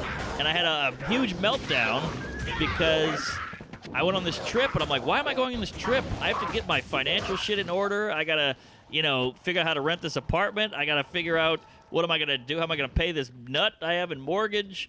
And it all hit me, and I cried in the bathroom at her fucking sister's house. It was horrific. Nerd. I know. It was 2 in the morning. I couldn't sleep. I'd taken like 5 sleeping pills. They weren't knocking me out. I'm in another weird bedroom. There's weird sounds. The bed sucks, and I just lost it. And I just went into the guy's bathroom and wept like a white lady in a Kmart.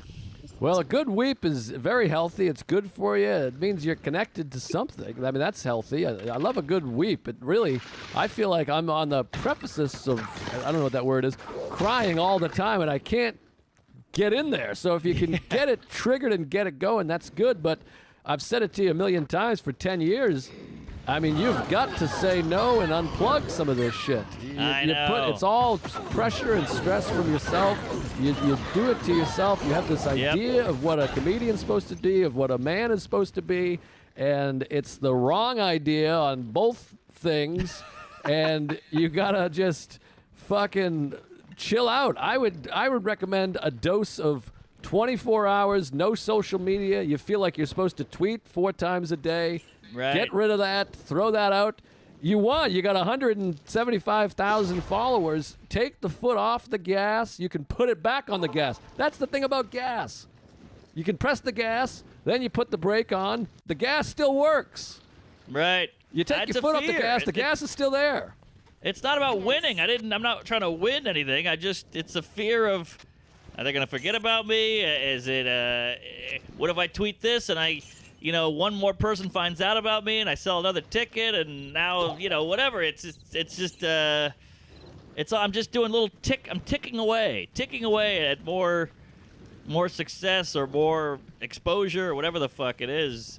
I don't know. It's just a fear. And plus our job is so, we sit on a podcast, we talk. We're good at it and it's fun and we got people listening and we go on stage and it's fun and we were skilled. So I think I feel guilty sometimes that our jobs are so fun, and that causes me to work more. Sorry. I feel that way also. I feel guilt all the time, but I've been really working on that because you don't need to feel guilt. You've worked very hard for what you have, and I think you gotta question your intentions and do you really want them and what your wants and needs are, because it feels like you have built in your head, I have to work this hard, I have to get this amount of things out, and I have to do this and I have to do that, and you don't have to do any of those things. Those are still good things to do. It's a valuable use of time to create, but this pressure to create throughout the day and every day and to whatever, go on these trips or say yes to everything is it starts to have an adverse effect. Yes. There's an old Buddhist saying, "Don't just do something, sit there." Ooh, that's good. That's very Groucho. Yes, like I feel like you live your entire adult life. I didn't know you as a child with the opposite. I should be doing something. Like we're in a car and you're working out while you're a passenger in a car, and so in a way you're never fully connected to what you're doing because you're always doing multiple things. Yes, here. It's so funny too because I have such a fear, and I think you have this too, of disappointing people or letting people down or, I don't know, being a nuisance. You never want to be a nuisance. And so I had to tell the lady, I'm laying next to her, it's 5 a.m. I haven't slept that night. It's 5 a.m. And I know we have to get on a bus or we're going to the beach, so we're going to get up and early and go. So I'm just like, all right, now you're going to get 2 hours. You fall asleep now, you get 1 hour, And I just told her, I go, I can't go to the beach. And she's like, what? Why are you waking me up at 5? You can't go to the beach? I was like, I have too much shit to do. I need to be alone. I need to think. And she was like, all right. And in my head, I thought it was going to be a big fight. But she was like, okay, whatever you got to do. You're a weirdo and a bit of a puss and a homo. But I hear you. And that was it. That's good. That's a good partner. That's good for you for asserting boundaries. A lot of this is boundary issues and expectations of yourself that you create for yourself. Right. And yeah. It's tough. But oh, sorry. Go ahead. Oh no, that was bad. I don't want to turn into Dr. Phil here about the whole thing, but things aren't gonna be that bad. I think things they usually turn out somewhat okay. Sure, you get hit by a car at any moment, or get cancer, or COVID, or anal, but the expectations are more harmful to your system than what the actual outcome. Yeah, 100%. And I don't know. I think that, and I've been saying this to you for years, I think you can still accomplish your goals and your needs without pushing so hard to be in max physical condition and have tweets and an act and money and a relationship. Those are all good things, but if you put the pressure, if I don't have one of these things, I'll be failing, is what it feels like.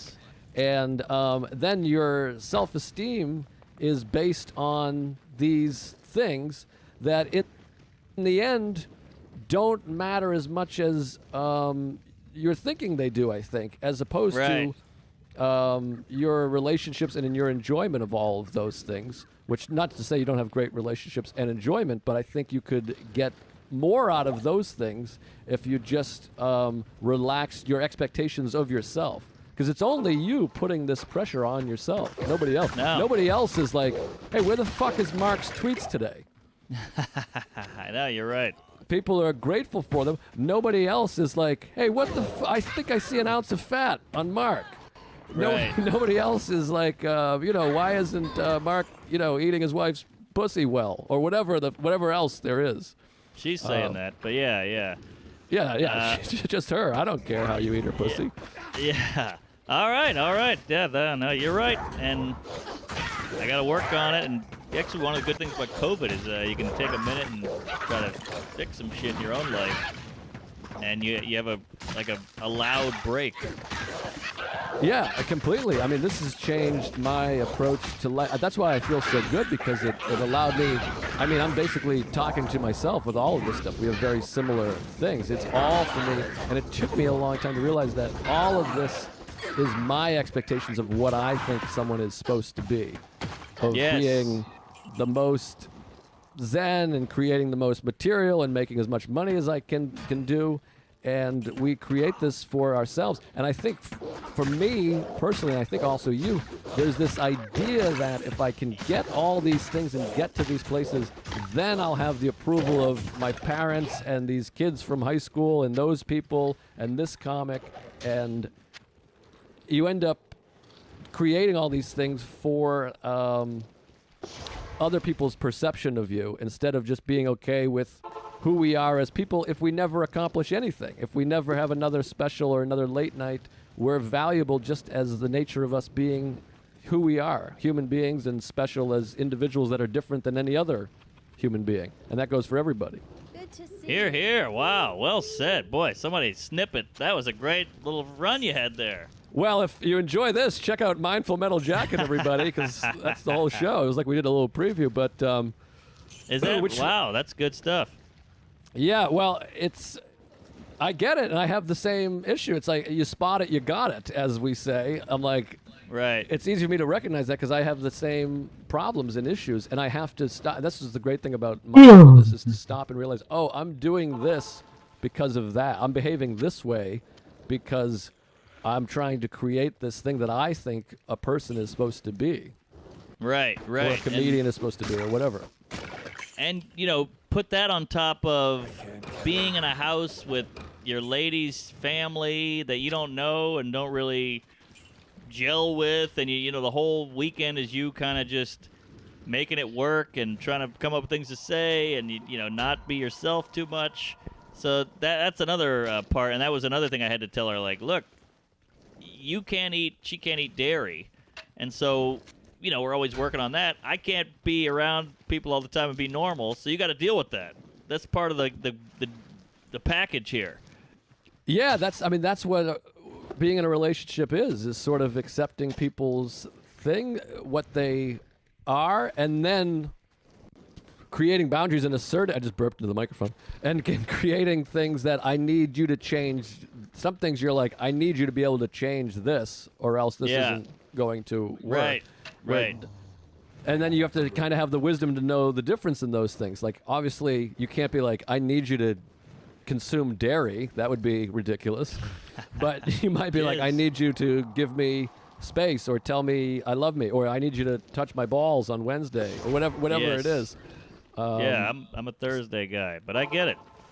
But anywho, yeah, I mean, I think it might serve you to take 3 days off from social media, looking at it and tweeting and Instagramming and all those things, or even opening a notebook. Just fully turn off. Yeah, totally. And well, here's a nice little nugget. Matt Salacuse, buddy of mine, I said, hey, we used to go to breakfast once every 2 weeks at a diner and just bullshit, hear about his family, hears about my bullshit, and he likes comedy and he loves all that shit, so we talk about that. And obviously we can't do the diner thing because the world's on pause. But I just said, hey, can I come to your house, or I'll take the hog up to you and we'll just walk around. He said, that would be great. And it was so nice. And we got a beer. We went to the pier. We just talked and bullshit and made fun of everybody. And then I was about to get on my hog, and he saw a Revel scooter parked. Have you seen these? Oh, yeah, I know the Revel. The helmet's a little creepy, but other than that, it's cool.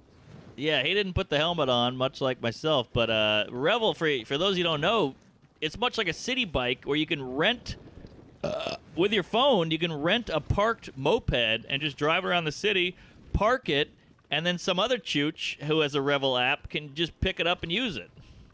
Yeah, it's pretty good. It's like a shared. It's like, I don't know, Airbnb, but for scooters.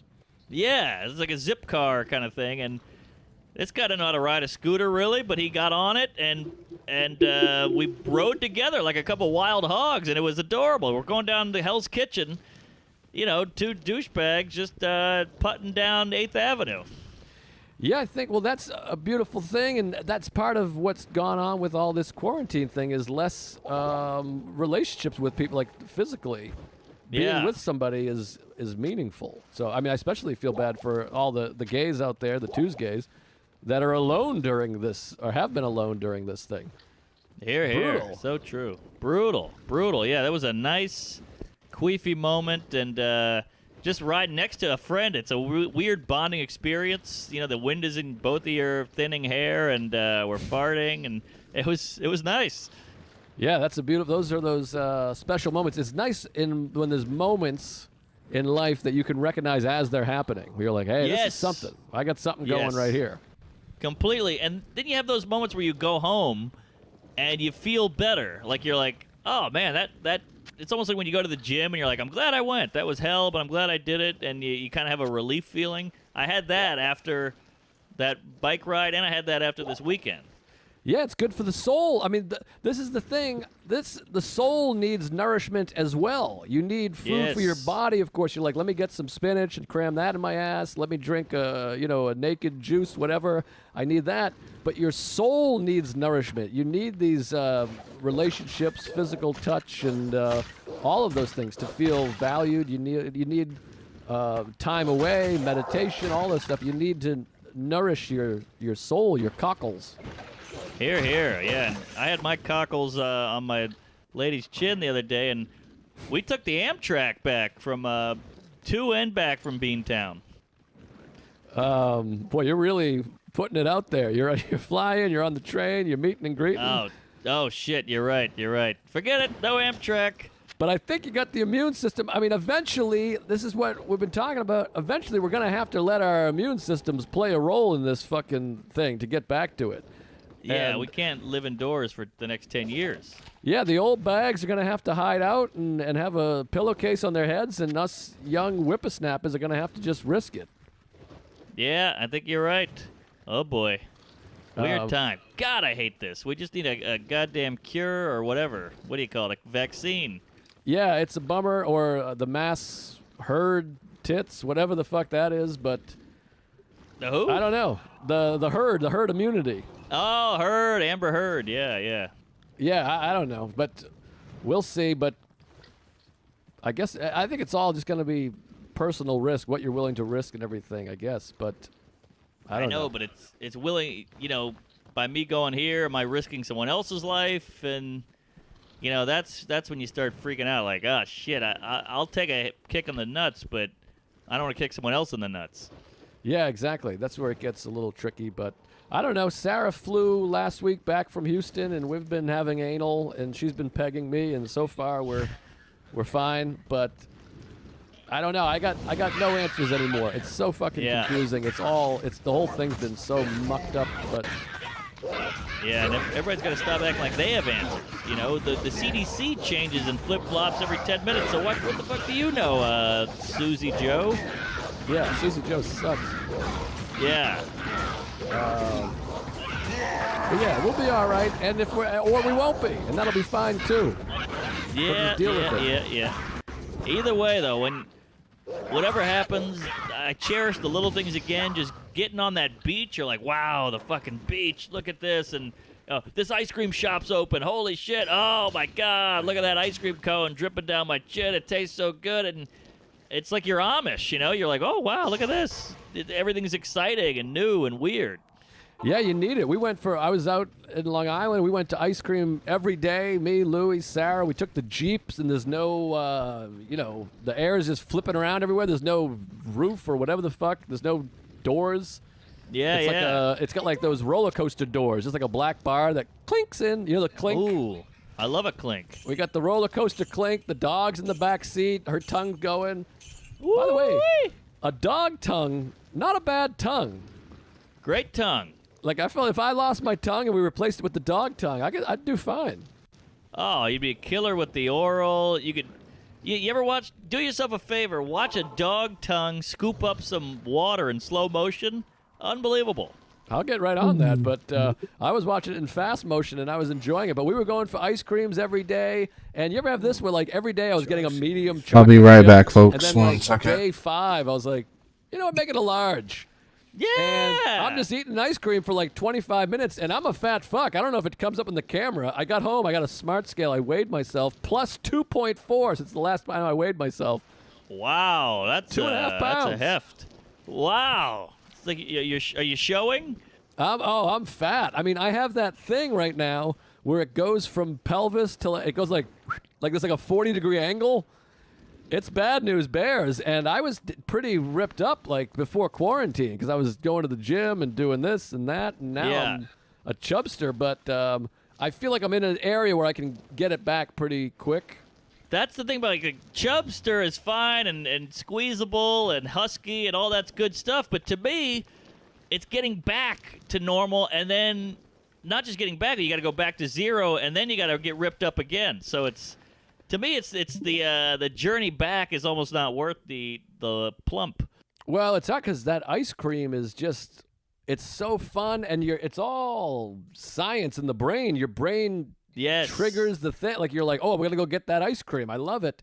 And it becomes like a reward system. Like, I'm like, at that same time of day, I'm like, oh, let's go. It's sunsetting. I like this lighting. Let's all get in the car. Let's all go. Right.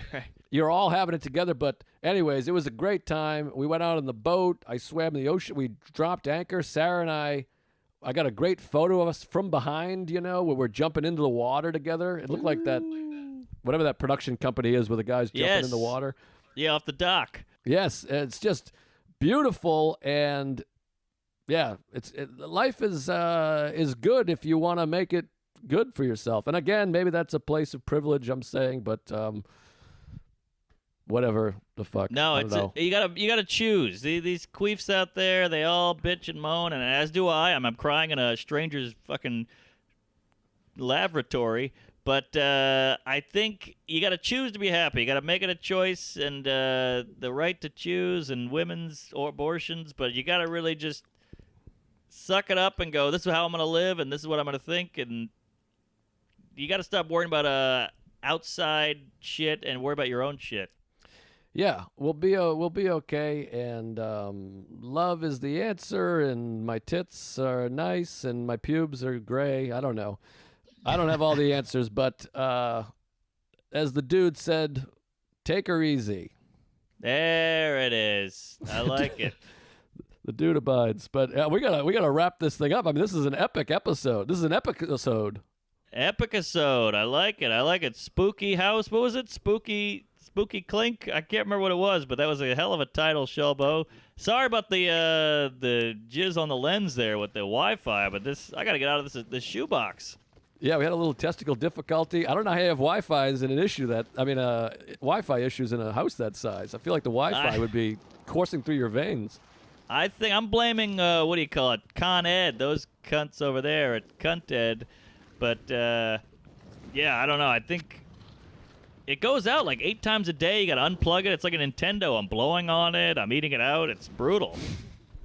Well, no big whoop. Shelby, we got Shelby, the king of editing here, so he's gonna slap it together. We'll get a different camera angle for you in the middle of the episode, which will be fun, and nobody cares. They're grateful. So yeah, I just wanted to tell people to go check out the Patreon. I feel like we haven't plugged it in a little bit. We're still rocking over there. We're doing a bonus queef every week. There's one from every week of quarantine, plus there's a ton backtracked. There's years ago interviews with Chris Allen, all kinds of old Boston comics with Malice. I will now imbue one of your items with magical powers.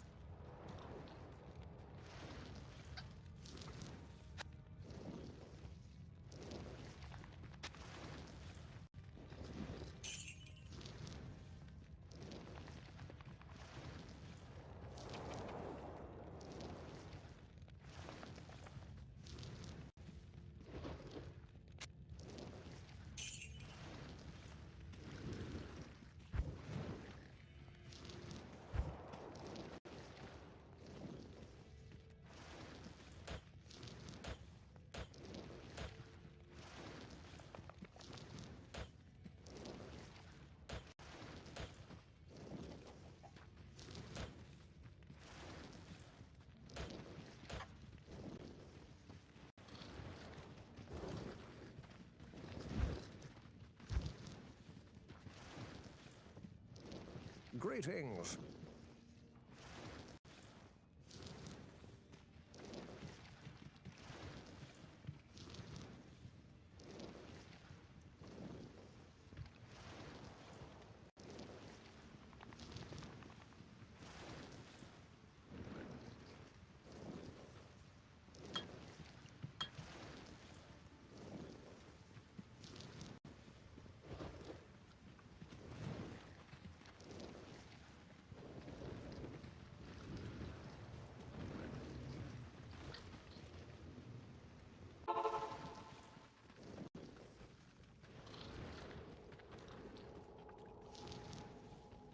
Hey, Mark, fake banter for the intro. That's all I know how to do. Great. Good to be here. Welcome to Tuesdays with Stories. Hit her in the face with a surfboard. And then the duck fell out of his bag. Surf's up. And she didn't even flush. Knock, knock. Who's there? Mark Norman and Joe List. Yeah! This is Tuesdays with Stories, everybody. Ah, that's terrible. This is supposed to be cheesy. My radio is spitting at me. Hey! Oh my God. Sorry, I panicked. Wow, you sit on a tack? Yes. You ever sit on a tack? I don't believe I have. I put one in my shoe once. No kidding. What'd you do that for? Well, somebody put one in my shoe, I should say. I caught my uncle doing that to Oh, me. yeah? Yeah. And fortunately, I caught him. I tried to do a bit about it, and the crowd was like, "What? A little tacky. This is horrible." Hey, I like that. You pinned it. You don't hear tacky anymore. I hear it a little bit. Someone just said tacky the other day, and I forget why. Oh, all right. Well, I think the older generation still says tacky. Mm. Who said tacky? I want to think of it. It might be something private or personal. I've but gotten that from saying something inappropriate, like to a woman. They go, "That's tacky." Yes. Yes. If you ask someone their shoe size, or if you ask like a cop if he's ever shot someone, that's yeah, tacky. Yeah, ask a woman her age. Yes. What do you think is going on? Where do you stand on this age gap with the men and the women dating? What do you mean? Too Well, big? Too little? My wife is older than me. She's an Oh. old cunt. For some reason, that's allowed. Like, no one cares about that. You know, but when here's my beef here, there, sloppy jalopy. You gonna show me your beef? Curtains. So, if a guy, Dennis Quaid, is dating some girl who's like 30 years younger than him, or they're married or something, and everybody's like, "That's so gross, he's a pig." But then Keanu is dating an ugly lady with gray hair, and all the women are like, "He's such a good man." Wait, are you just? I think that's just the plot of that movie. No, it's real. He really is? Yeah, he's dating like a, like an art teacher looking gal. Is that right? Because in that movie, pretending to not know the name, Something's Gotta Give, he's interested in Diane Keaton, which is ridiculous. Oh, is he? He's a doctor, and he's like Ah. sexy surfer doctor, and he wants to fuck Diane Keaton over the other chick with the huge tits. Wow, it's truth is art or truth to power. Art imitating life. Thank you. Life imitating art. Yes, first. Who's that chick with the breasts in that movie?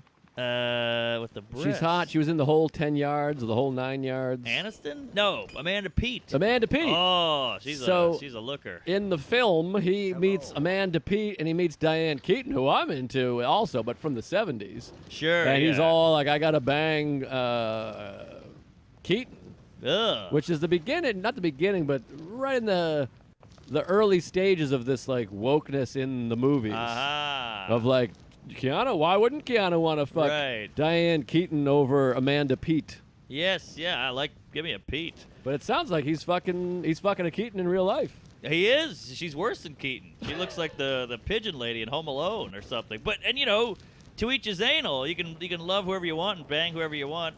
Till. It is certain that we face the Demon Queen, Andariel, who has corrupted the rogue sisterhood and defiled their ancestral monastery. This does not bode well for us, my friend. Ancient Horadric texts record that Andariel and the other lesser evils once overthrew the three prime evils, Diablo, Mephisto, and Baal, banishing them from hell to our world. Here they caused mankind untold anguish and suffering before they were finally bound within the Soul Stones. Andariel's presence here could mean that the forces of hell are once again aligned behind Diablo and his brothers. If this is true, then I fear for us all. You must kill her before the monastery becomes a permanent outpost of hell, and the way east lost forever.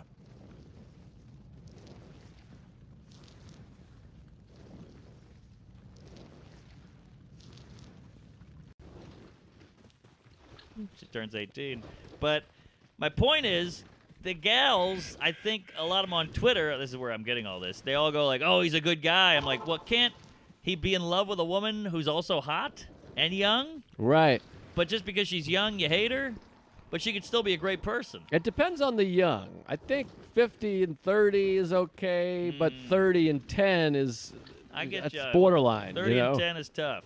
Uh, That's Fogel, R. Kelly area. Right. It is that weird thing where it's hard not to do it when you see a 60-year-old person dating a 40-year-old person to not be like, when you were 21, you were a fetus. Oh. That's weird, I guess. That's what it is. But once you're adult, you're adult. 60-40 is not bad. Yeah. But you're yeah. saying that it's gender related. Of course, but I feel like men tend to be attracted to younger women, and a lot of women are attracted to older men. Yes, certainly. It seems to lock in, if you ask me. It's natural, and it's a cruel fact of life in most cases, not all, so don't Yeah. send me some photo of whatever. Men tend to get more attractive as they age. The jaw squares up a little bit. They get a couple of wrinkles, which is sexy. Salt and pep. A little salt is nice, and they get a little more like upright, I Yeah, think. a little distinguished, maybe a little casherie, and a little silver fox. Yeah, and women become disgusting and useless. Yeah, that's a problem. And it's just a way of life. As I always say, biology is the biggest misogynist. Oh, that's nice. That's a fucking pin or a bumper sticker Yeah, or a they didn't tattoo. sell. I got a few. Nobody bought them, especially no. for the Women's March. But a lot of women, obviously, I mean, I'm joking. My wife is older than me, and she's hotter now than she was 10 years ago. She's got a Yes. keto thing. She's going to the gym. And much hotter than you, by the way. Oh, yeah, out of my league, certainly. But I Sure. got some money. I do okay. Yeah, you got a good height. Herpes, hair, decent hog. overbite, crooked teeth, big forehead, a lot of Plant anxiety, OCD. It's not good. Decent. You got some chest hair. You got a patch. Hey, I got a chest hair. I got a pretty nice bod these days. I've changed my diet. I'm working out. So I got that going, which is a nice bonus when you marry someone and then they get a better body. Yes, that's which rare. We both got going on right now. You don't see that. Oh, that definitely didn't happen with Oprah. No, is she married? Nah, I guess she won't do it. I think she's a dyke. Oh, is that I mean, I right? think she's a lesbian. Ah, well, That's my theory. Oprah's a person who's like the most famous, biggest person, but I've never really seen anything she's ever done. Well, she had quite a popular television series. I think she still does. What? That's got to be done. Did you know this? Did you know Judge Judy gets way bigger ratings than Oprah and Ellen? I believe it, 100%. Isn't that crazy? She's the richest woman on the planet, or at least America. Wow. Yeah. She's huge. Little Huge. Jewish gal from Brook. Yeah, much bigger than those people. I like Judge Judy. She seems like a cool cat. She was on Real Time this week. Wasn't great. Oh, Was damn. not good. But yeah, look, I think there is a double standard there. But part of it, I think, is like all these years of films where like Robert Redford is dating, It's a you know, history. whatever. There's a history. History But- makes it worse. Sometimes I think we might have talked about this 9 years ago. Sometimes they bring it up and they're like, they use Lost in Translation as an example. I'm like, but that's the plot of the movie. Right. Is that like it's like a young woman who's newly married talking to this old grizzled veteran who's like wants to get a divorce? Yes. That's the plot. It's weird to be like, here's another movie where like the hot woman is with this old guy, and you're Right. like, well, it doesn't. You can't just pull that out if that's what the movie's about. Yeah, exactly. Well, we do this thing where it's a weird kind of prejudice where you go, oh, she's an ugly lady, so he must actually love her. But just because you're ugly, you can still be a retard. There's plenty of ugly retards out there, you know, like my aunt. Yes. But just because a woman is ugly, we go, oh, well, she must be wise and fascinating and interesting. No, she could have a busted up cooter and an old nip. Well, there's some ugly wise men also. I mean, I Of got course. some wisdom, I would say, and But there's wise hot men as well. That's what I'm yes. saying. It's a catch 91 or whatever you call it. Because just because they see a guy with a hot lady, they go, oh, here's some dumb ditz. Here's a big one, and this one no one ever agrees with me. So Stick it in my ass. buckle up there, asshole. whenever they go, these underwear are for real women. You see that commercial, and it's a bunch of fat chicks like in a bedroom, like shucking and jiving. Okay. And then it's all fatties. So you're like, well, so a thin woman can't be a real woman? That's exclusivity or whatever. Yeah, Exclusivity. that's a skinny prejudice. It's a prejudice, but because they're thin, we go, they're all right. We got a couple of grossies here. We gotta let them have it for a minute. Well, times are changing, and you can't throw the baby out with the bathwater. I had an abortion years ago. I'm just saying, it's if it's the thing that you hate, why are you doing it now? You know? If you hate something, don't you do it too? That's a lyric from Pearl Jam song. Oh, all right. Yeah, I'm with it. That's what I'm saying. Pearl Jam. But yeah, I guess there's some double standards out there with the age situation. Right. But I think people react. I worked with a guy this week, and his wife was older, and he'd say, I'm married to a cougar. She's 10 years older, and the crowd would be like, woo! Yes. So they like it. And then I think women, when they come on, they go, I got a younger man. People are like, yeah. Yeah. But I do think if a man came on stage and was like, I'm dating a way younger woman, people would be like, yeah, that's and you got to listen to those groans because that's the way things are. Well, I think sometimes it's a little bit sour grapes because there's ageism exists, and then you start to feel useless. I mean, I said that earlier, but I think that there's this stigma of like once a lady gets older, she sucks or something like that. Yeah, so I think they're trying to change that or change the narrative. That's a big word these days. But my point is, if the crowd's gonna groan and piss and moan, that means it is what it is. You know, when you're on stage, you go. Let's say I was on stage and I go, look at that fat lady in the crowd. Everybody goes, Jesus Christ. But Yeah. you go, look at that fat guy. It gets a laugh. So there's just things that are. You know, and we could try to change them all day, but if that crowd is groaning at this and groaning at that, that's just kind of how it is. I'd just say this, though. I think the gender's out with fat. I think if you were like, look at this fat guy, fat's out. They would be like, boo. Unless he was being an asshole. Unless he's perceived as a bad guy. Like we've talked about Chris Christie, who's perceived as a bad person. That's I'm not a fan myself. But they could be like, he's a fat fuck. Look at how fat and stupid he is. Trump is fat. Right, all exactly. day, small Fat hands, jokes are fine small if you're dick. on the other team. Right. But which is also weird. Very strange. Is it fat shaming or is it not fat shaming? Well, that's all. Everything now is that who's on what team. It's all about camps. It's all the campy teams. Concentration. But no one fat there. No, very thin. And the camera adds 10 pounds and they still look thin. By the way, have you watched The Devil Next Door on Netflix? I'm halfway through I'm it. halfway through too.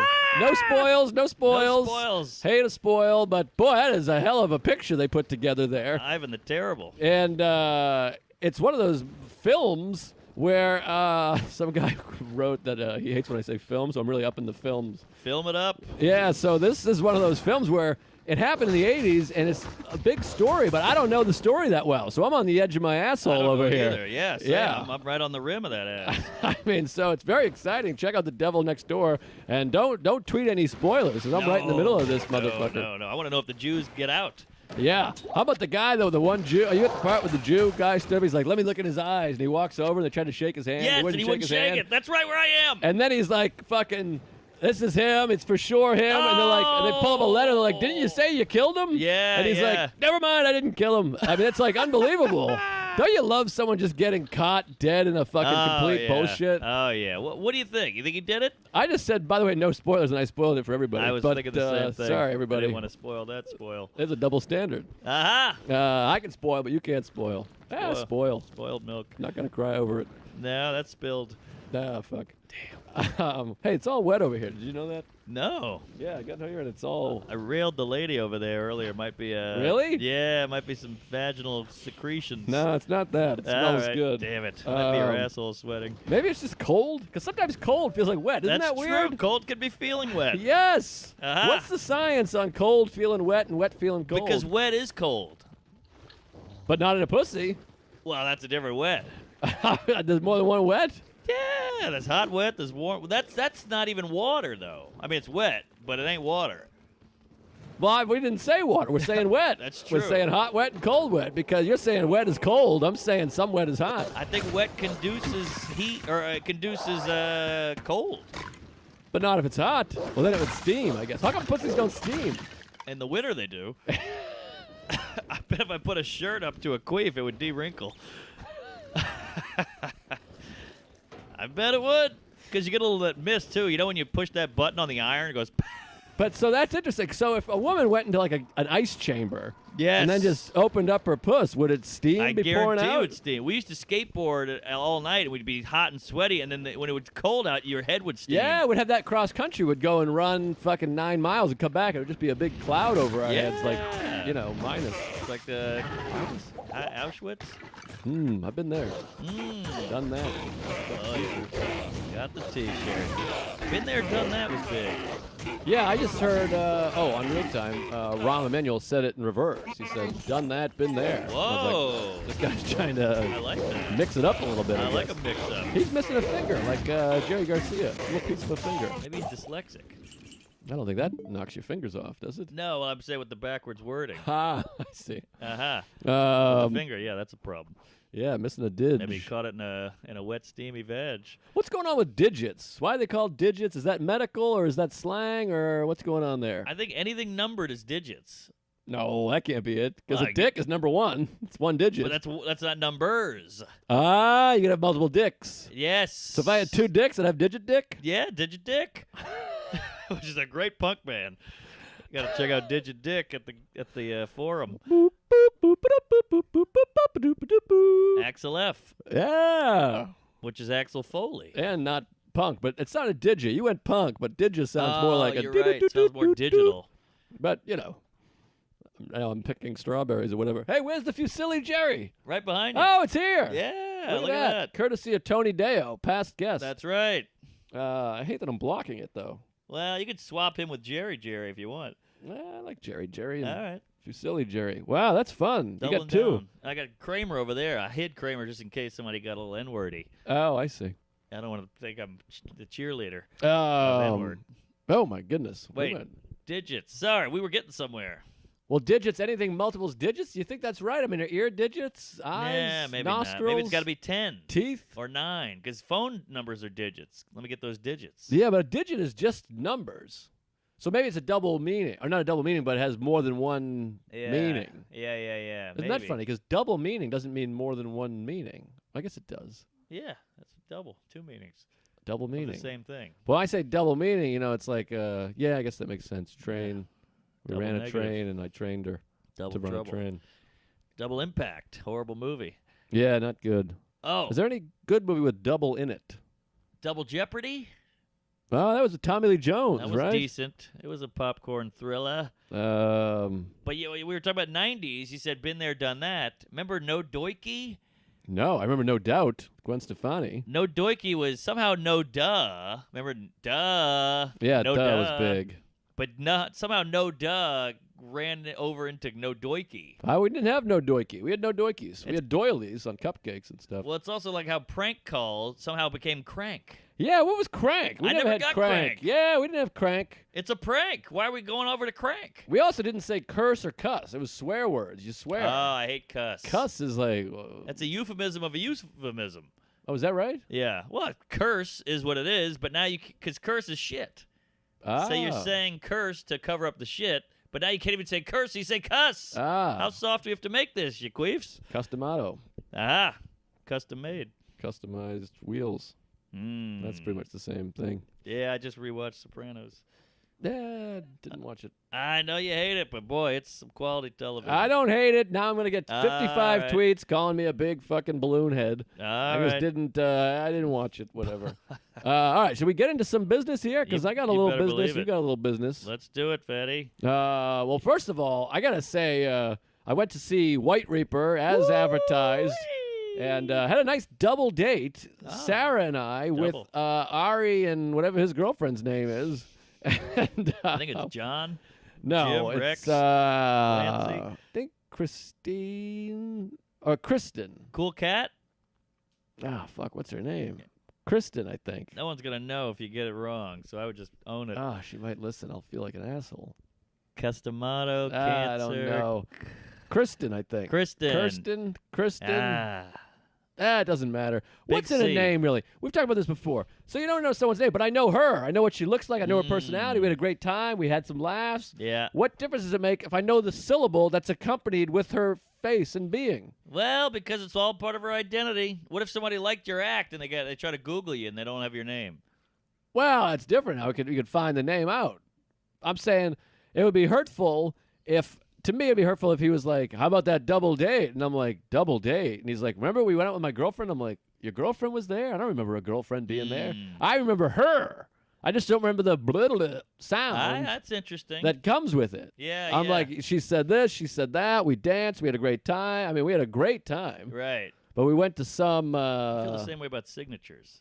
signatures. Yeah, well, some guy drops off a TV at your house. He goes, you got to sign for this. And you go, and you scribble and jizz on a piece of paper, and it's just uneligible. And he goes, all right, this is gospel. This is, you're all free. You're good to go. Like, anybody could have written that. You don't even know who I am. You never checked any ID. And it's not even even if I put my name, that would be more. But I just went, Yeah. and just diarrheaed on a line. I felt that way similarly with autographs. Same Yes. boat, where you're like, I got Ken Griffey Jr.'s autograph. But to me, I'm like, well, tell me about meeting him. That's amazing. Yes. You were up close with Ken Griffey Jr.?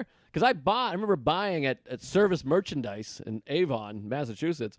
They had they I sold forgot about that place. autographed baseballs, and I bought like a Ken. I sold all my money, and I got a Ken Griffey Jr. and it just sat there.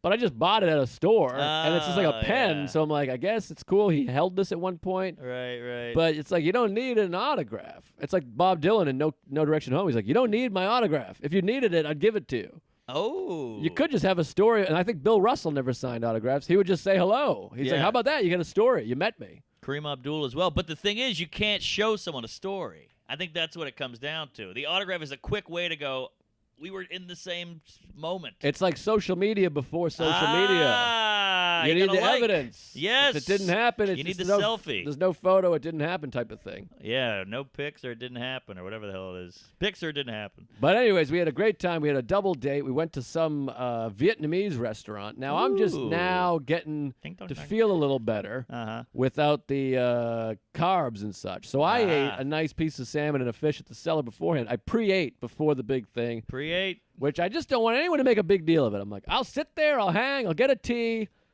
Don't worry about it. I don't want to eat the Vietnamese. You guys have what you want, and I'm full. Hate the big deal. So I said to Ari, and he's like, I totally get it. And then Sarah, of course, is used to dealing with my shit. But the unnamed gal, and I wasn't bothered by it, but she's like, you already ate? What do you? I'm like, Ari, why didn't you brief her? Give her a brief. Because now I feel bad. I'm like, it's a whole thing. And You got then a brief. And then I'm like, Boxers. she's like, well, what's going on? How come you don't eat? And I'm like, I can't talk about reflux anymore. I'm tired of talking about it. No. I want to hang. I don't want to be that guy. That's need- like ruining the hang. You need a card, like in the Joker. You know, he's like, I have a condition. You got to have one of those. Here you Yes. go, you fat whore. Take the card. It's kind of like checking in. It's like TSA and checking into hotels. You want a hat that says like every single week I fly and I check in. yeah. Anything in your pockets? Anything in the No. I'm here every day. It's like I voted, but I'm here every week. Exactly. The hotel, like we have breakfast from 6. I'll find the pool. I don't care about breakfast. I know where the pool is. Give me the key, cunt. It's fucking just give me the room key and then I'll leave. I don't want to hear. Yes. Don't take my phone number. Don't tell me. I don't need a map because it's fucking. It's not 1942. You fucking goofball. I got a phone, you twat. Get out of here. I hate a map. Anyways, I'm like, I What got am reflux. sailing? It's the whole thing. And then I hated this Vietnamese restaurant. It's on the Lower East by your old neck of the way, right across the street from your old pad. Ludlow. And it was one of these things where like, it's 3 minutes. Your table will be ready. We wait 25 minutes. And I want to get into the show because it's a rock and roll show. So it's general admission. We're going to meet Matt Wayne and his wife. I know her name, Christina. Oh, another Kirsten. That's why I think it was similar. Uh-huh. Maybe it's Kelly. I feel really bad about not knowing Cool the gal, name. though? Which one? I assume Ari's going to be dating a real laid-back broad. Oh, she's the coolest. Super Yeah. cool. Very much like him. She like did all her homework. She knows everything about every restaurant, what time the show starts. Oh, they like great. to live. There are a couple people that are out there living. They're living, baby. They're doing things. We had a great double date. We hit it off. We loved the girlfriend. Ari's okay. You know, Sarah and her got along great. Jews. Good meal. It was like a 40-minute delay, so I was annoyed. But eventually it all worked out. We go over to the Bowery Ballroom. Woo!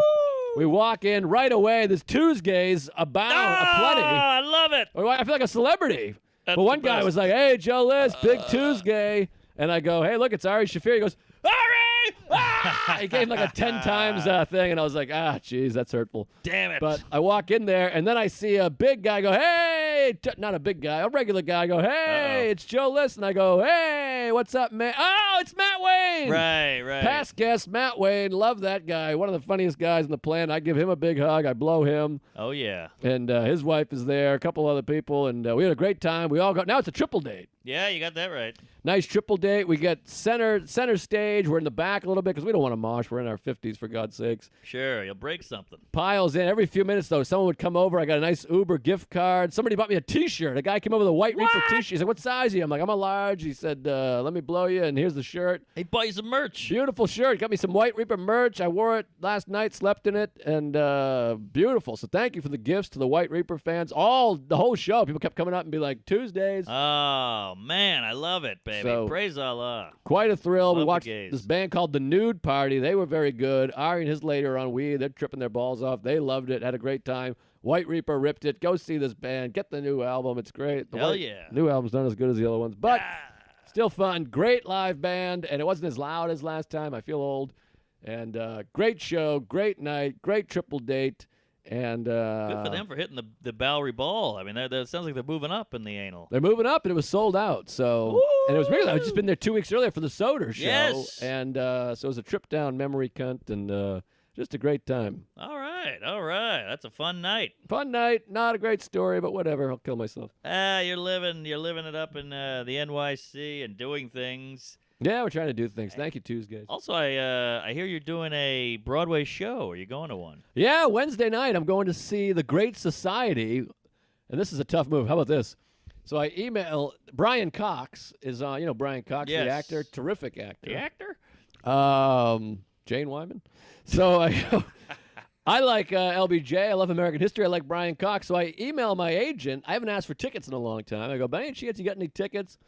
And I always feel weird asking, so I throw this out there. I'm going either way. So I just thought, I'm going to buy tickets even if you can't. That's a good move. Which is a lie, but, throw it out there. And then he goes, hey, we couldn't get free tickets. Best we could do is get you killer seats, but you got to pay for them. They're $380. And I'm like, Jesus Christ. That's expensive. He's a star. It's Broadway. I'd rather nosebleed for $200. Yeah, maybe you're right. But Sarah was busy, which is nice because now I got to find a date that has the money to give me half the money. Great point. And so I went straight to Ryan Hamilton, who's a guy that Big loves theater. things, makes money, likes the theater, and he goes, I'm in. What's it cost? I told him the price. He goes, money's nothing to me. So I got a nice hot date with Ryan Hamilton Wednesday night I love to it. go see The Great Society with Brian Cox, LBJ, Texas Farts. Great. I could use an LBJ, I'll tell you that. A list blowjob. Hey! Yep, yeah. boop. Well, let me tell you, speaking of Tuesdays, I went down to Springfield, Mass. Up. Sorry, up. You're right. I had a good comedy week. First of all, one Martin Amini reached out to me. I don't know if you know this cat. Martin Amini. Good kid, just kind of lives in L.A. or D.C. or whatever. He's a real go-getter. He puts on shows at the Store and the Improv in D.C. So he hit me up and he goes, you want a headline at the DC Improv, which I've never done. You always hear about this room, and it's magical. I've never done the room. I featured there once in the 80s. Never got a feel for it. I was drunk the whole time. But I was like, yeah, you're damn right I want to do it. He's like, Wednesday, come on down. DC, it'll be, I always pack it out. It always sells out. I'm like, great. So I start promoting.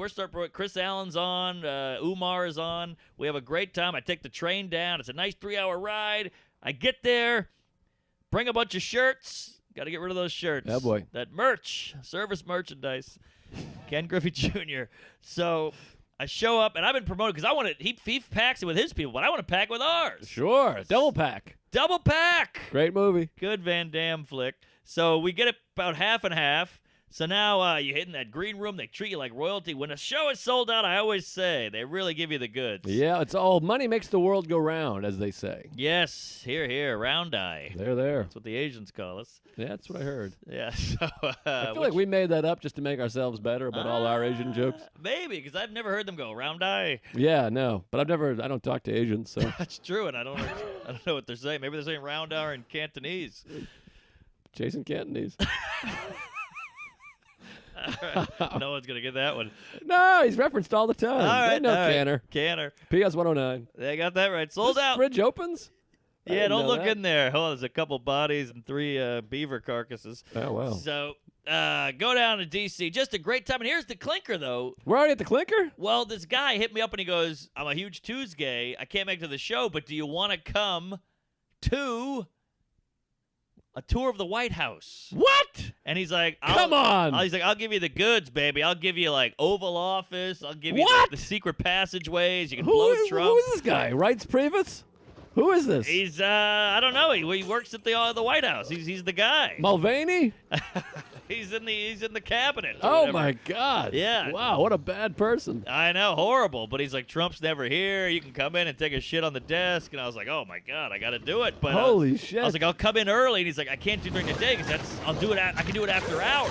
What the But fuck? I'm like, all right, well, let me think about this. The thing about DC is it's 4 hours. The show's going to end at 10. You got to get back. I got shows in Beantown the next day. Right. So I didn't pack After anything. hours. I just brought a bunch of shirts. So I go, I don't think I can do it. This is insane. What are you, Lewinsky? You're going after hours to the Oval I Office? know, right? I'm I mean, Mr. President, happy birthday, whatever. So I had to bail. Because oh my God. I'm selling T-shirts. I'm such a cunt with this merchandise. I grab a big wad of shirts. I throw them in a bag. I jump on the Amtrak. I get there, all XL. Oh, look at the boy. tag. You got to save those for the Midwest. Exactly. Yes. So I fucked that up. So I get there and I get all these people like, I want to buy a shirt. All these Tuesdays. We had some black fans. We had some lady fans. We're broadening out, baby. Chocolate City. Exactly. So we're cooking, and everybody's like, all right. A couple people are like, I'll buy one, you loser. Here you go. I'm never going to wear this. I'm going to use it as a sail or a parachute, clean a van. So sold a couple shirts, jumped back on a bus. Remember the Mega? I haven't taken a bus in a long time, and I think I'm about to go back to bus Yeah. soon. What city? Boston or D.C. maybe. I'm going to Yeah. D.C. in a couple weeks, and I'm thinking about jumping back on the bus train because, Spike Lee movie. times are hard on the boulevard. Yeah, back on the bus. So, not only is it a mega bus, but it's a mega bus for $11 at midnight on a Wednesday, DC to New York. So I'm on there with a couple characters, Oh, sure. and you're just like, oh, I forgot about this. And the ride down is 3 hours on the Ammy. On the way back, it's 5.5. Get back, it's a lot of cling, cling, cling, cling, cling, on the phone with the cell phone. One guy going, bitch, don't make me come out there. You owe me that money, I'll fucking kill you, you fat hoe. And you're like, oh, man. It's like you're in a bad apartment complex, but on a bus. Wow. You can hear everybody's conversation, everybody's phone, everybody's music, everybody's movie. Yeesh. And you're just like, God damn, the bus. I forgot about the bus. We did it for years. Haven't done it in a while. And you're like, here it is, folks. I hated the bus, and I started making some money, and I was like, I'm done with the bus Yeah. forever. And even worse than that is that going back to the bus. Back to the bus. Jeez. But if you go to the Patreon, you might be able to save me. Please help us. We got to get off that bus. Bus boy.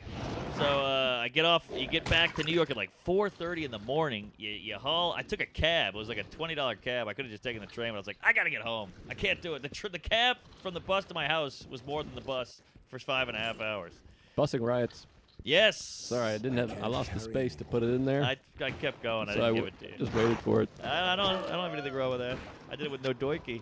So Don't know what that is. yeah, me neither. I got home, pass out, wake up, boom, me and Laura. We go right back to Boston. I go right back up in his car. Now you're on like no sleep. I just spent 4 hours on a train, 5 on a bus. Now I'm driving 5 to Springfield, Mass. with Ian Lahr. Oh, jeez. But boy, we really hit it. Ian Lahr doing the Tonight Show this week. Wow. I think it's the 14th. Is that this week? I think that might be next week. Let me just check. Shit in my mouth. No, that's this week, I think. Might All be right. Friday. That's Thursday. All right, Thursday. Check out my boy, the fat Ian Lahr, big homo, cute kid. I think he's Dominican. I believe he's Dominican, yes. But he looks like an Afro-Americane, which is why people think his dick is bigger than it is, and the whole thing. So watch him. We had a great ride down. We skipped the traffic, met Doug Key. We get to MGM in Springfield. Yes, I've heard mixed reviews about this club. Oh, mixed should be bad. I don't know who gave you the good. Well, I've heard a couple people have a good time. Canner loved it. All right, well, let me say this. You pull up dead town, fentanyl-ridden, AIDS, gay, the whole thing. It's a bunch of old mills and shitty buildings that are corrupted and crumbling. And there's a lot of hobos walking around, like Walking Dead style. And you pull up this casino. It's shining. It's brand new. Ping! The light hits it. You get in there. The hotel is impeccably designed. It's all stylish and sexy. That sounds nice. The hotel's amazing. Show up with Ian. We check in. We're like, we both get in. Like, these rooms are amazing. We fuck. Then we go back down. We're like, let's go see the room. So we go look at the room. It's in an old castle. Yes, I've seen photos. I mean, when I say the ceiling is on the 18th floor, it's up there, baby. It's a cathedral. It's Sistine Chapel. Ah. It is crazy. So you walk in, and there's, like, bartenders setting up, and they go, oh, it's good to have you. We got a show tonight. And they go, we go, how about this room, huh? They go, oh, yeah, everybody hates it. All the comics make fun of it. That's the whole act. Right, like, right. Oh, great. Well, at least you know it sucks. And, it must get so tiring, though, if you work there to be like, oh, here we go. Here's the ceiling bit. I know. I tried not to do a bunch of that because everyone else has. Right. But we sold a couple tickets. We sold a couple shirts. So thanks for coming out. And just a great weekend. I mean, once you got through the shows, they have a bowling alley. They have a movie theater. We gambled all night. We drank all night. We ate. The food's great. We had steak. We went to the Basketball Hall of Fame. We played hoop at the court. We had when you got the right, it was me, Doug Key, and Ian. When you got the right gang, you can really, we're talking comedy, we're having cocktails. Ian Laura's never gambled in his life. Mindy Spring was there. Oh, I love Mindy. She was playing roulette. She won up $50. Ian goes, hey, let me take a 25. Throws on a blackjack. End up playing for like 3 hours. Won $400. But gambling when you're winning is a lot of fun. Oh, and don't you love a group of 3 or 4? Any group more than 2 is just delightful. A one-on-one's tough. There's the awkward silence. There's eye contact. There's a whole situation, and you can't take a moment off. Exactly. With 3, you can be like, this story seems that's a you story. You take this one. I'm going to stare over here and think about my tooth. Exactly. And at one point, Ian was up, and we're fucking with the dealer, and he's dying. We're just yelling, build that wall. We're just saying horrible shit, and he's falling over, and Mindy's laughing, and Doug Key's dying. And then Ian lost like $300 in like 2 seconds, and then we went upstairs. But great night. And Doug Key, let me just give a shout out. He is a salt-of-the-earth kook. He had nowhere to stay. He just went up. He went up. I'll do the gig, and they didn't give him a hotel room. So what did he do? He just winged it. Every night he was like, oh, I might know a guy in this town. He just stayed on his floor. Wow, that's the old Normand. Yeah, then he showed back up in the morning. He's like, can I shower in your room? I'm like, yeah, sure. Showers in my room. And he's like, I don't want to be in your way. So he'll just hang out at a restaurant or something all day and get out of your hair and never complains. Good egg. Wow, that sounds nice. A nice homeless, no complainer with a cool jacket, I might add. Very hip jacket. He hosted our show last night, which I'll get into in a moment. But he looked like a stunt double, this guy. Great head of hair. Yeah, nice face. Got a real narrow nose. Yeah, he's a big guinea. He could key a lock with that thing. And a hell of a body. I mean, this guy, 0% body fat. Oh, my God. And a real sex symbol. I'd like to see him on Naked and Afraid. And smart as a whip. He got a girl or what? Oh, yeah, he's knee-deep in a lady. Okay, because that's a guy, he could just smash all the pussies. Yeah, and the men, I believe, with that look. Oh, hell yeah. So we do the whole thing. It's great. We have a great time. We leave, and I get back on a bus, Greyhound, from Springfield to Boston. Hop on the bus, cuss.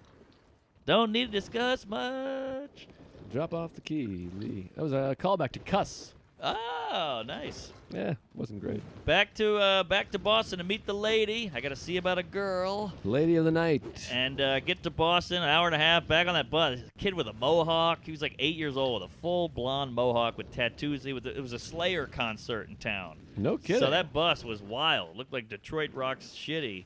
And we get to Boston, meet up with the lady. We pop some shrooms. What? Live it up in Beantown. At what time are you popping shrooms? Well, when you go home? I showed up. She hands me a White Claw. I hit that. We jump over to her place. We take a shower at her sister's house in Newton. Oh. No one says the T in Boston. They go Newton. Oh, yeah, Newton. Yeah. Alston. Newton, home of Matthew Perry, Louis C.K., John Fish. Gary Gulman. No, he's from Danvers. Peabody. Yes. DePaulo's from Danvers. Gulman from Peabody. I didn't know Louis was from there. Oh, yeah. Shit. I was giving the wrong alumni out. By the way, oh, boy. Springfield, Dr. Seuss. And Bill Cosby went to school there. Ah! So, All right. James Naismith. Yes, basketball. There you go. Not a great Hall of Fame, by the way. I don't know if you ever. Well, it's a shitty area there. A lot of these Hall of Fames are not great. Baseball nailed it. Everyone else not so hot. You don't like rock and roll? Rock and roll is okay. Pretty good. It's okay, yeah. All right. I also believe that Naismith gets credit with inventing basketball, but I believe the Native Americans were doing something very similar, I've heard. They were doing something with a basket. Yeah, and they had at one point the basket had a bottom to it. Yes. You had to get a ladder and climb up there. Maybe he got rid of the bottom. Naismith might have been the guy that's like, well, cut that out. Yeah, bottom's Pick up out. the pace. All right. Well, it's a little laugh and learn. Hey, speaking of learning, Oh, yeah. you guys, if you don't know already, you might want to know about Native Deodorant. Yes. Now, this is one of those places. Please support these people that support us, for God's sake. Yes. But this is one of these folks that they sent us the product. Oh, yeah. And Sarah and I are sharing a thing of deodorant. This is all natural deodorant. I am loving it. I don't notice any sweat trickles at all. And I feel like I smell it. From Springfield to Beantown.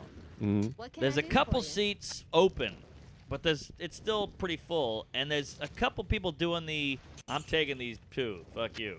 You can't sit here. They want the empty space. Yes. Zemeckis' son. So one girl is in front of me. She's got sweatpants on, a meatball stain on her shirt. I didn't care for it. It looked a little greasy. She's got her feet up on the other seat, like she's stretching out. Uh-huh. So this poor Asian chap is walking towards me. You know, he's got a computer and an abacus. He's a big nerd holding a calculator, as you do as an Asian. Small dick. Yeah, and he gets up and he looks at her seat and he wants it, but he doesn't do anything. And I got a seat open, so I go, get in here, you big fucking Gillis. That's nice of you. Well, He's a passive agent, and you helped him out. yeah, but here's the thing. She was a douche, and she got what she wanted.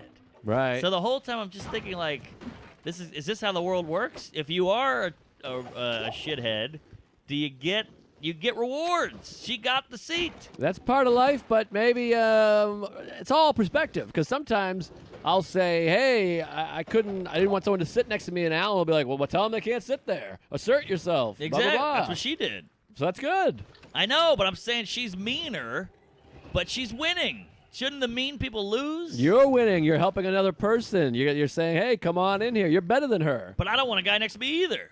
Yeah, but it was fine. It was fine. He was a little arm rest happy. And you could have said, "Hey, get the fuck out of here. I don't care for your kind," or something like that. But then Sure. you'd be a bad person. I guess, but yeah, it was a little lesson. Like maybe being a shithead. If you're fine with being a shithead, you maybe you go further in life. You get what you want more. Yeah, I suppose you can do that. It's It's a something to think about. it's a case by case basis.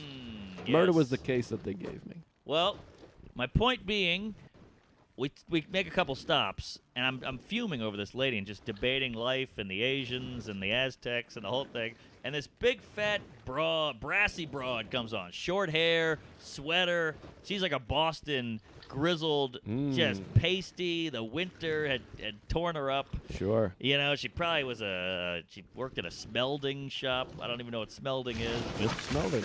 yes, so she gets on and she sees this lady with the feet up, and she ain't having it. And she goes, and the girl's like, hesitates and just moves her feet. And this was the coolest. The lady's got a suitcase and a coffee, and she goes, can you hold my coffee, darling? I'm going to put my suitcase up here. So not only are you moving those fucking tootsies, you're going to slide your fat ass over to your side, you're going to hold my coffee, and then I'm going to sit here. I like that. See, It was- she's asserting. Oh, big cert. Asserting is big. Yeah. That's helpful. I asserted last night. Can I tell you about an Oh, assertion? lay it on me. I felt Cert in my mouth. I felt good, and I tell you, this turns the ladies on.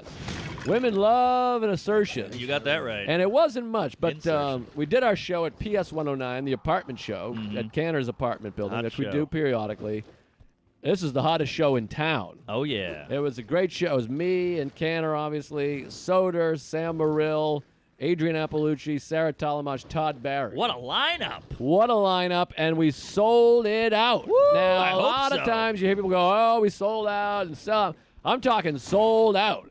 Standing room only. People were standing all around, and it's in this brick wall basement. It's the coolest venue in all of New York City, I would say. Hot dungeony, just bricky, New Yorky, old school. Or coolest alternative venue, at least, I would say. Upper East Side, it's in an old schoolhouse, PS 109, that's turned into an artist housing. That's lunch. Oh, man. Soda called the Art Projects. Brilliant. It was right there the whole time because it's next to all these projects. Right. What's beautiful? Can I ask the ticket price?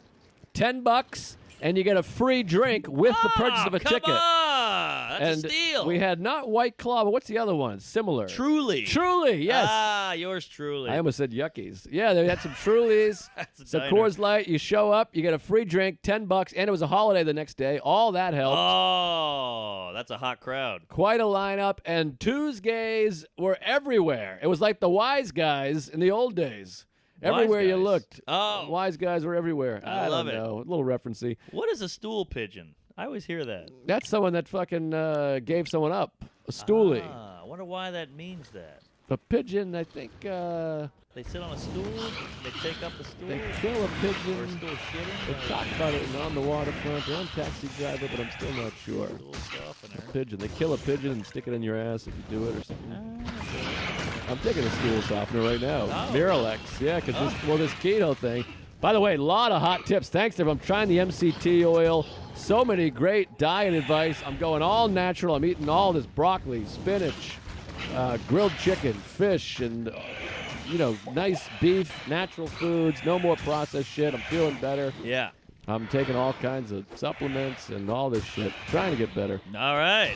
But anyways, last night, PS 109, sold out show, packed, so many Tuesdays. Thanks for coming. And it was fun because we were like, what the hell's going on here? And we asked a bunch of people, how'd you find out about the show? And they said, Joe List, the Tuesdays with Stories, the great. tweeted. So this thing is growing. You got that right. Feels good. Everybody not a shower. killed. What's that you said? Grower, not a shower. Yes. Well, we show too, I guess. Yeah. It's a Bro, show. How about can we be both? We're growing and showing. Yes. But everyone killed. And I know you always say that too. Right, It's like two right. things people always say. Like it sold it out, but it wasn't. And then everyone killed, but one person ate it. All right. Everyone killed. All right. Killer show. Then I order a lift. I got to go home. Sarah's ready for bed. We go. I order a lift, but I remember my jacket is upstairs in Canner's apartment. Now, I've never made a lift driver wait ever in my life. I Right. can't have people waiting for me. It I'm makes me not sick into to it. my stomach. Same here. But I got to go get the jacket. So I go, fuck. So we run in the elevator. Now there's another art project. It's all art housing. There's some other art losers trying to get on the housing? elevator. Yeah, and the woman is holding the elevator door open, and no one's even coming. She's like just holding it. And I'm boiling because my lift is outside. I'm losing I can feel my rating going down. She's wasting time. And she's just holding it. And I go, excuse me, we're in a hurry. You can't hold the elevator door. She's like, oh, you're in a hurry? And I was like, yeah, that's right. I have a car waiting for me. And That's right. Sarah, I mean, she started pulling my belt off because I asserted. Oh. I mean, sure, it was an old lady, but still. You could take her. By the way, late or not late, car waiting, you can't hold an elevator door when there's other people. If you're the only one on, you can hold. Right. But if there's other people, you can't just decide for me that I don't get to leave. Right. Even if I have nowhere to be ever again in my life, what are you doing holding an elevator door open? What is the purpose? In case someone happens to show up on the hall? And it's a 4-story building. At worst, they're waiting 3 minutes Right. for it to go up to the 4th floor and come back. Then we go up 1 floor, they get off. I'm like, there's a stairwell. You could have taken the stairs, you fucking dirty old smelly twat. What an old bag of bones. But this assertion thing, these ladies, they love an assertion. You got to say, hey, fucking doing that. move it or lose it. And she's like, oh, my God, that was really something. Ladies, you. they like a little gray in the beard and a little assertion, and then I think that's it. Why don't women tell us these things? Why do we have to find out by yelling at some old hag in an elevator? I know. Just let us know. We'll assert all day long. But I'll tell you, I can't wait to go see Alan. First thing I'm going to say is, hey, I told an old bitch to open the elevator, and he's going to be like, I'm proud of you. Okay. Good, Oh. good. Maybe he'll blow you. But great show. Thanks for coming. We'll do another one. And speaking of great shows, I had the exciting opportunity to open for Hall of Famer, all-timer, I'm excited. the one and only Norm Macdonald, Canada's own. Oh, my God. SNL, The Norm Show, Norm Macdonald, all the albums, all the specials. The Yep. King. One of the greats of all time. And so My hero. I get an email from my agent saying, hey, Norm MacDonald's looking for openers in Tarrytown, where I got married. Ah. Very exciting. And he's doing Tarrytown Music Hall, which I did years ago with DePaulo. Great room. That green room is spectacular. Great room. Old theater. Turn of the century. Everybody bullshit. Something. Houdini and all that. Marx Brothers. You name it. It's a big theater. Beautiful theater. So he says, my agent says, do you want me to submit your name? And I go, yes, please. And also, I think I should get this gig. He knows me. We're friendly. Right. He's a fan. So I'm pretty confident I'm going to get it. But there's also that moment of like, this is going to be weird if I don't hear back. Right. Does that mean Norm's going to see my name and be like, nah. Oh, yeah. So I was a little anxious. Get the email. Hey, you're good to go. You're open for Norm. I say, great. I'm all excited. I talk to Louis, CK, and I say, yeah, I'm open for Norm Wednesday. He's like, what? I'm coming to that show. No question about it, which is nice because they don't give you travel money. It's a Wednesday. So I go, hey, if you're coming, how about forking over a little extra for the, PBS? And, PBS. That's a Seinfeld reference. As long as you get your checkbook out, how about forking over a little extra? But I mean, is he going to... What does that mean? Well, I'm saying, how about you get the travel? Oh, you take care of the travel. All right. He's rich. I'm not. I was confused. I'm sorry. It was I thought a he was bad gonna reference. drive. Well, he is. He's like, I'll Ah. drive you. And I go, great, even better. I thought we would take the train, Even better. Hop in the Louis Mobile. So he goes, I'll drive you. And I go, all right, great. Now, I didn't even know he had a car or a license, this guy. Yeah, maybe he should. So I go, all right, great. So I go, we got to leave early because I'm a little nervous because he likes to show up after the show began. And usually he's doing a sold-out Madison Square Garden. Show can't start without him. Sure. So he's kind of notorious for getting there after the show started. He lives by his own pant leg. Exactly. So once again, I got to assert. I got to go, listen, the traffic is bad. I want to get there early so I can talk to Norm. So I'm a little anxious. He goes, we can leave right now if you want. We can leave whenever you want. That's your dream. You want to leave 4 hours early. That's my dream. So I go to therapy, have a great therapy session. I go straight down to Louis, get myself a big avocado green smoothie. It's all fresh. I eat it. I buy it. I eat it. do for you? I did that in reverse. Another Well, Seinfeld reference. Sorry. what was that? When Kramer gets rid of his fridge. Oh, yeah. So what do you eat? It's all fresh. I buy it. I eat it. Yeah, And then he's dating Hildy. Yes, full-figured gal. You want some food. Maybe we should start plugging Seinfeld. This is like a companion piece to our show. Oh, yeah. If they've never seen the show. Good point. You'll get more of the references. You go watch that show, and then you'll be like, oh, wow. Right. You might be missing a ton of... They might be like, what are they talking about? I think that happens a lot. It must. I mean, people are going to watch the Merv Griffin episode. They're going to say, where are the cameras? They're going to be like shitting their pants. Yeah, it's going to answer a lot of riddles. That'd be a good shirt. Where are the cameras? That could be something. I like it. Hey, man, Even though it's theirs, but we took it. don't tell me about shirts. Uh, I'm the wrong guy. You're not wearing a shirt, are you? Yes, I am. What color is it? Damn it. Anywho, so reference. I get to Louis' house, and he goes, all right, let's leave. And I'm like, great. And I go, you have a car? He goes, oh, yeah, I got a car in a garage.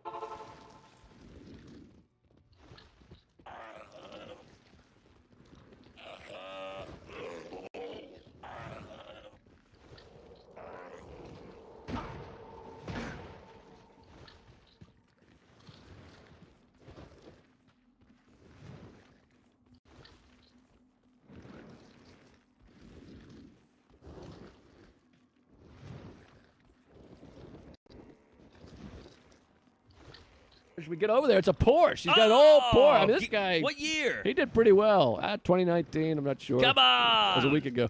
I don't know. It was a four-door Porsche, which I've never even seen I before. don't like that. I don't like that. But it was like a car. It wasn't that four-door minivan they started making was a these sedan. coupes. It's a four-door sedan Porsche covered in dust, by the way. Yes. Which is the most Louis thing I can imagine. Just a dirty Porsche. He's like, it's just been sitting here. That's hilarious. Someone wrote "wash me" and "blow me" and jerk off on me. Yeah. So we get in the Porsche. It's all exciting. I got seat heat. I love seat heat. It wasn't even cold. I turned that thing on. We got the care for it. GPS, the whole business. I don't want my balls warmed up. They got seat cool, too. All right, now blows we're ya. talking. I got a warm undercarriage. So we get in the Porsche. We drive up. Traffic's a nightmare, but we're driving up the West Side Highway. And I keep having this moment of like, I'm in a car with Louis, headed to a gig to open for Norm. This is wild. Quite a sentence. The lights are shining. The stars are bright. my mother's gay, the whole Up is thing. down, black is white. But we go up there, and it felt fun because it felt old school, where the comedian you jump in the car and drive to the gig together. Yes. That never happens anymore. No. Now we're flying to Albany and the whole thing. But so it's all upgraded. Now it's Louis and a Porsche and Yeah. a Norm gig. right. So This ain't, an Elks Lodge. So it's so exciting. He's not even on the show. Then we pull into Tarrytown. I'm like, this is where I got married. This is where this thing. This is where you didn't come to my wedding, even though you said you were gonna. And then we pull in. And then we're trying to find parking. And I go, what am I doing? I'm on the show. So I email. They go, we got a spot. She goes, I'll talk you right into the spot. So she talks me in. I'm like, I'm with my friend. And I'm like, this is my friend Louie. And then she's like, oh my God, I love Louie. She starts great. getting excited. Thank God. That could go either way. Yeah, it gets nerve-wracking. It is a little nerve-wracking to be like, introduce him to people. Yeah, this is a social pariah. Well, it's divisive. Thank you. I don't know So if pariah is the right word. Piranha? Nah, piranha. He's got teeth. So we go up there and then we go, is Norm here? She goes, oh, Norm took the train up. He's been here since 4. So he's like classic. fucking Matt Foley. Yeah. So we go Can't up. drive. We go upstairs. He's up there, and he comes up, says hello, and now it's me, Louie, and Norm. We're like, let's go get some dinner. So we walk down the street. We go get a nice dinner. People taking photos. It's exciting. Yes. Great dinner. We're talking SNL. We're talking Letterman because he did the last Letterman set, and I was like, I was the last comic to debut on Letterman. Whoa. And he's like, what? And then we started talking about that. We talked about how he always wanted to do Carson. He didn't get. But Carson became uncool, so we didn't get to do Carson. He did it when. But he did it when Carson was still the host, but Leno was hosting that night. Guest host. Yes, so a lot of old late night talks and prepping for late night, and it's really just a special night. The meal's great, he pays. We go over to the show, and the show is just killer. And Norm, he gets anxious before the show. He's a little. He's like, Fascinating. "Are you anxious?" And I'm like, "I am." He's like, "You don't seem anxious." And I'm like, "Well, I'm hiding it." And he's like, "You're not anxious. I'm anxious." And they're like, I gotta ask, was there any? Aren't you freaking out? You don't really. I mean, you know him a little, but you don't know him. Aren't you at dinner like, what the fuck is this? Like, was it normal? Was it weird? Were you nervous? I'm not freaking out because it sounds weird, but I've been around now. I know. I'm 19 years in. I mean, I performed in front of him on live network television. True. So now Truly. I feel like maybe this is from meditation or old age or just I hate life or something. But now it's just like, oh, this is exciting. This is a good guy. I like this guy. He's nice. He's funny. Yeah. I don't have as much shitting my pants energy anymore. Uh-huh. Once you do the garden a few times, I think everything gets the I still get it. I don't know. I mean, I'm talking to Bill Burr every now and then. I'm like, oh, fuck. Well, don't get me wrong. I'm excited. All and there's right. part of me that's like, this is pretty cool. Yeah. But it's just a guy. All right. But it's a cool guy. We're friends, and he's a brilliant comic, obviously. Sure. But I think I might be more nervous if I met, I don't know, comics just always feel accessible. Yes. Because we're just like, hey. You met Woody Allen, you'd be shitting. Woody Allen, I'd probably be shitting. Because All of the right. film, maybe. But I met, what's her name, too? Fucking Streep. She owes me money. Oh, you met Streep. Yeah, that's a big story we That's told. She owes right. my money. I forgot about Streep. Deer But- Hunter. Anyways, so it's a good hang, and then he's like, I'm like, how much time do you want me to do? He goes, whatever you want. And I go, well, what? I mean, I don't know, 15? He's like, 15? Do 20 at least. He just was like, yeah, have fun. He's like, I want to watch you. He's like, I'm going to go change. He's like, I can't wait to see you.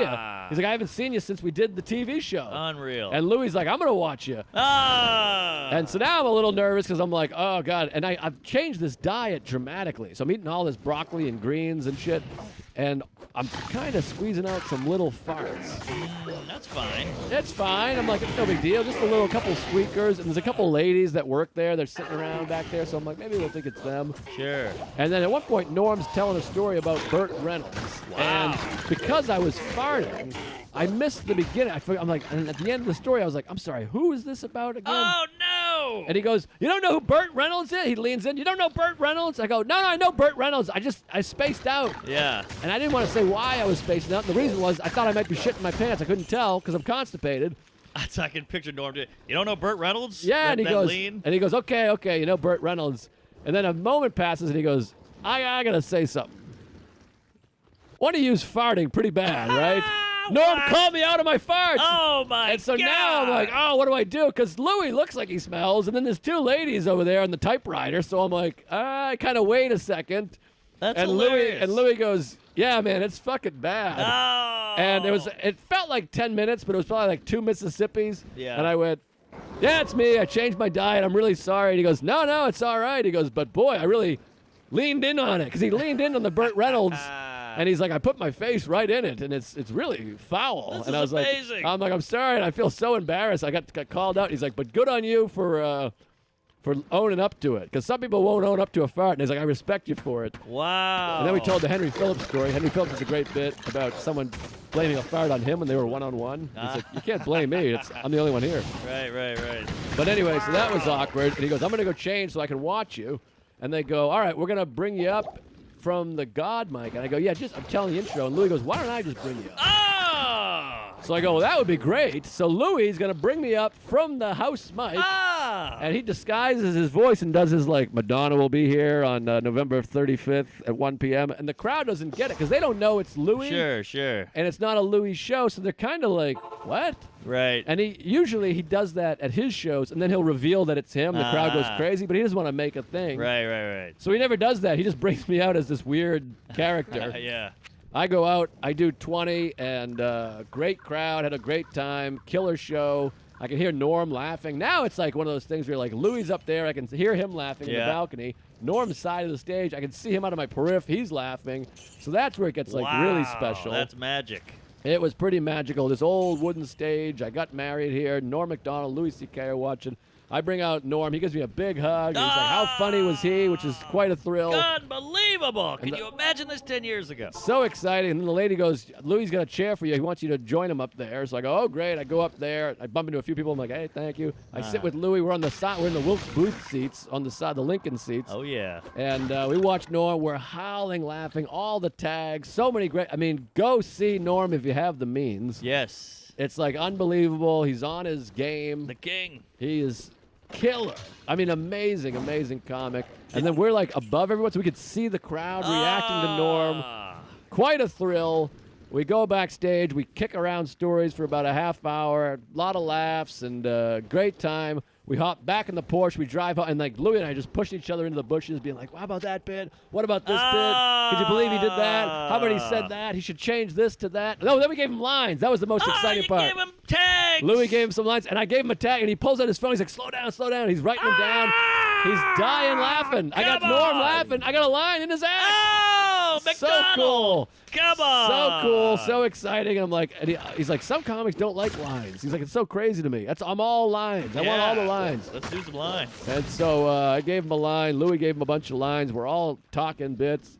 And then there's an exciting moment where I go in the bathroom to piss, but it's an old wooden thing, and I can hear Norm being like, God, he's great. What? Louis like, Come I know. on. This is unreal. Louis like, I can't get him anymore. He's doing his old shows, and Norm's like, oh, boy, he's so great. I wish he was with me this week. And so that's really exciting. That's the part where you feel really good. I couldn't even piss because I'm like, whatever. That's unreal. And then I come out, he's like, I hope you shit in there because you had to shit earlier, you smelly cunt. I can picture him on stage going, how funny is he? I'll tell you, he's really farting over here. Yeah, it was really exciting, and to get called on the fart was a little embarrassing. Well, you run with it. Yeah, it was fun. And then we drove back into the city. Great talk. Down the West Side Highway. I say, hey, drop me off here at Midtown. And I say, hey, great night. Take care. Take the train home. I'm riding high. I feel like $1 million bucks. What a night. And special night. Albany Funny Bone was great. And I feel pretty good. Trying this diet thing. I had one regressive night last night. I don't know what I ate. But I got to stay steady, and I got to eat natural. You're in control of this. Don't forget. I'm trying hard. What'd you eat? Let's hear. What'd you flip out on? No, I didn't even do anything crazy. I What'd you think what realize? happened was I ate a meal. It was unsatisfactory. So I ate a second meal. I put too much in there. All right. I got to do a little at a time. I also ate and then fucked right away. And then I was on my back at one point on it, and you can't lay down with like 3 hours after eating. So I think that sent stuff up. The I got old ate and stressed, fuck. and so I'm trying to be healthy.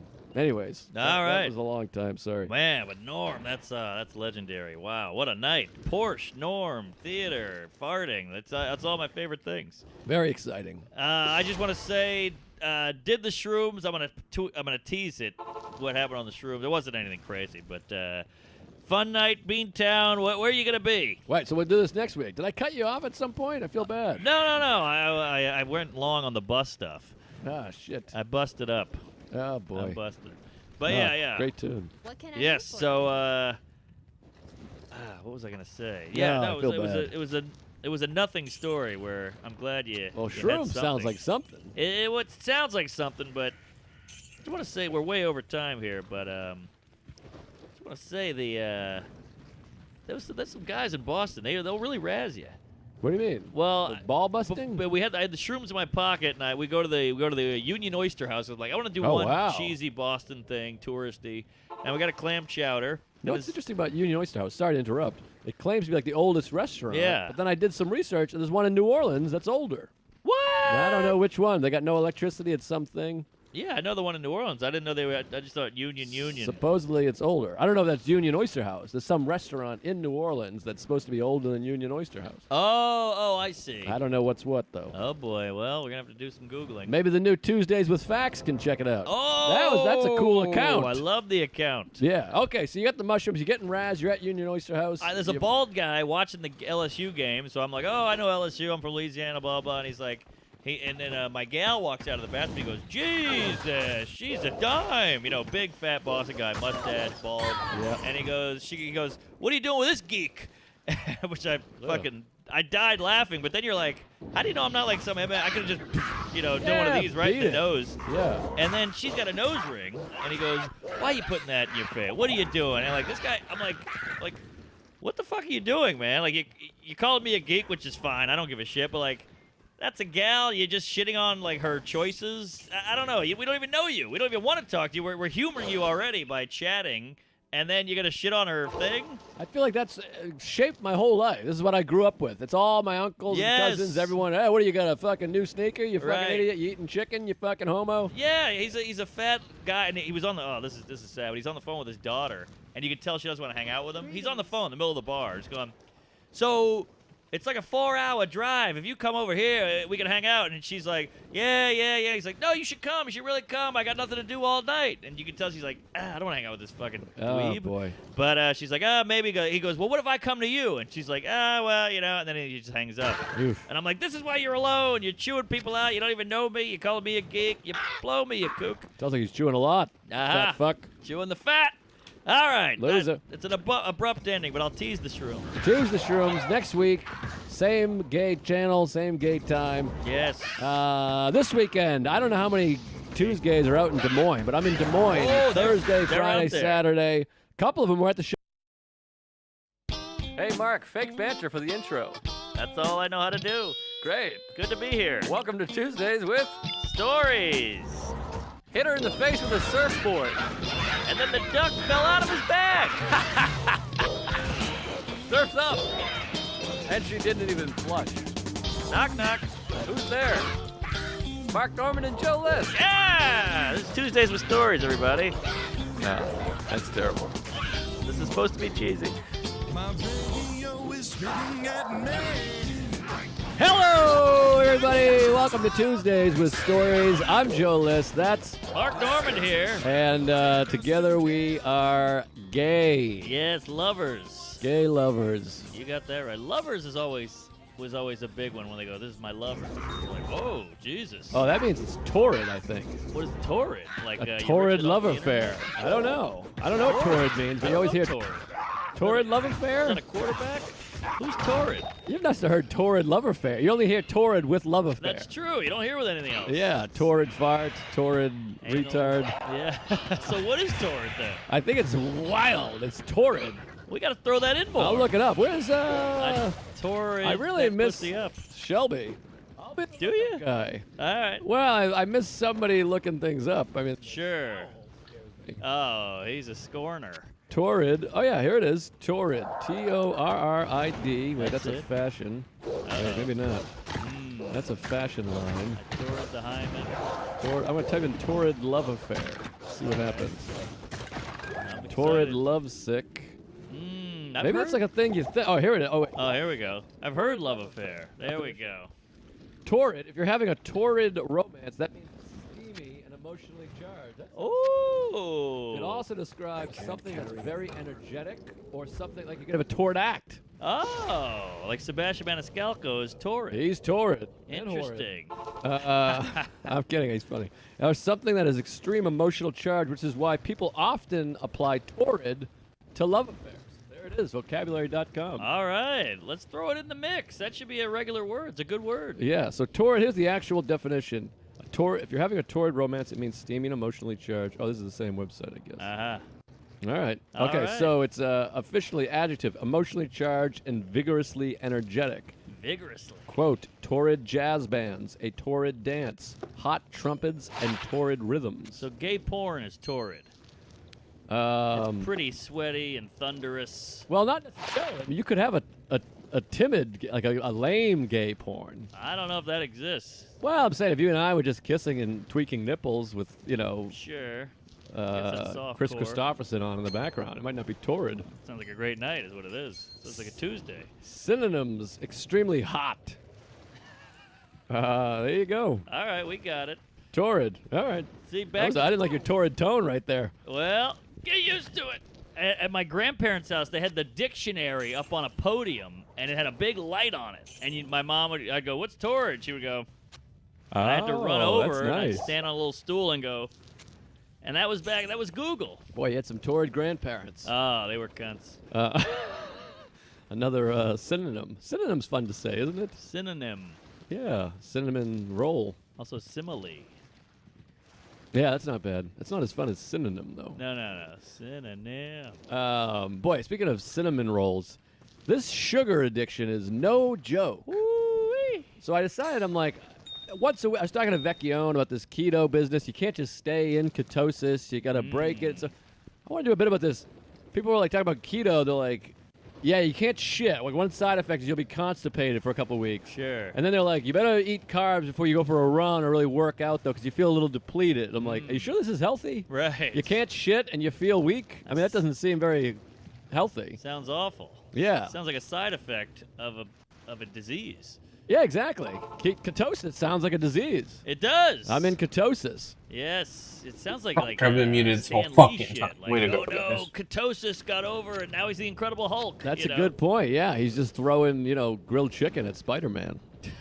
Or whatever you eat on keto. Or fat shit. Fat bombs. You can't have sugar, and you can't have dairy.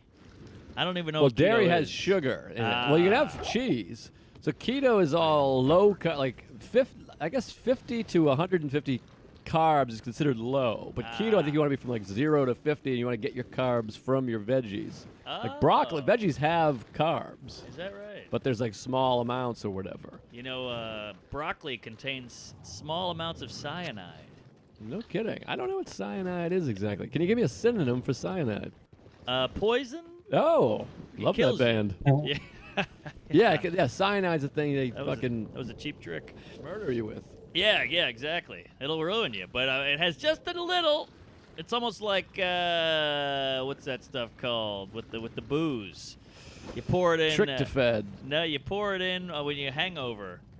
Oh, come on. Tylenol? Gingers. Ginger. No, Bitters. Bitters. Bitters. Bitters. Yes. We dropped down to Yeah, 4. gingers, well, they're fun. Yeah, she was in. I was gonna stick it out for the last episode because it looked like I was ticking up there this Thanksgiving morn, but nobody gives a fuck. So, if you haven't followed or subscribed, if you're somehow watching this on YouTube, which I don't think I've gotten a single person to watch this on YouTube.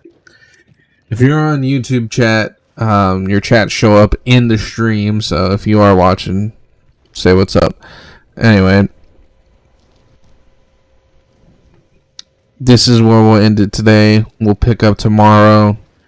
We'll be back with some fucking Matt and Shane secret podcast, some fucking Diablo 2, and we'll ride this shit out. So you're gonna want to like, you're gonna want to follow, and you're gonna want to jump in chat. We'll see you.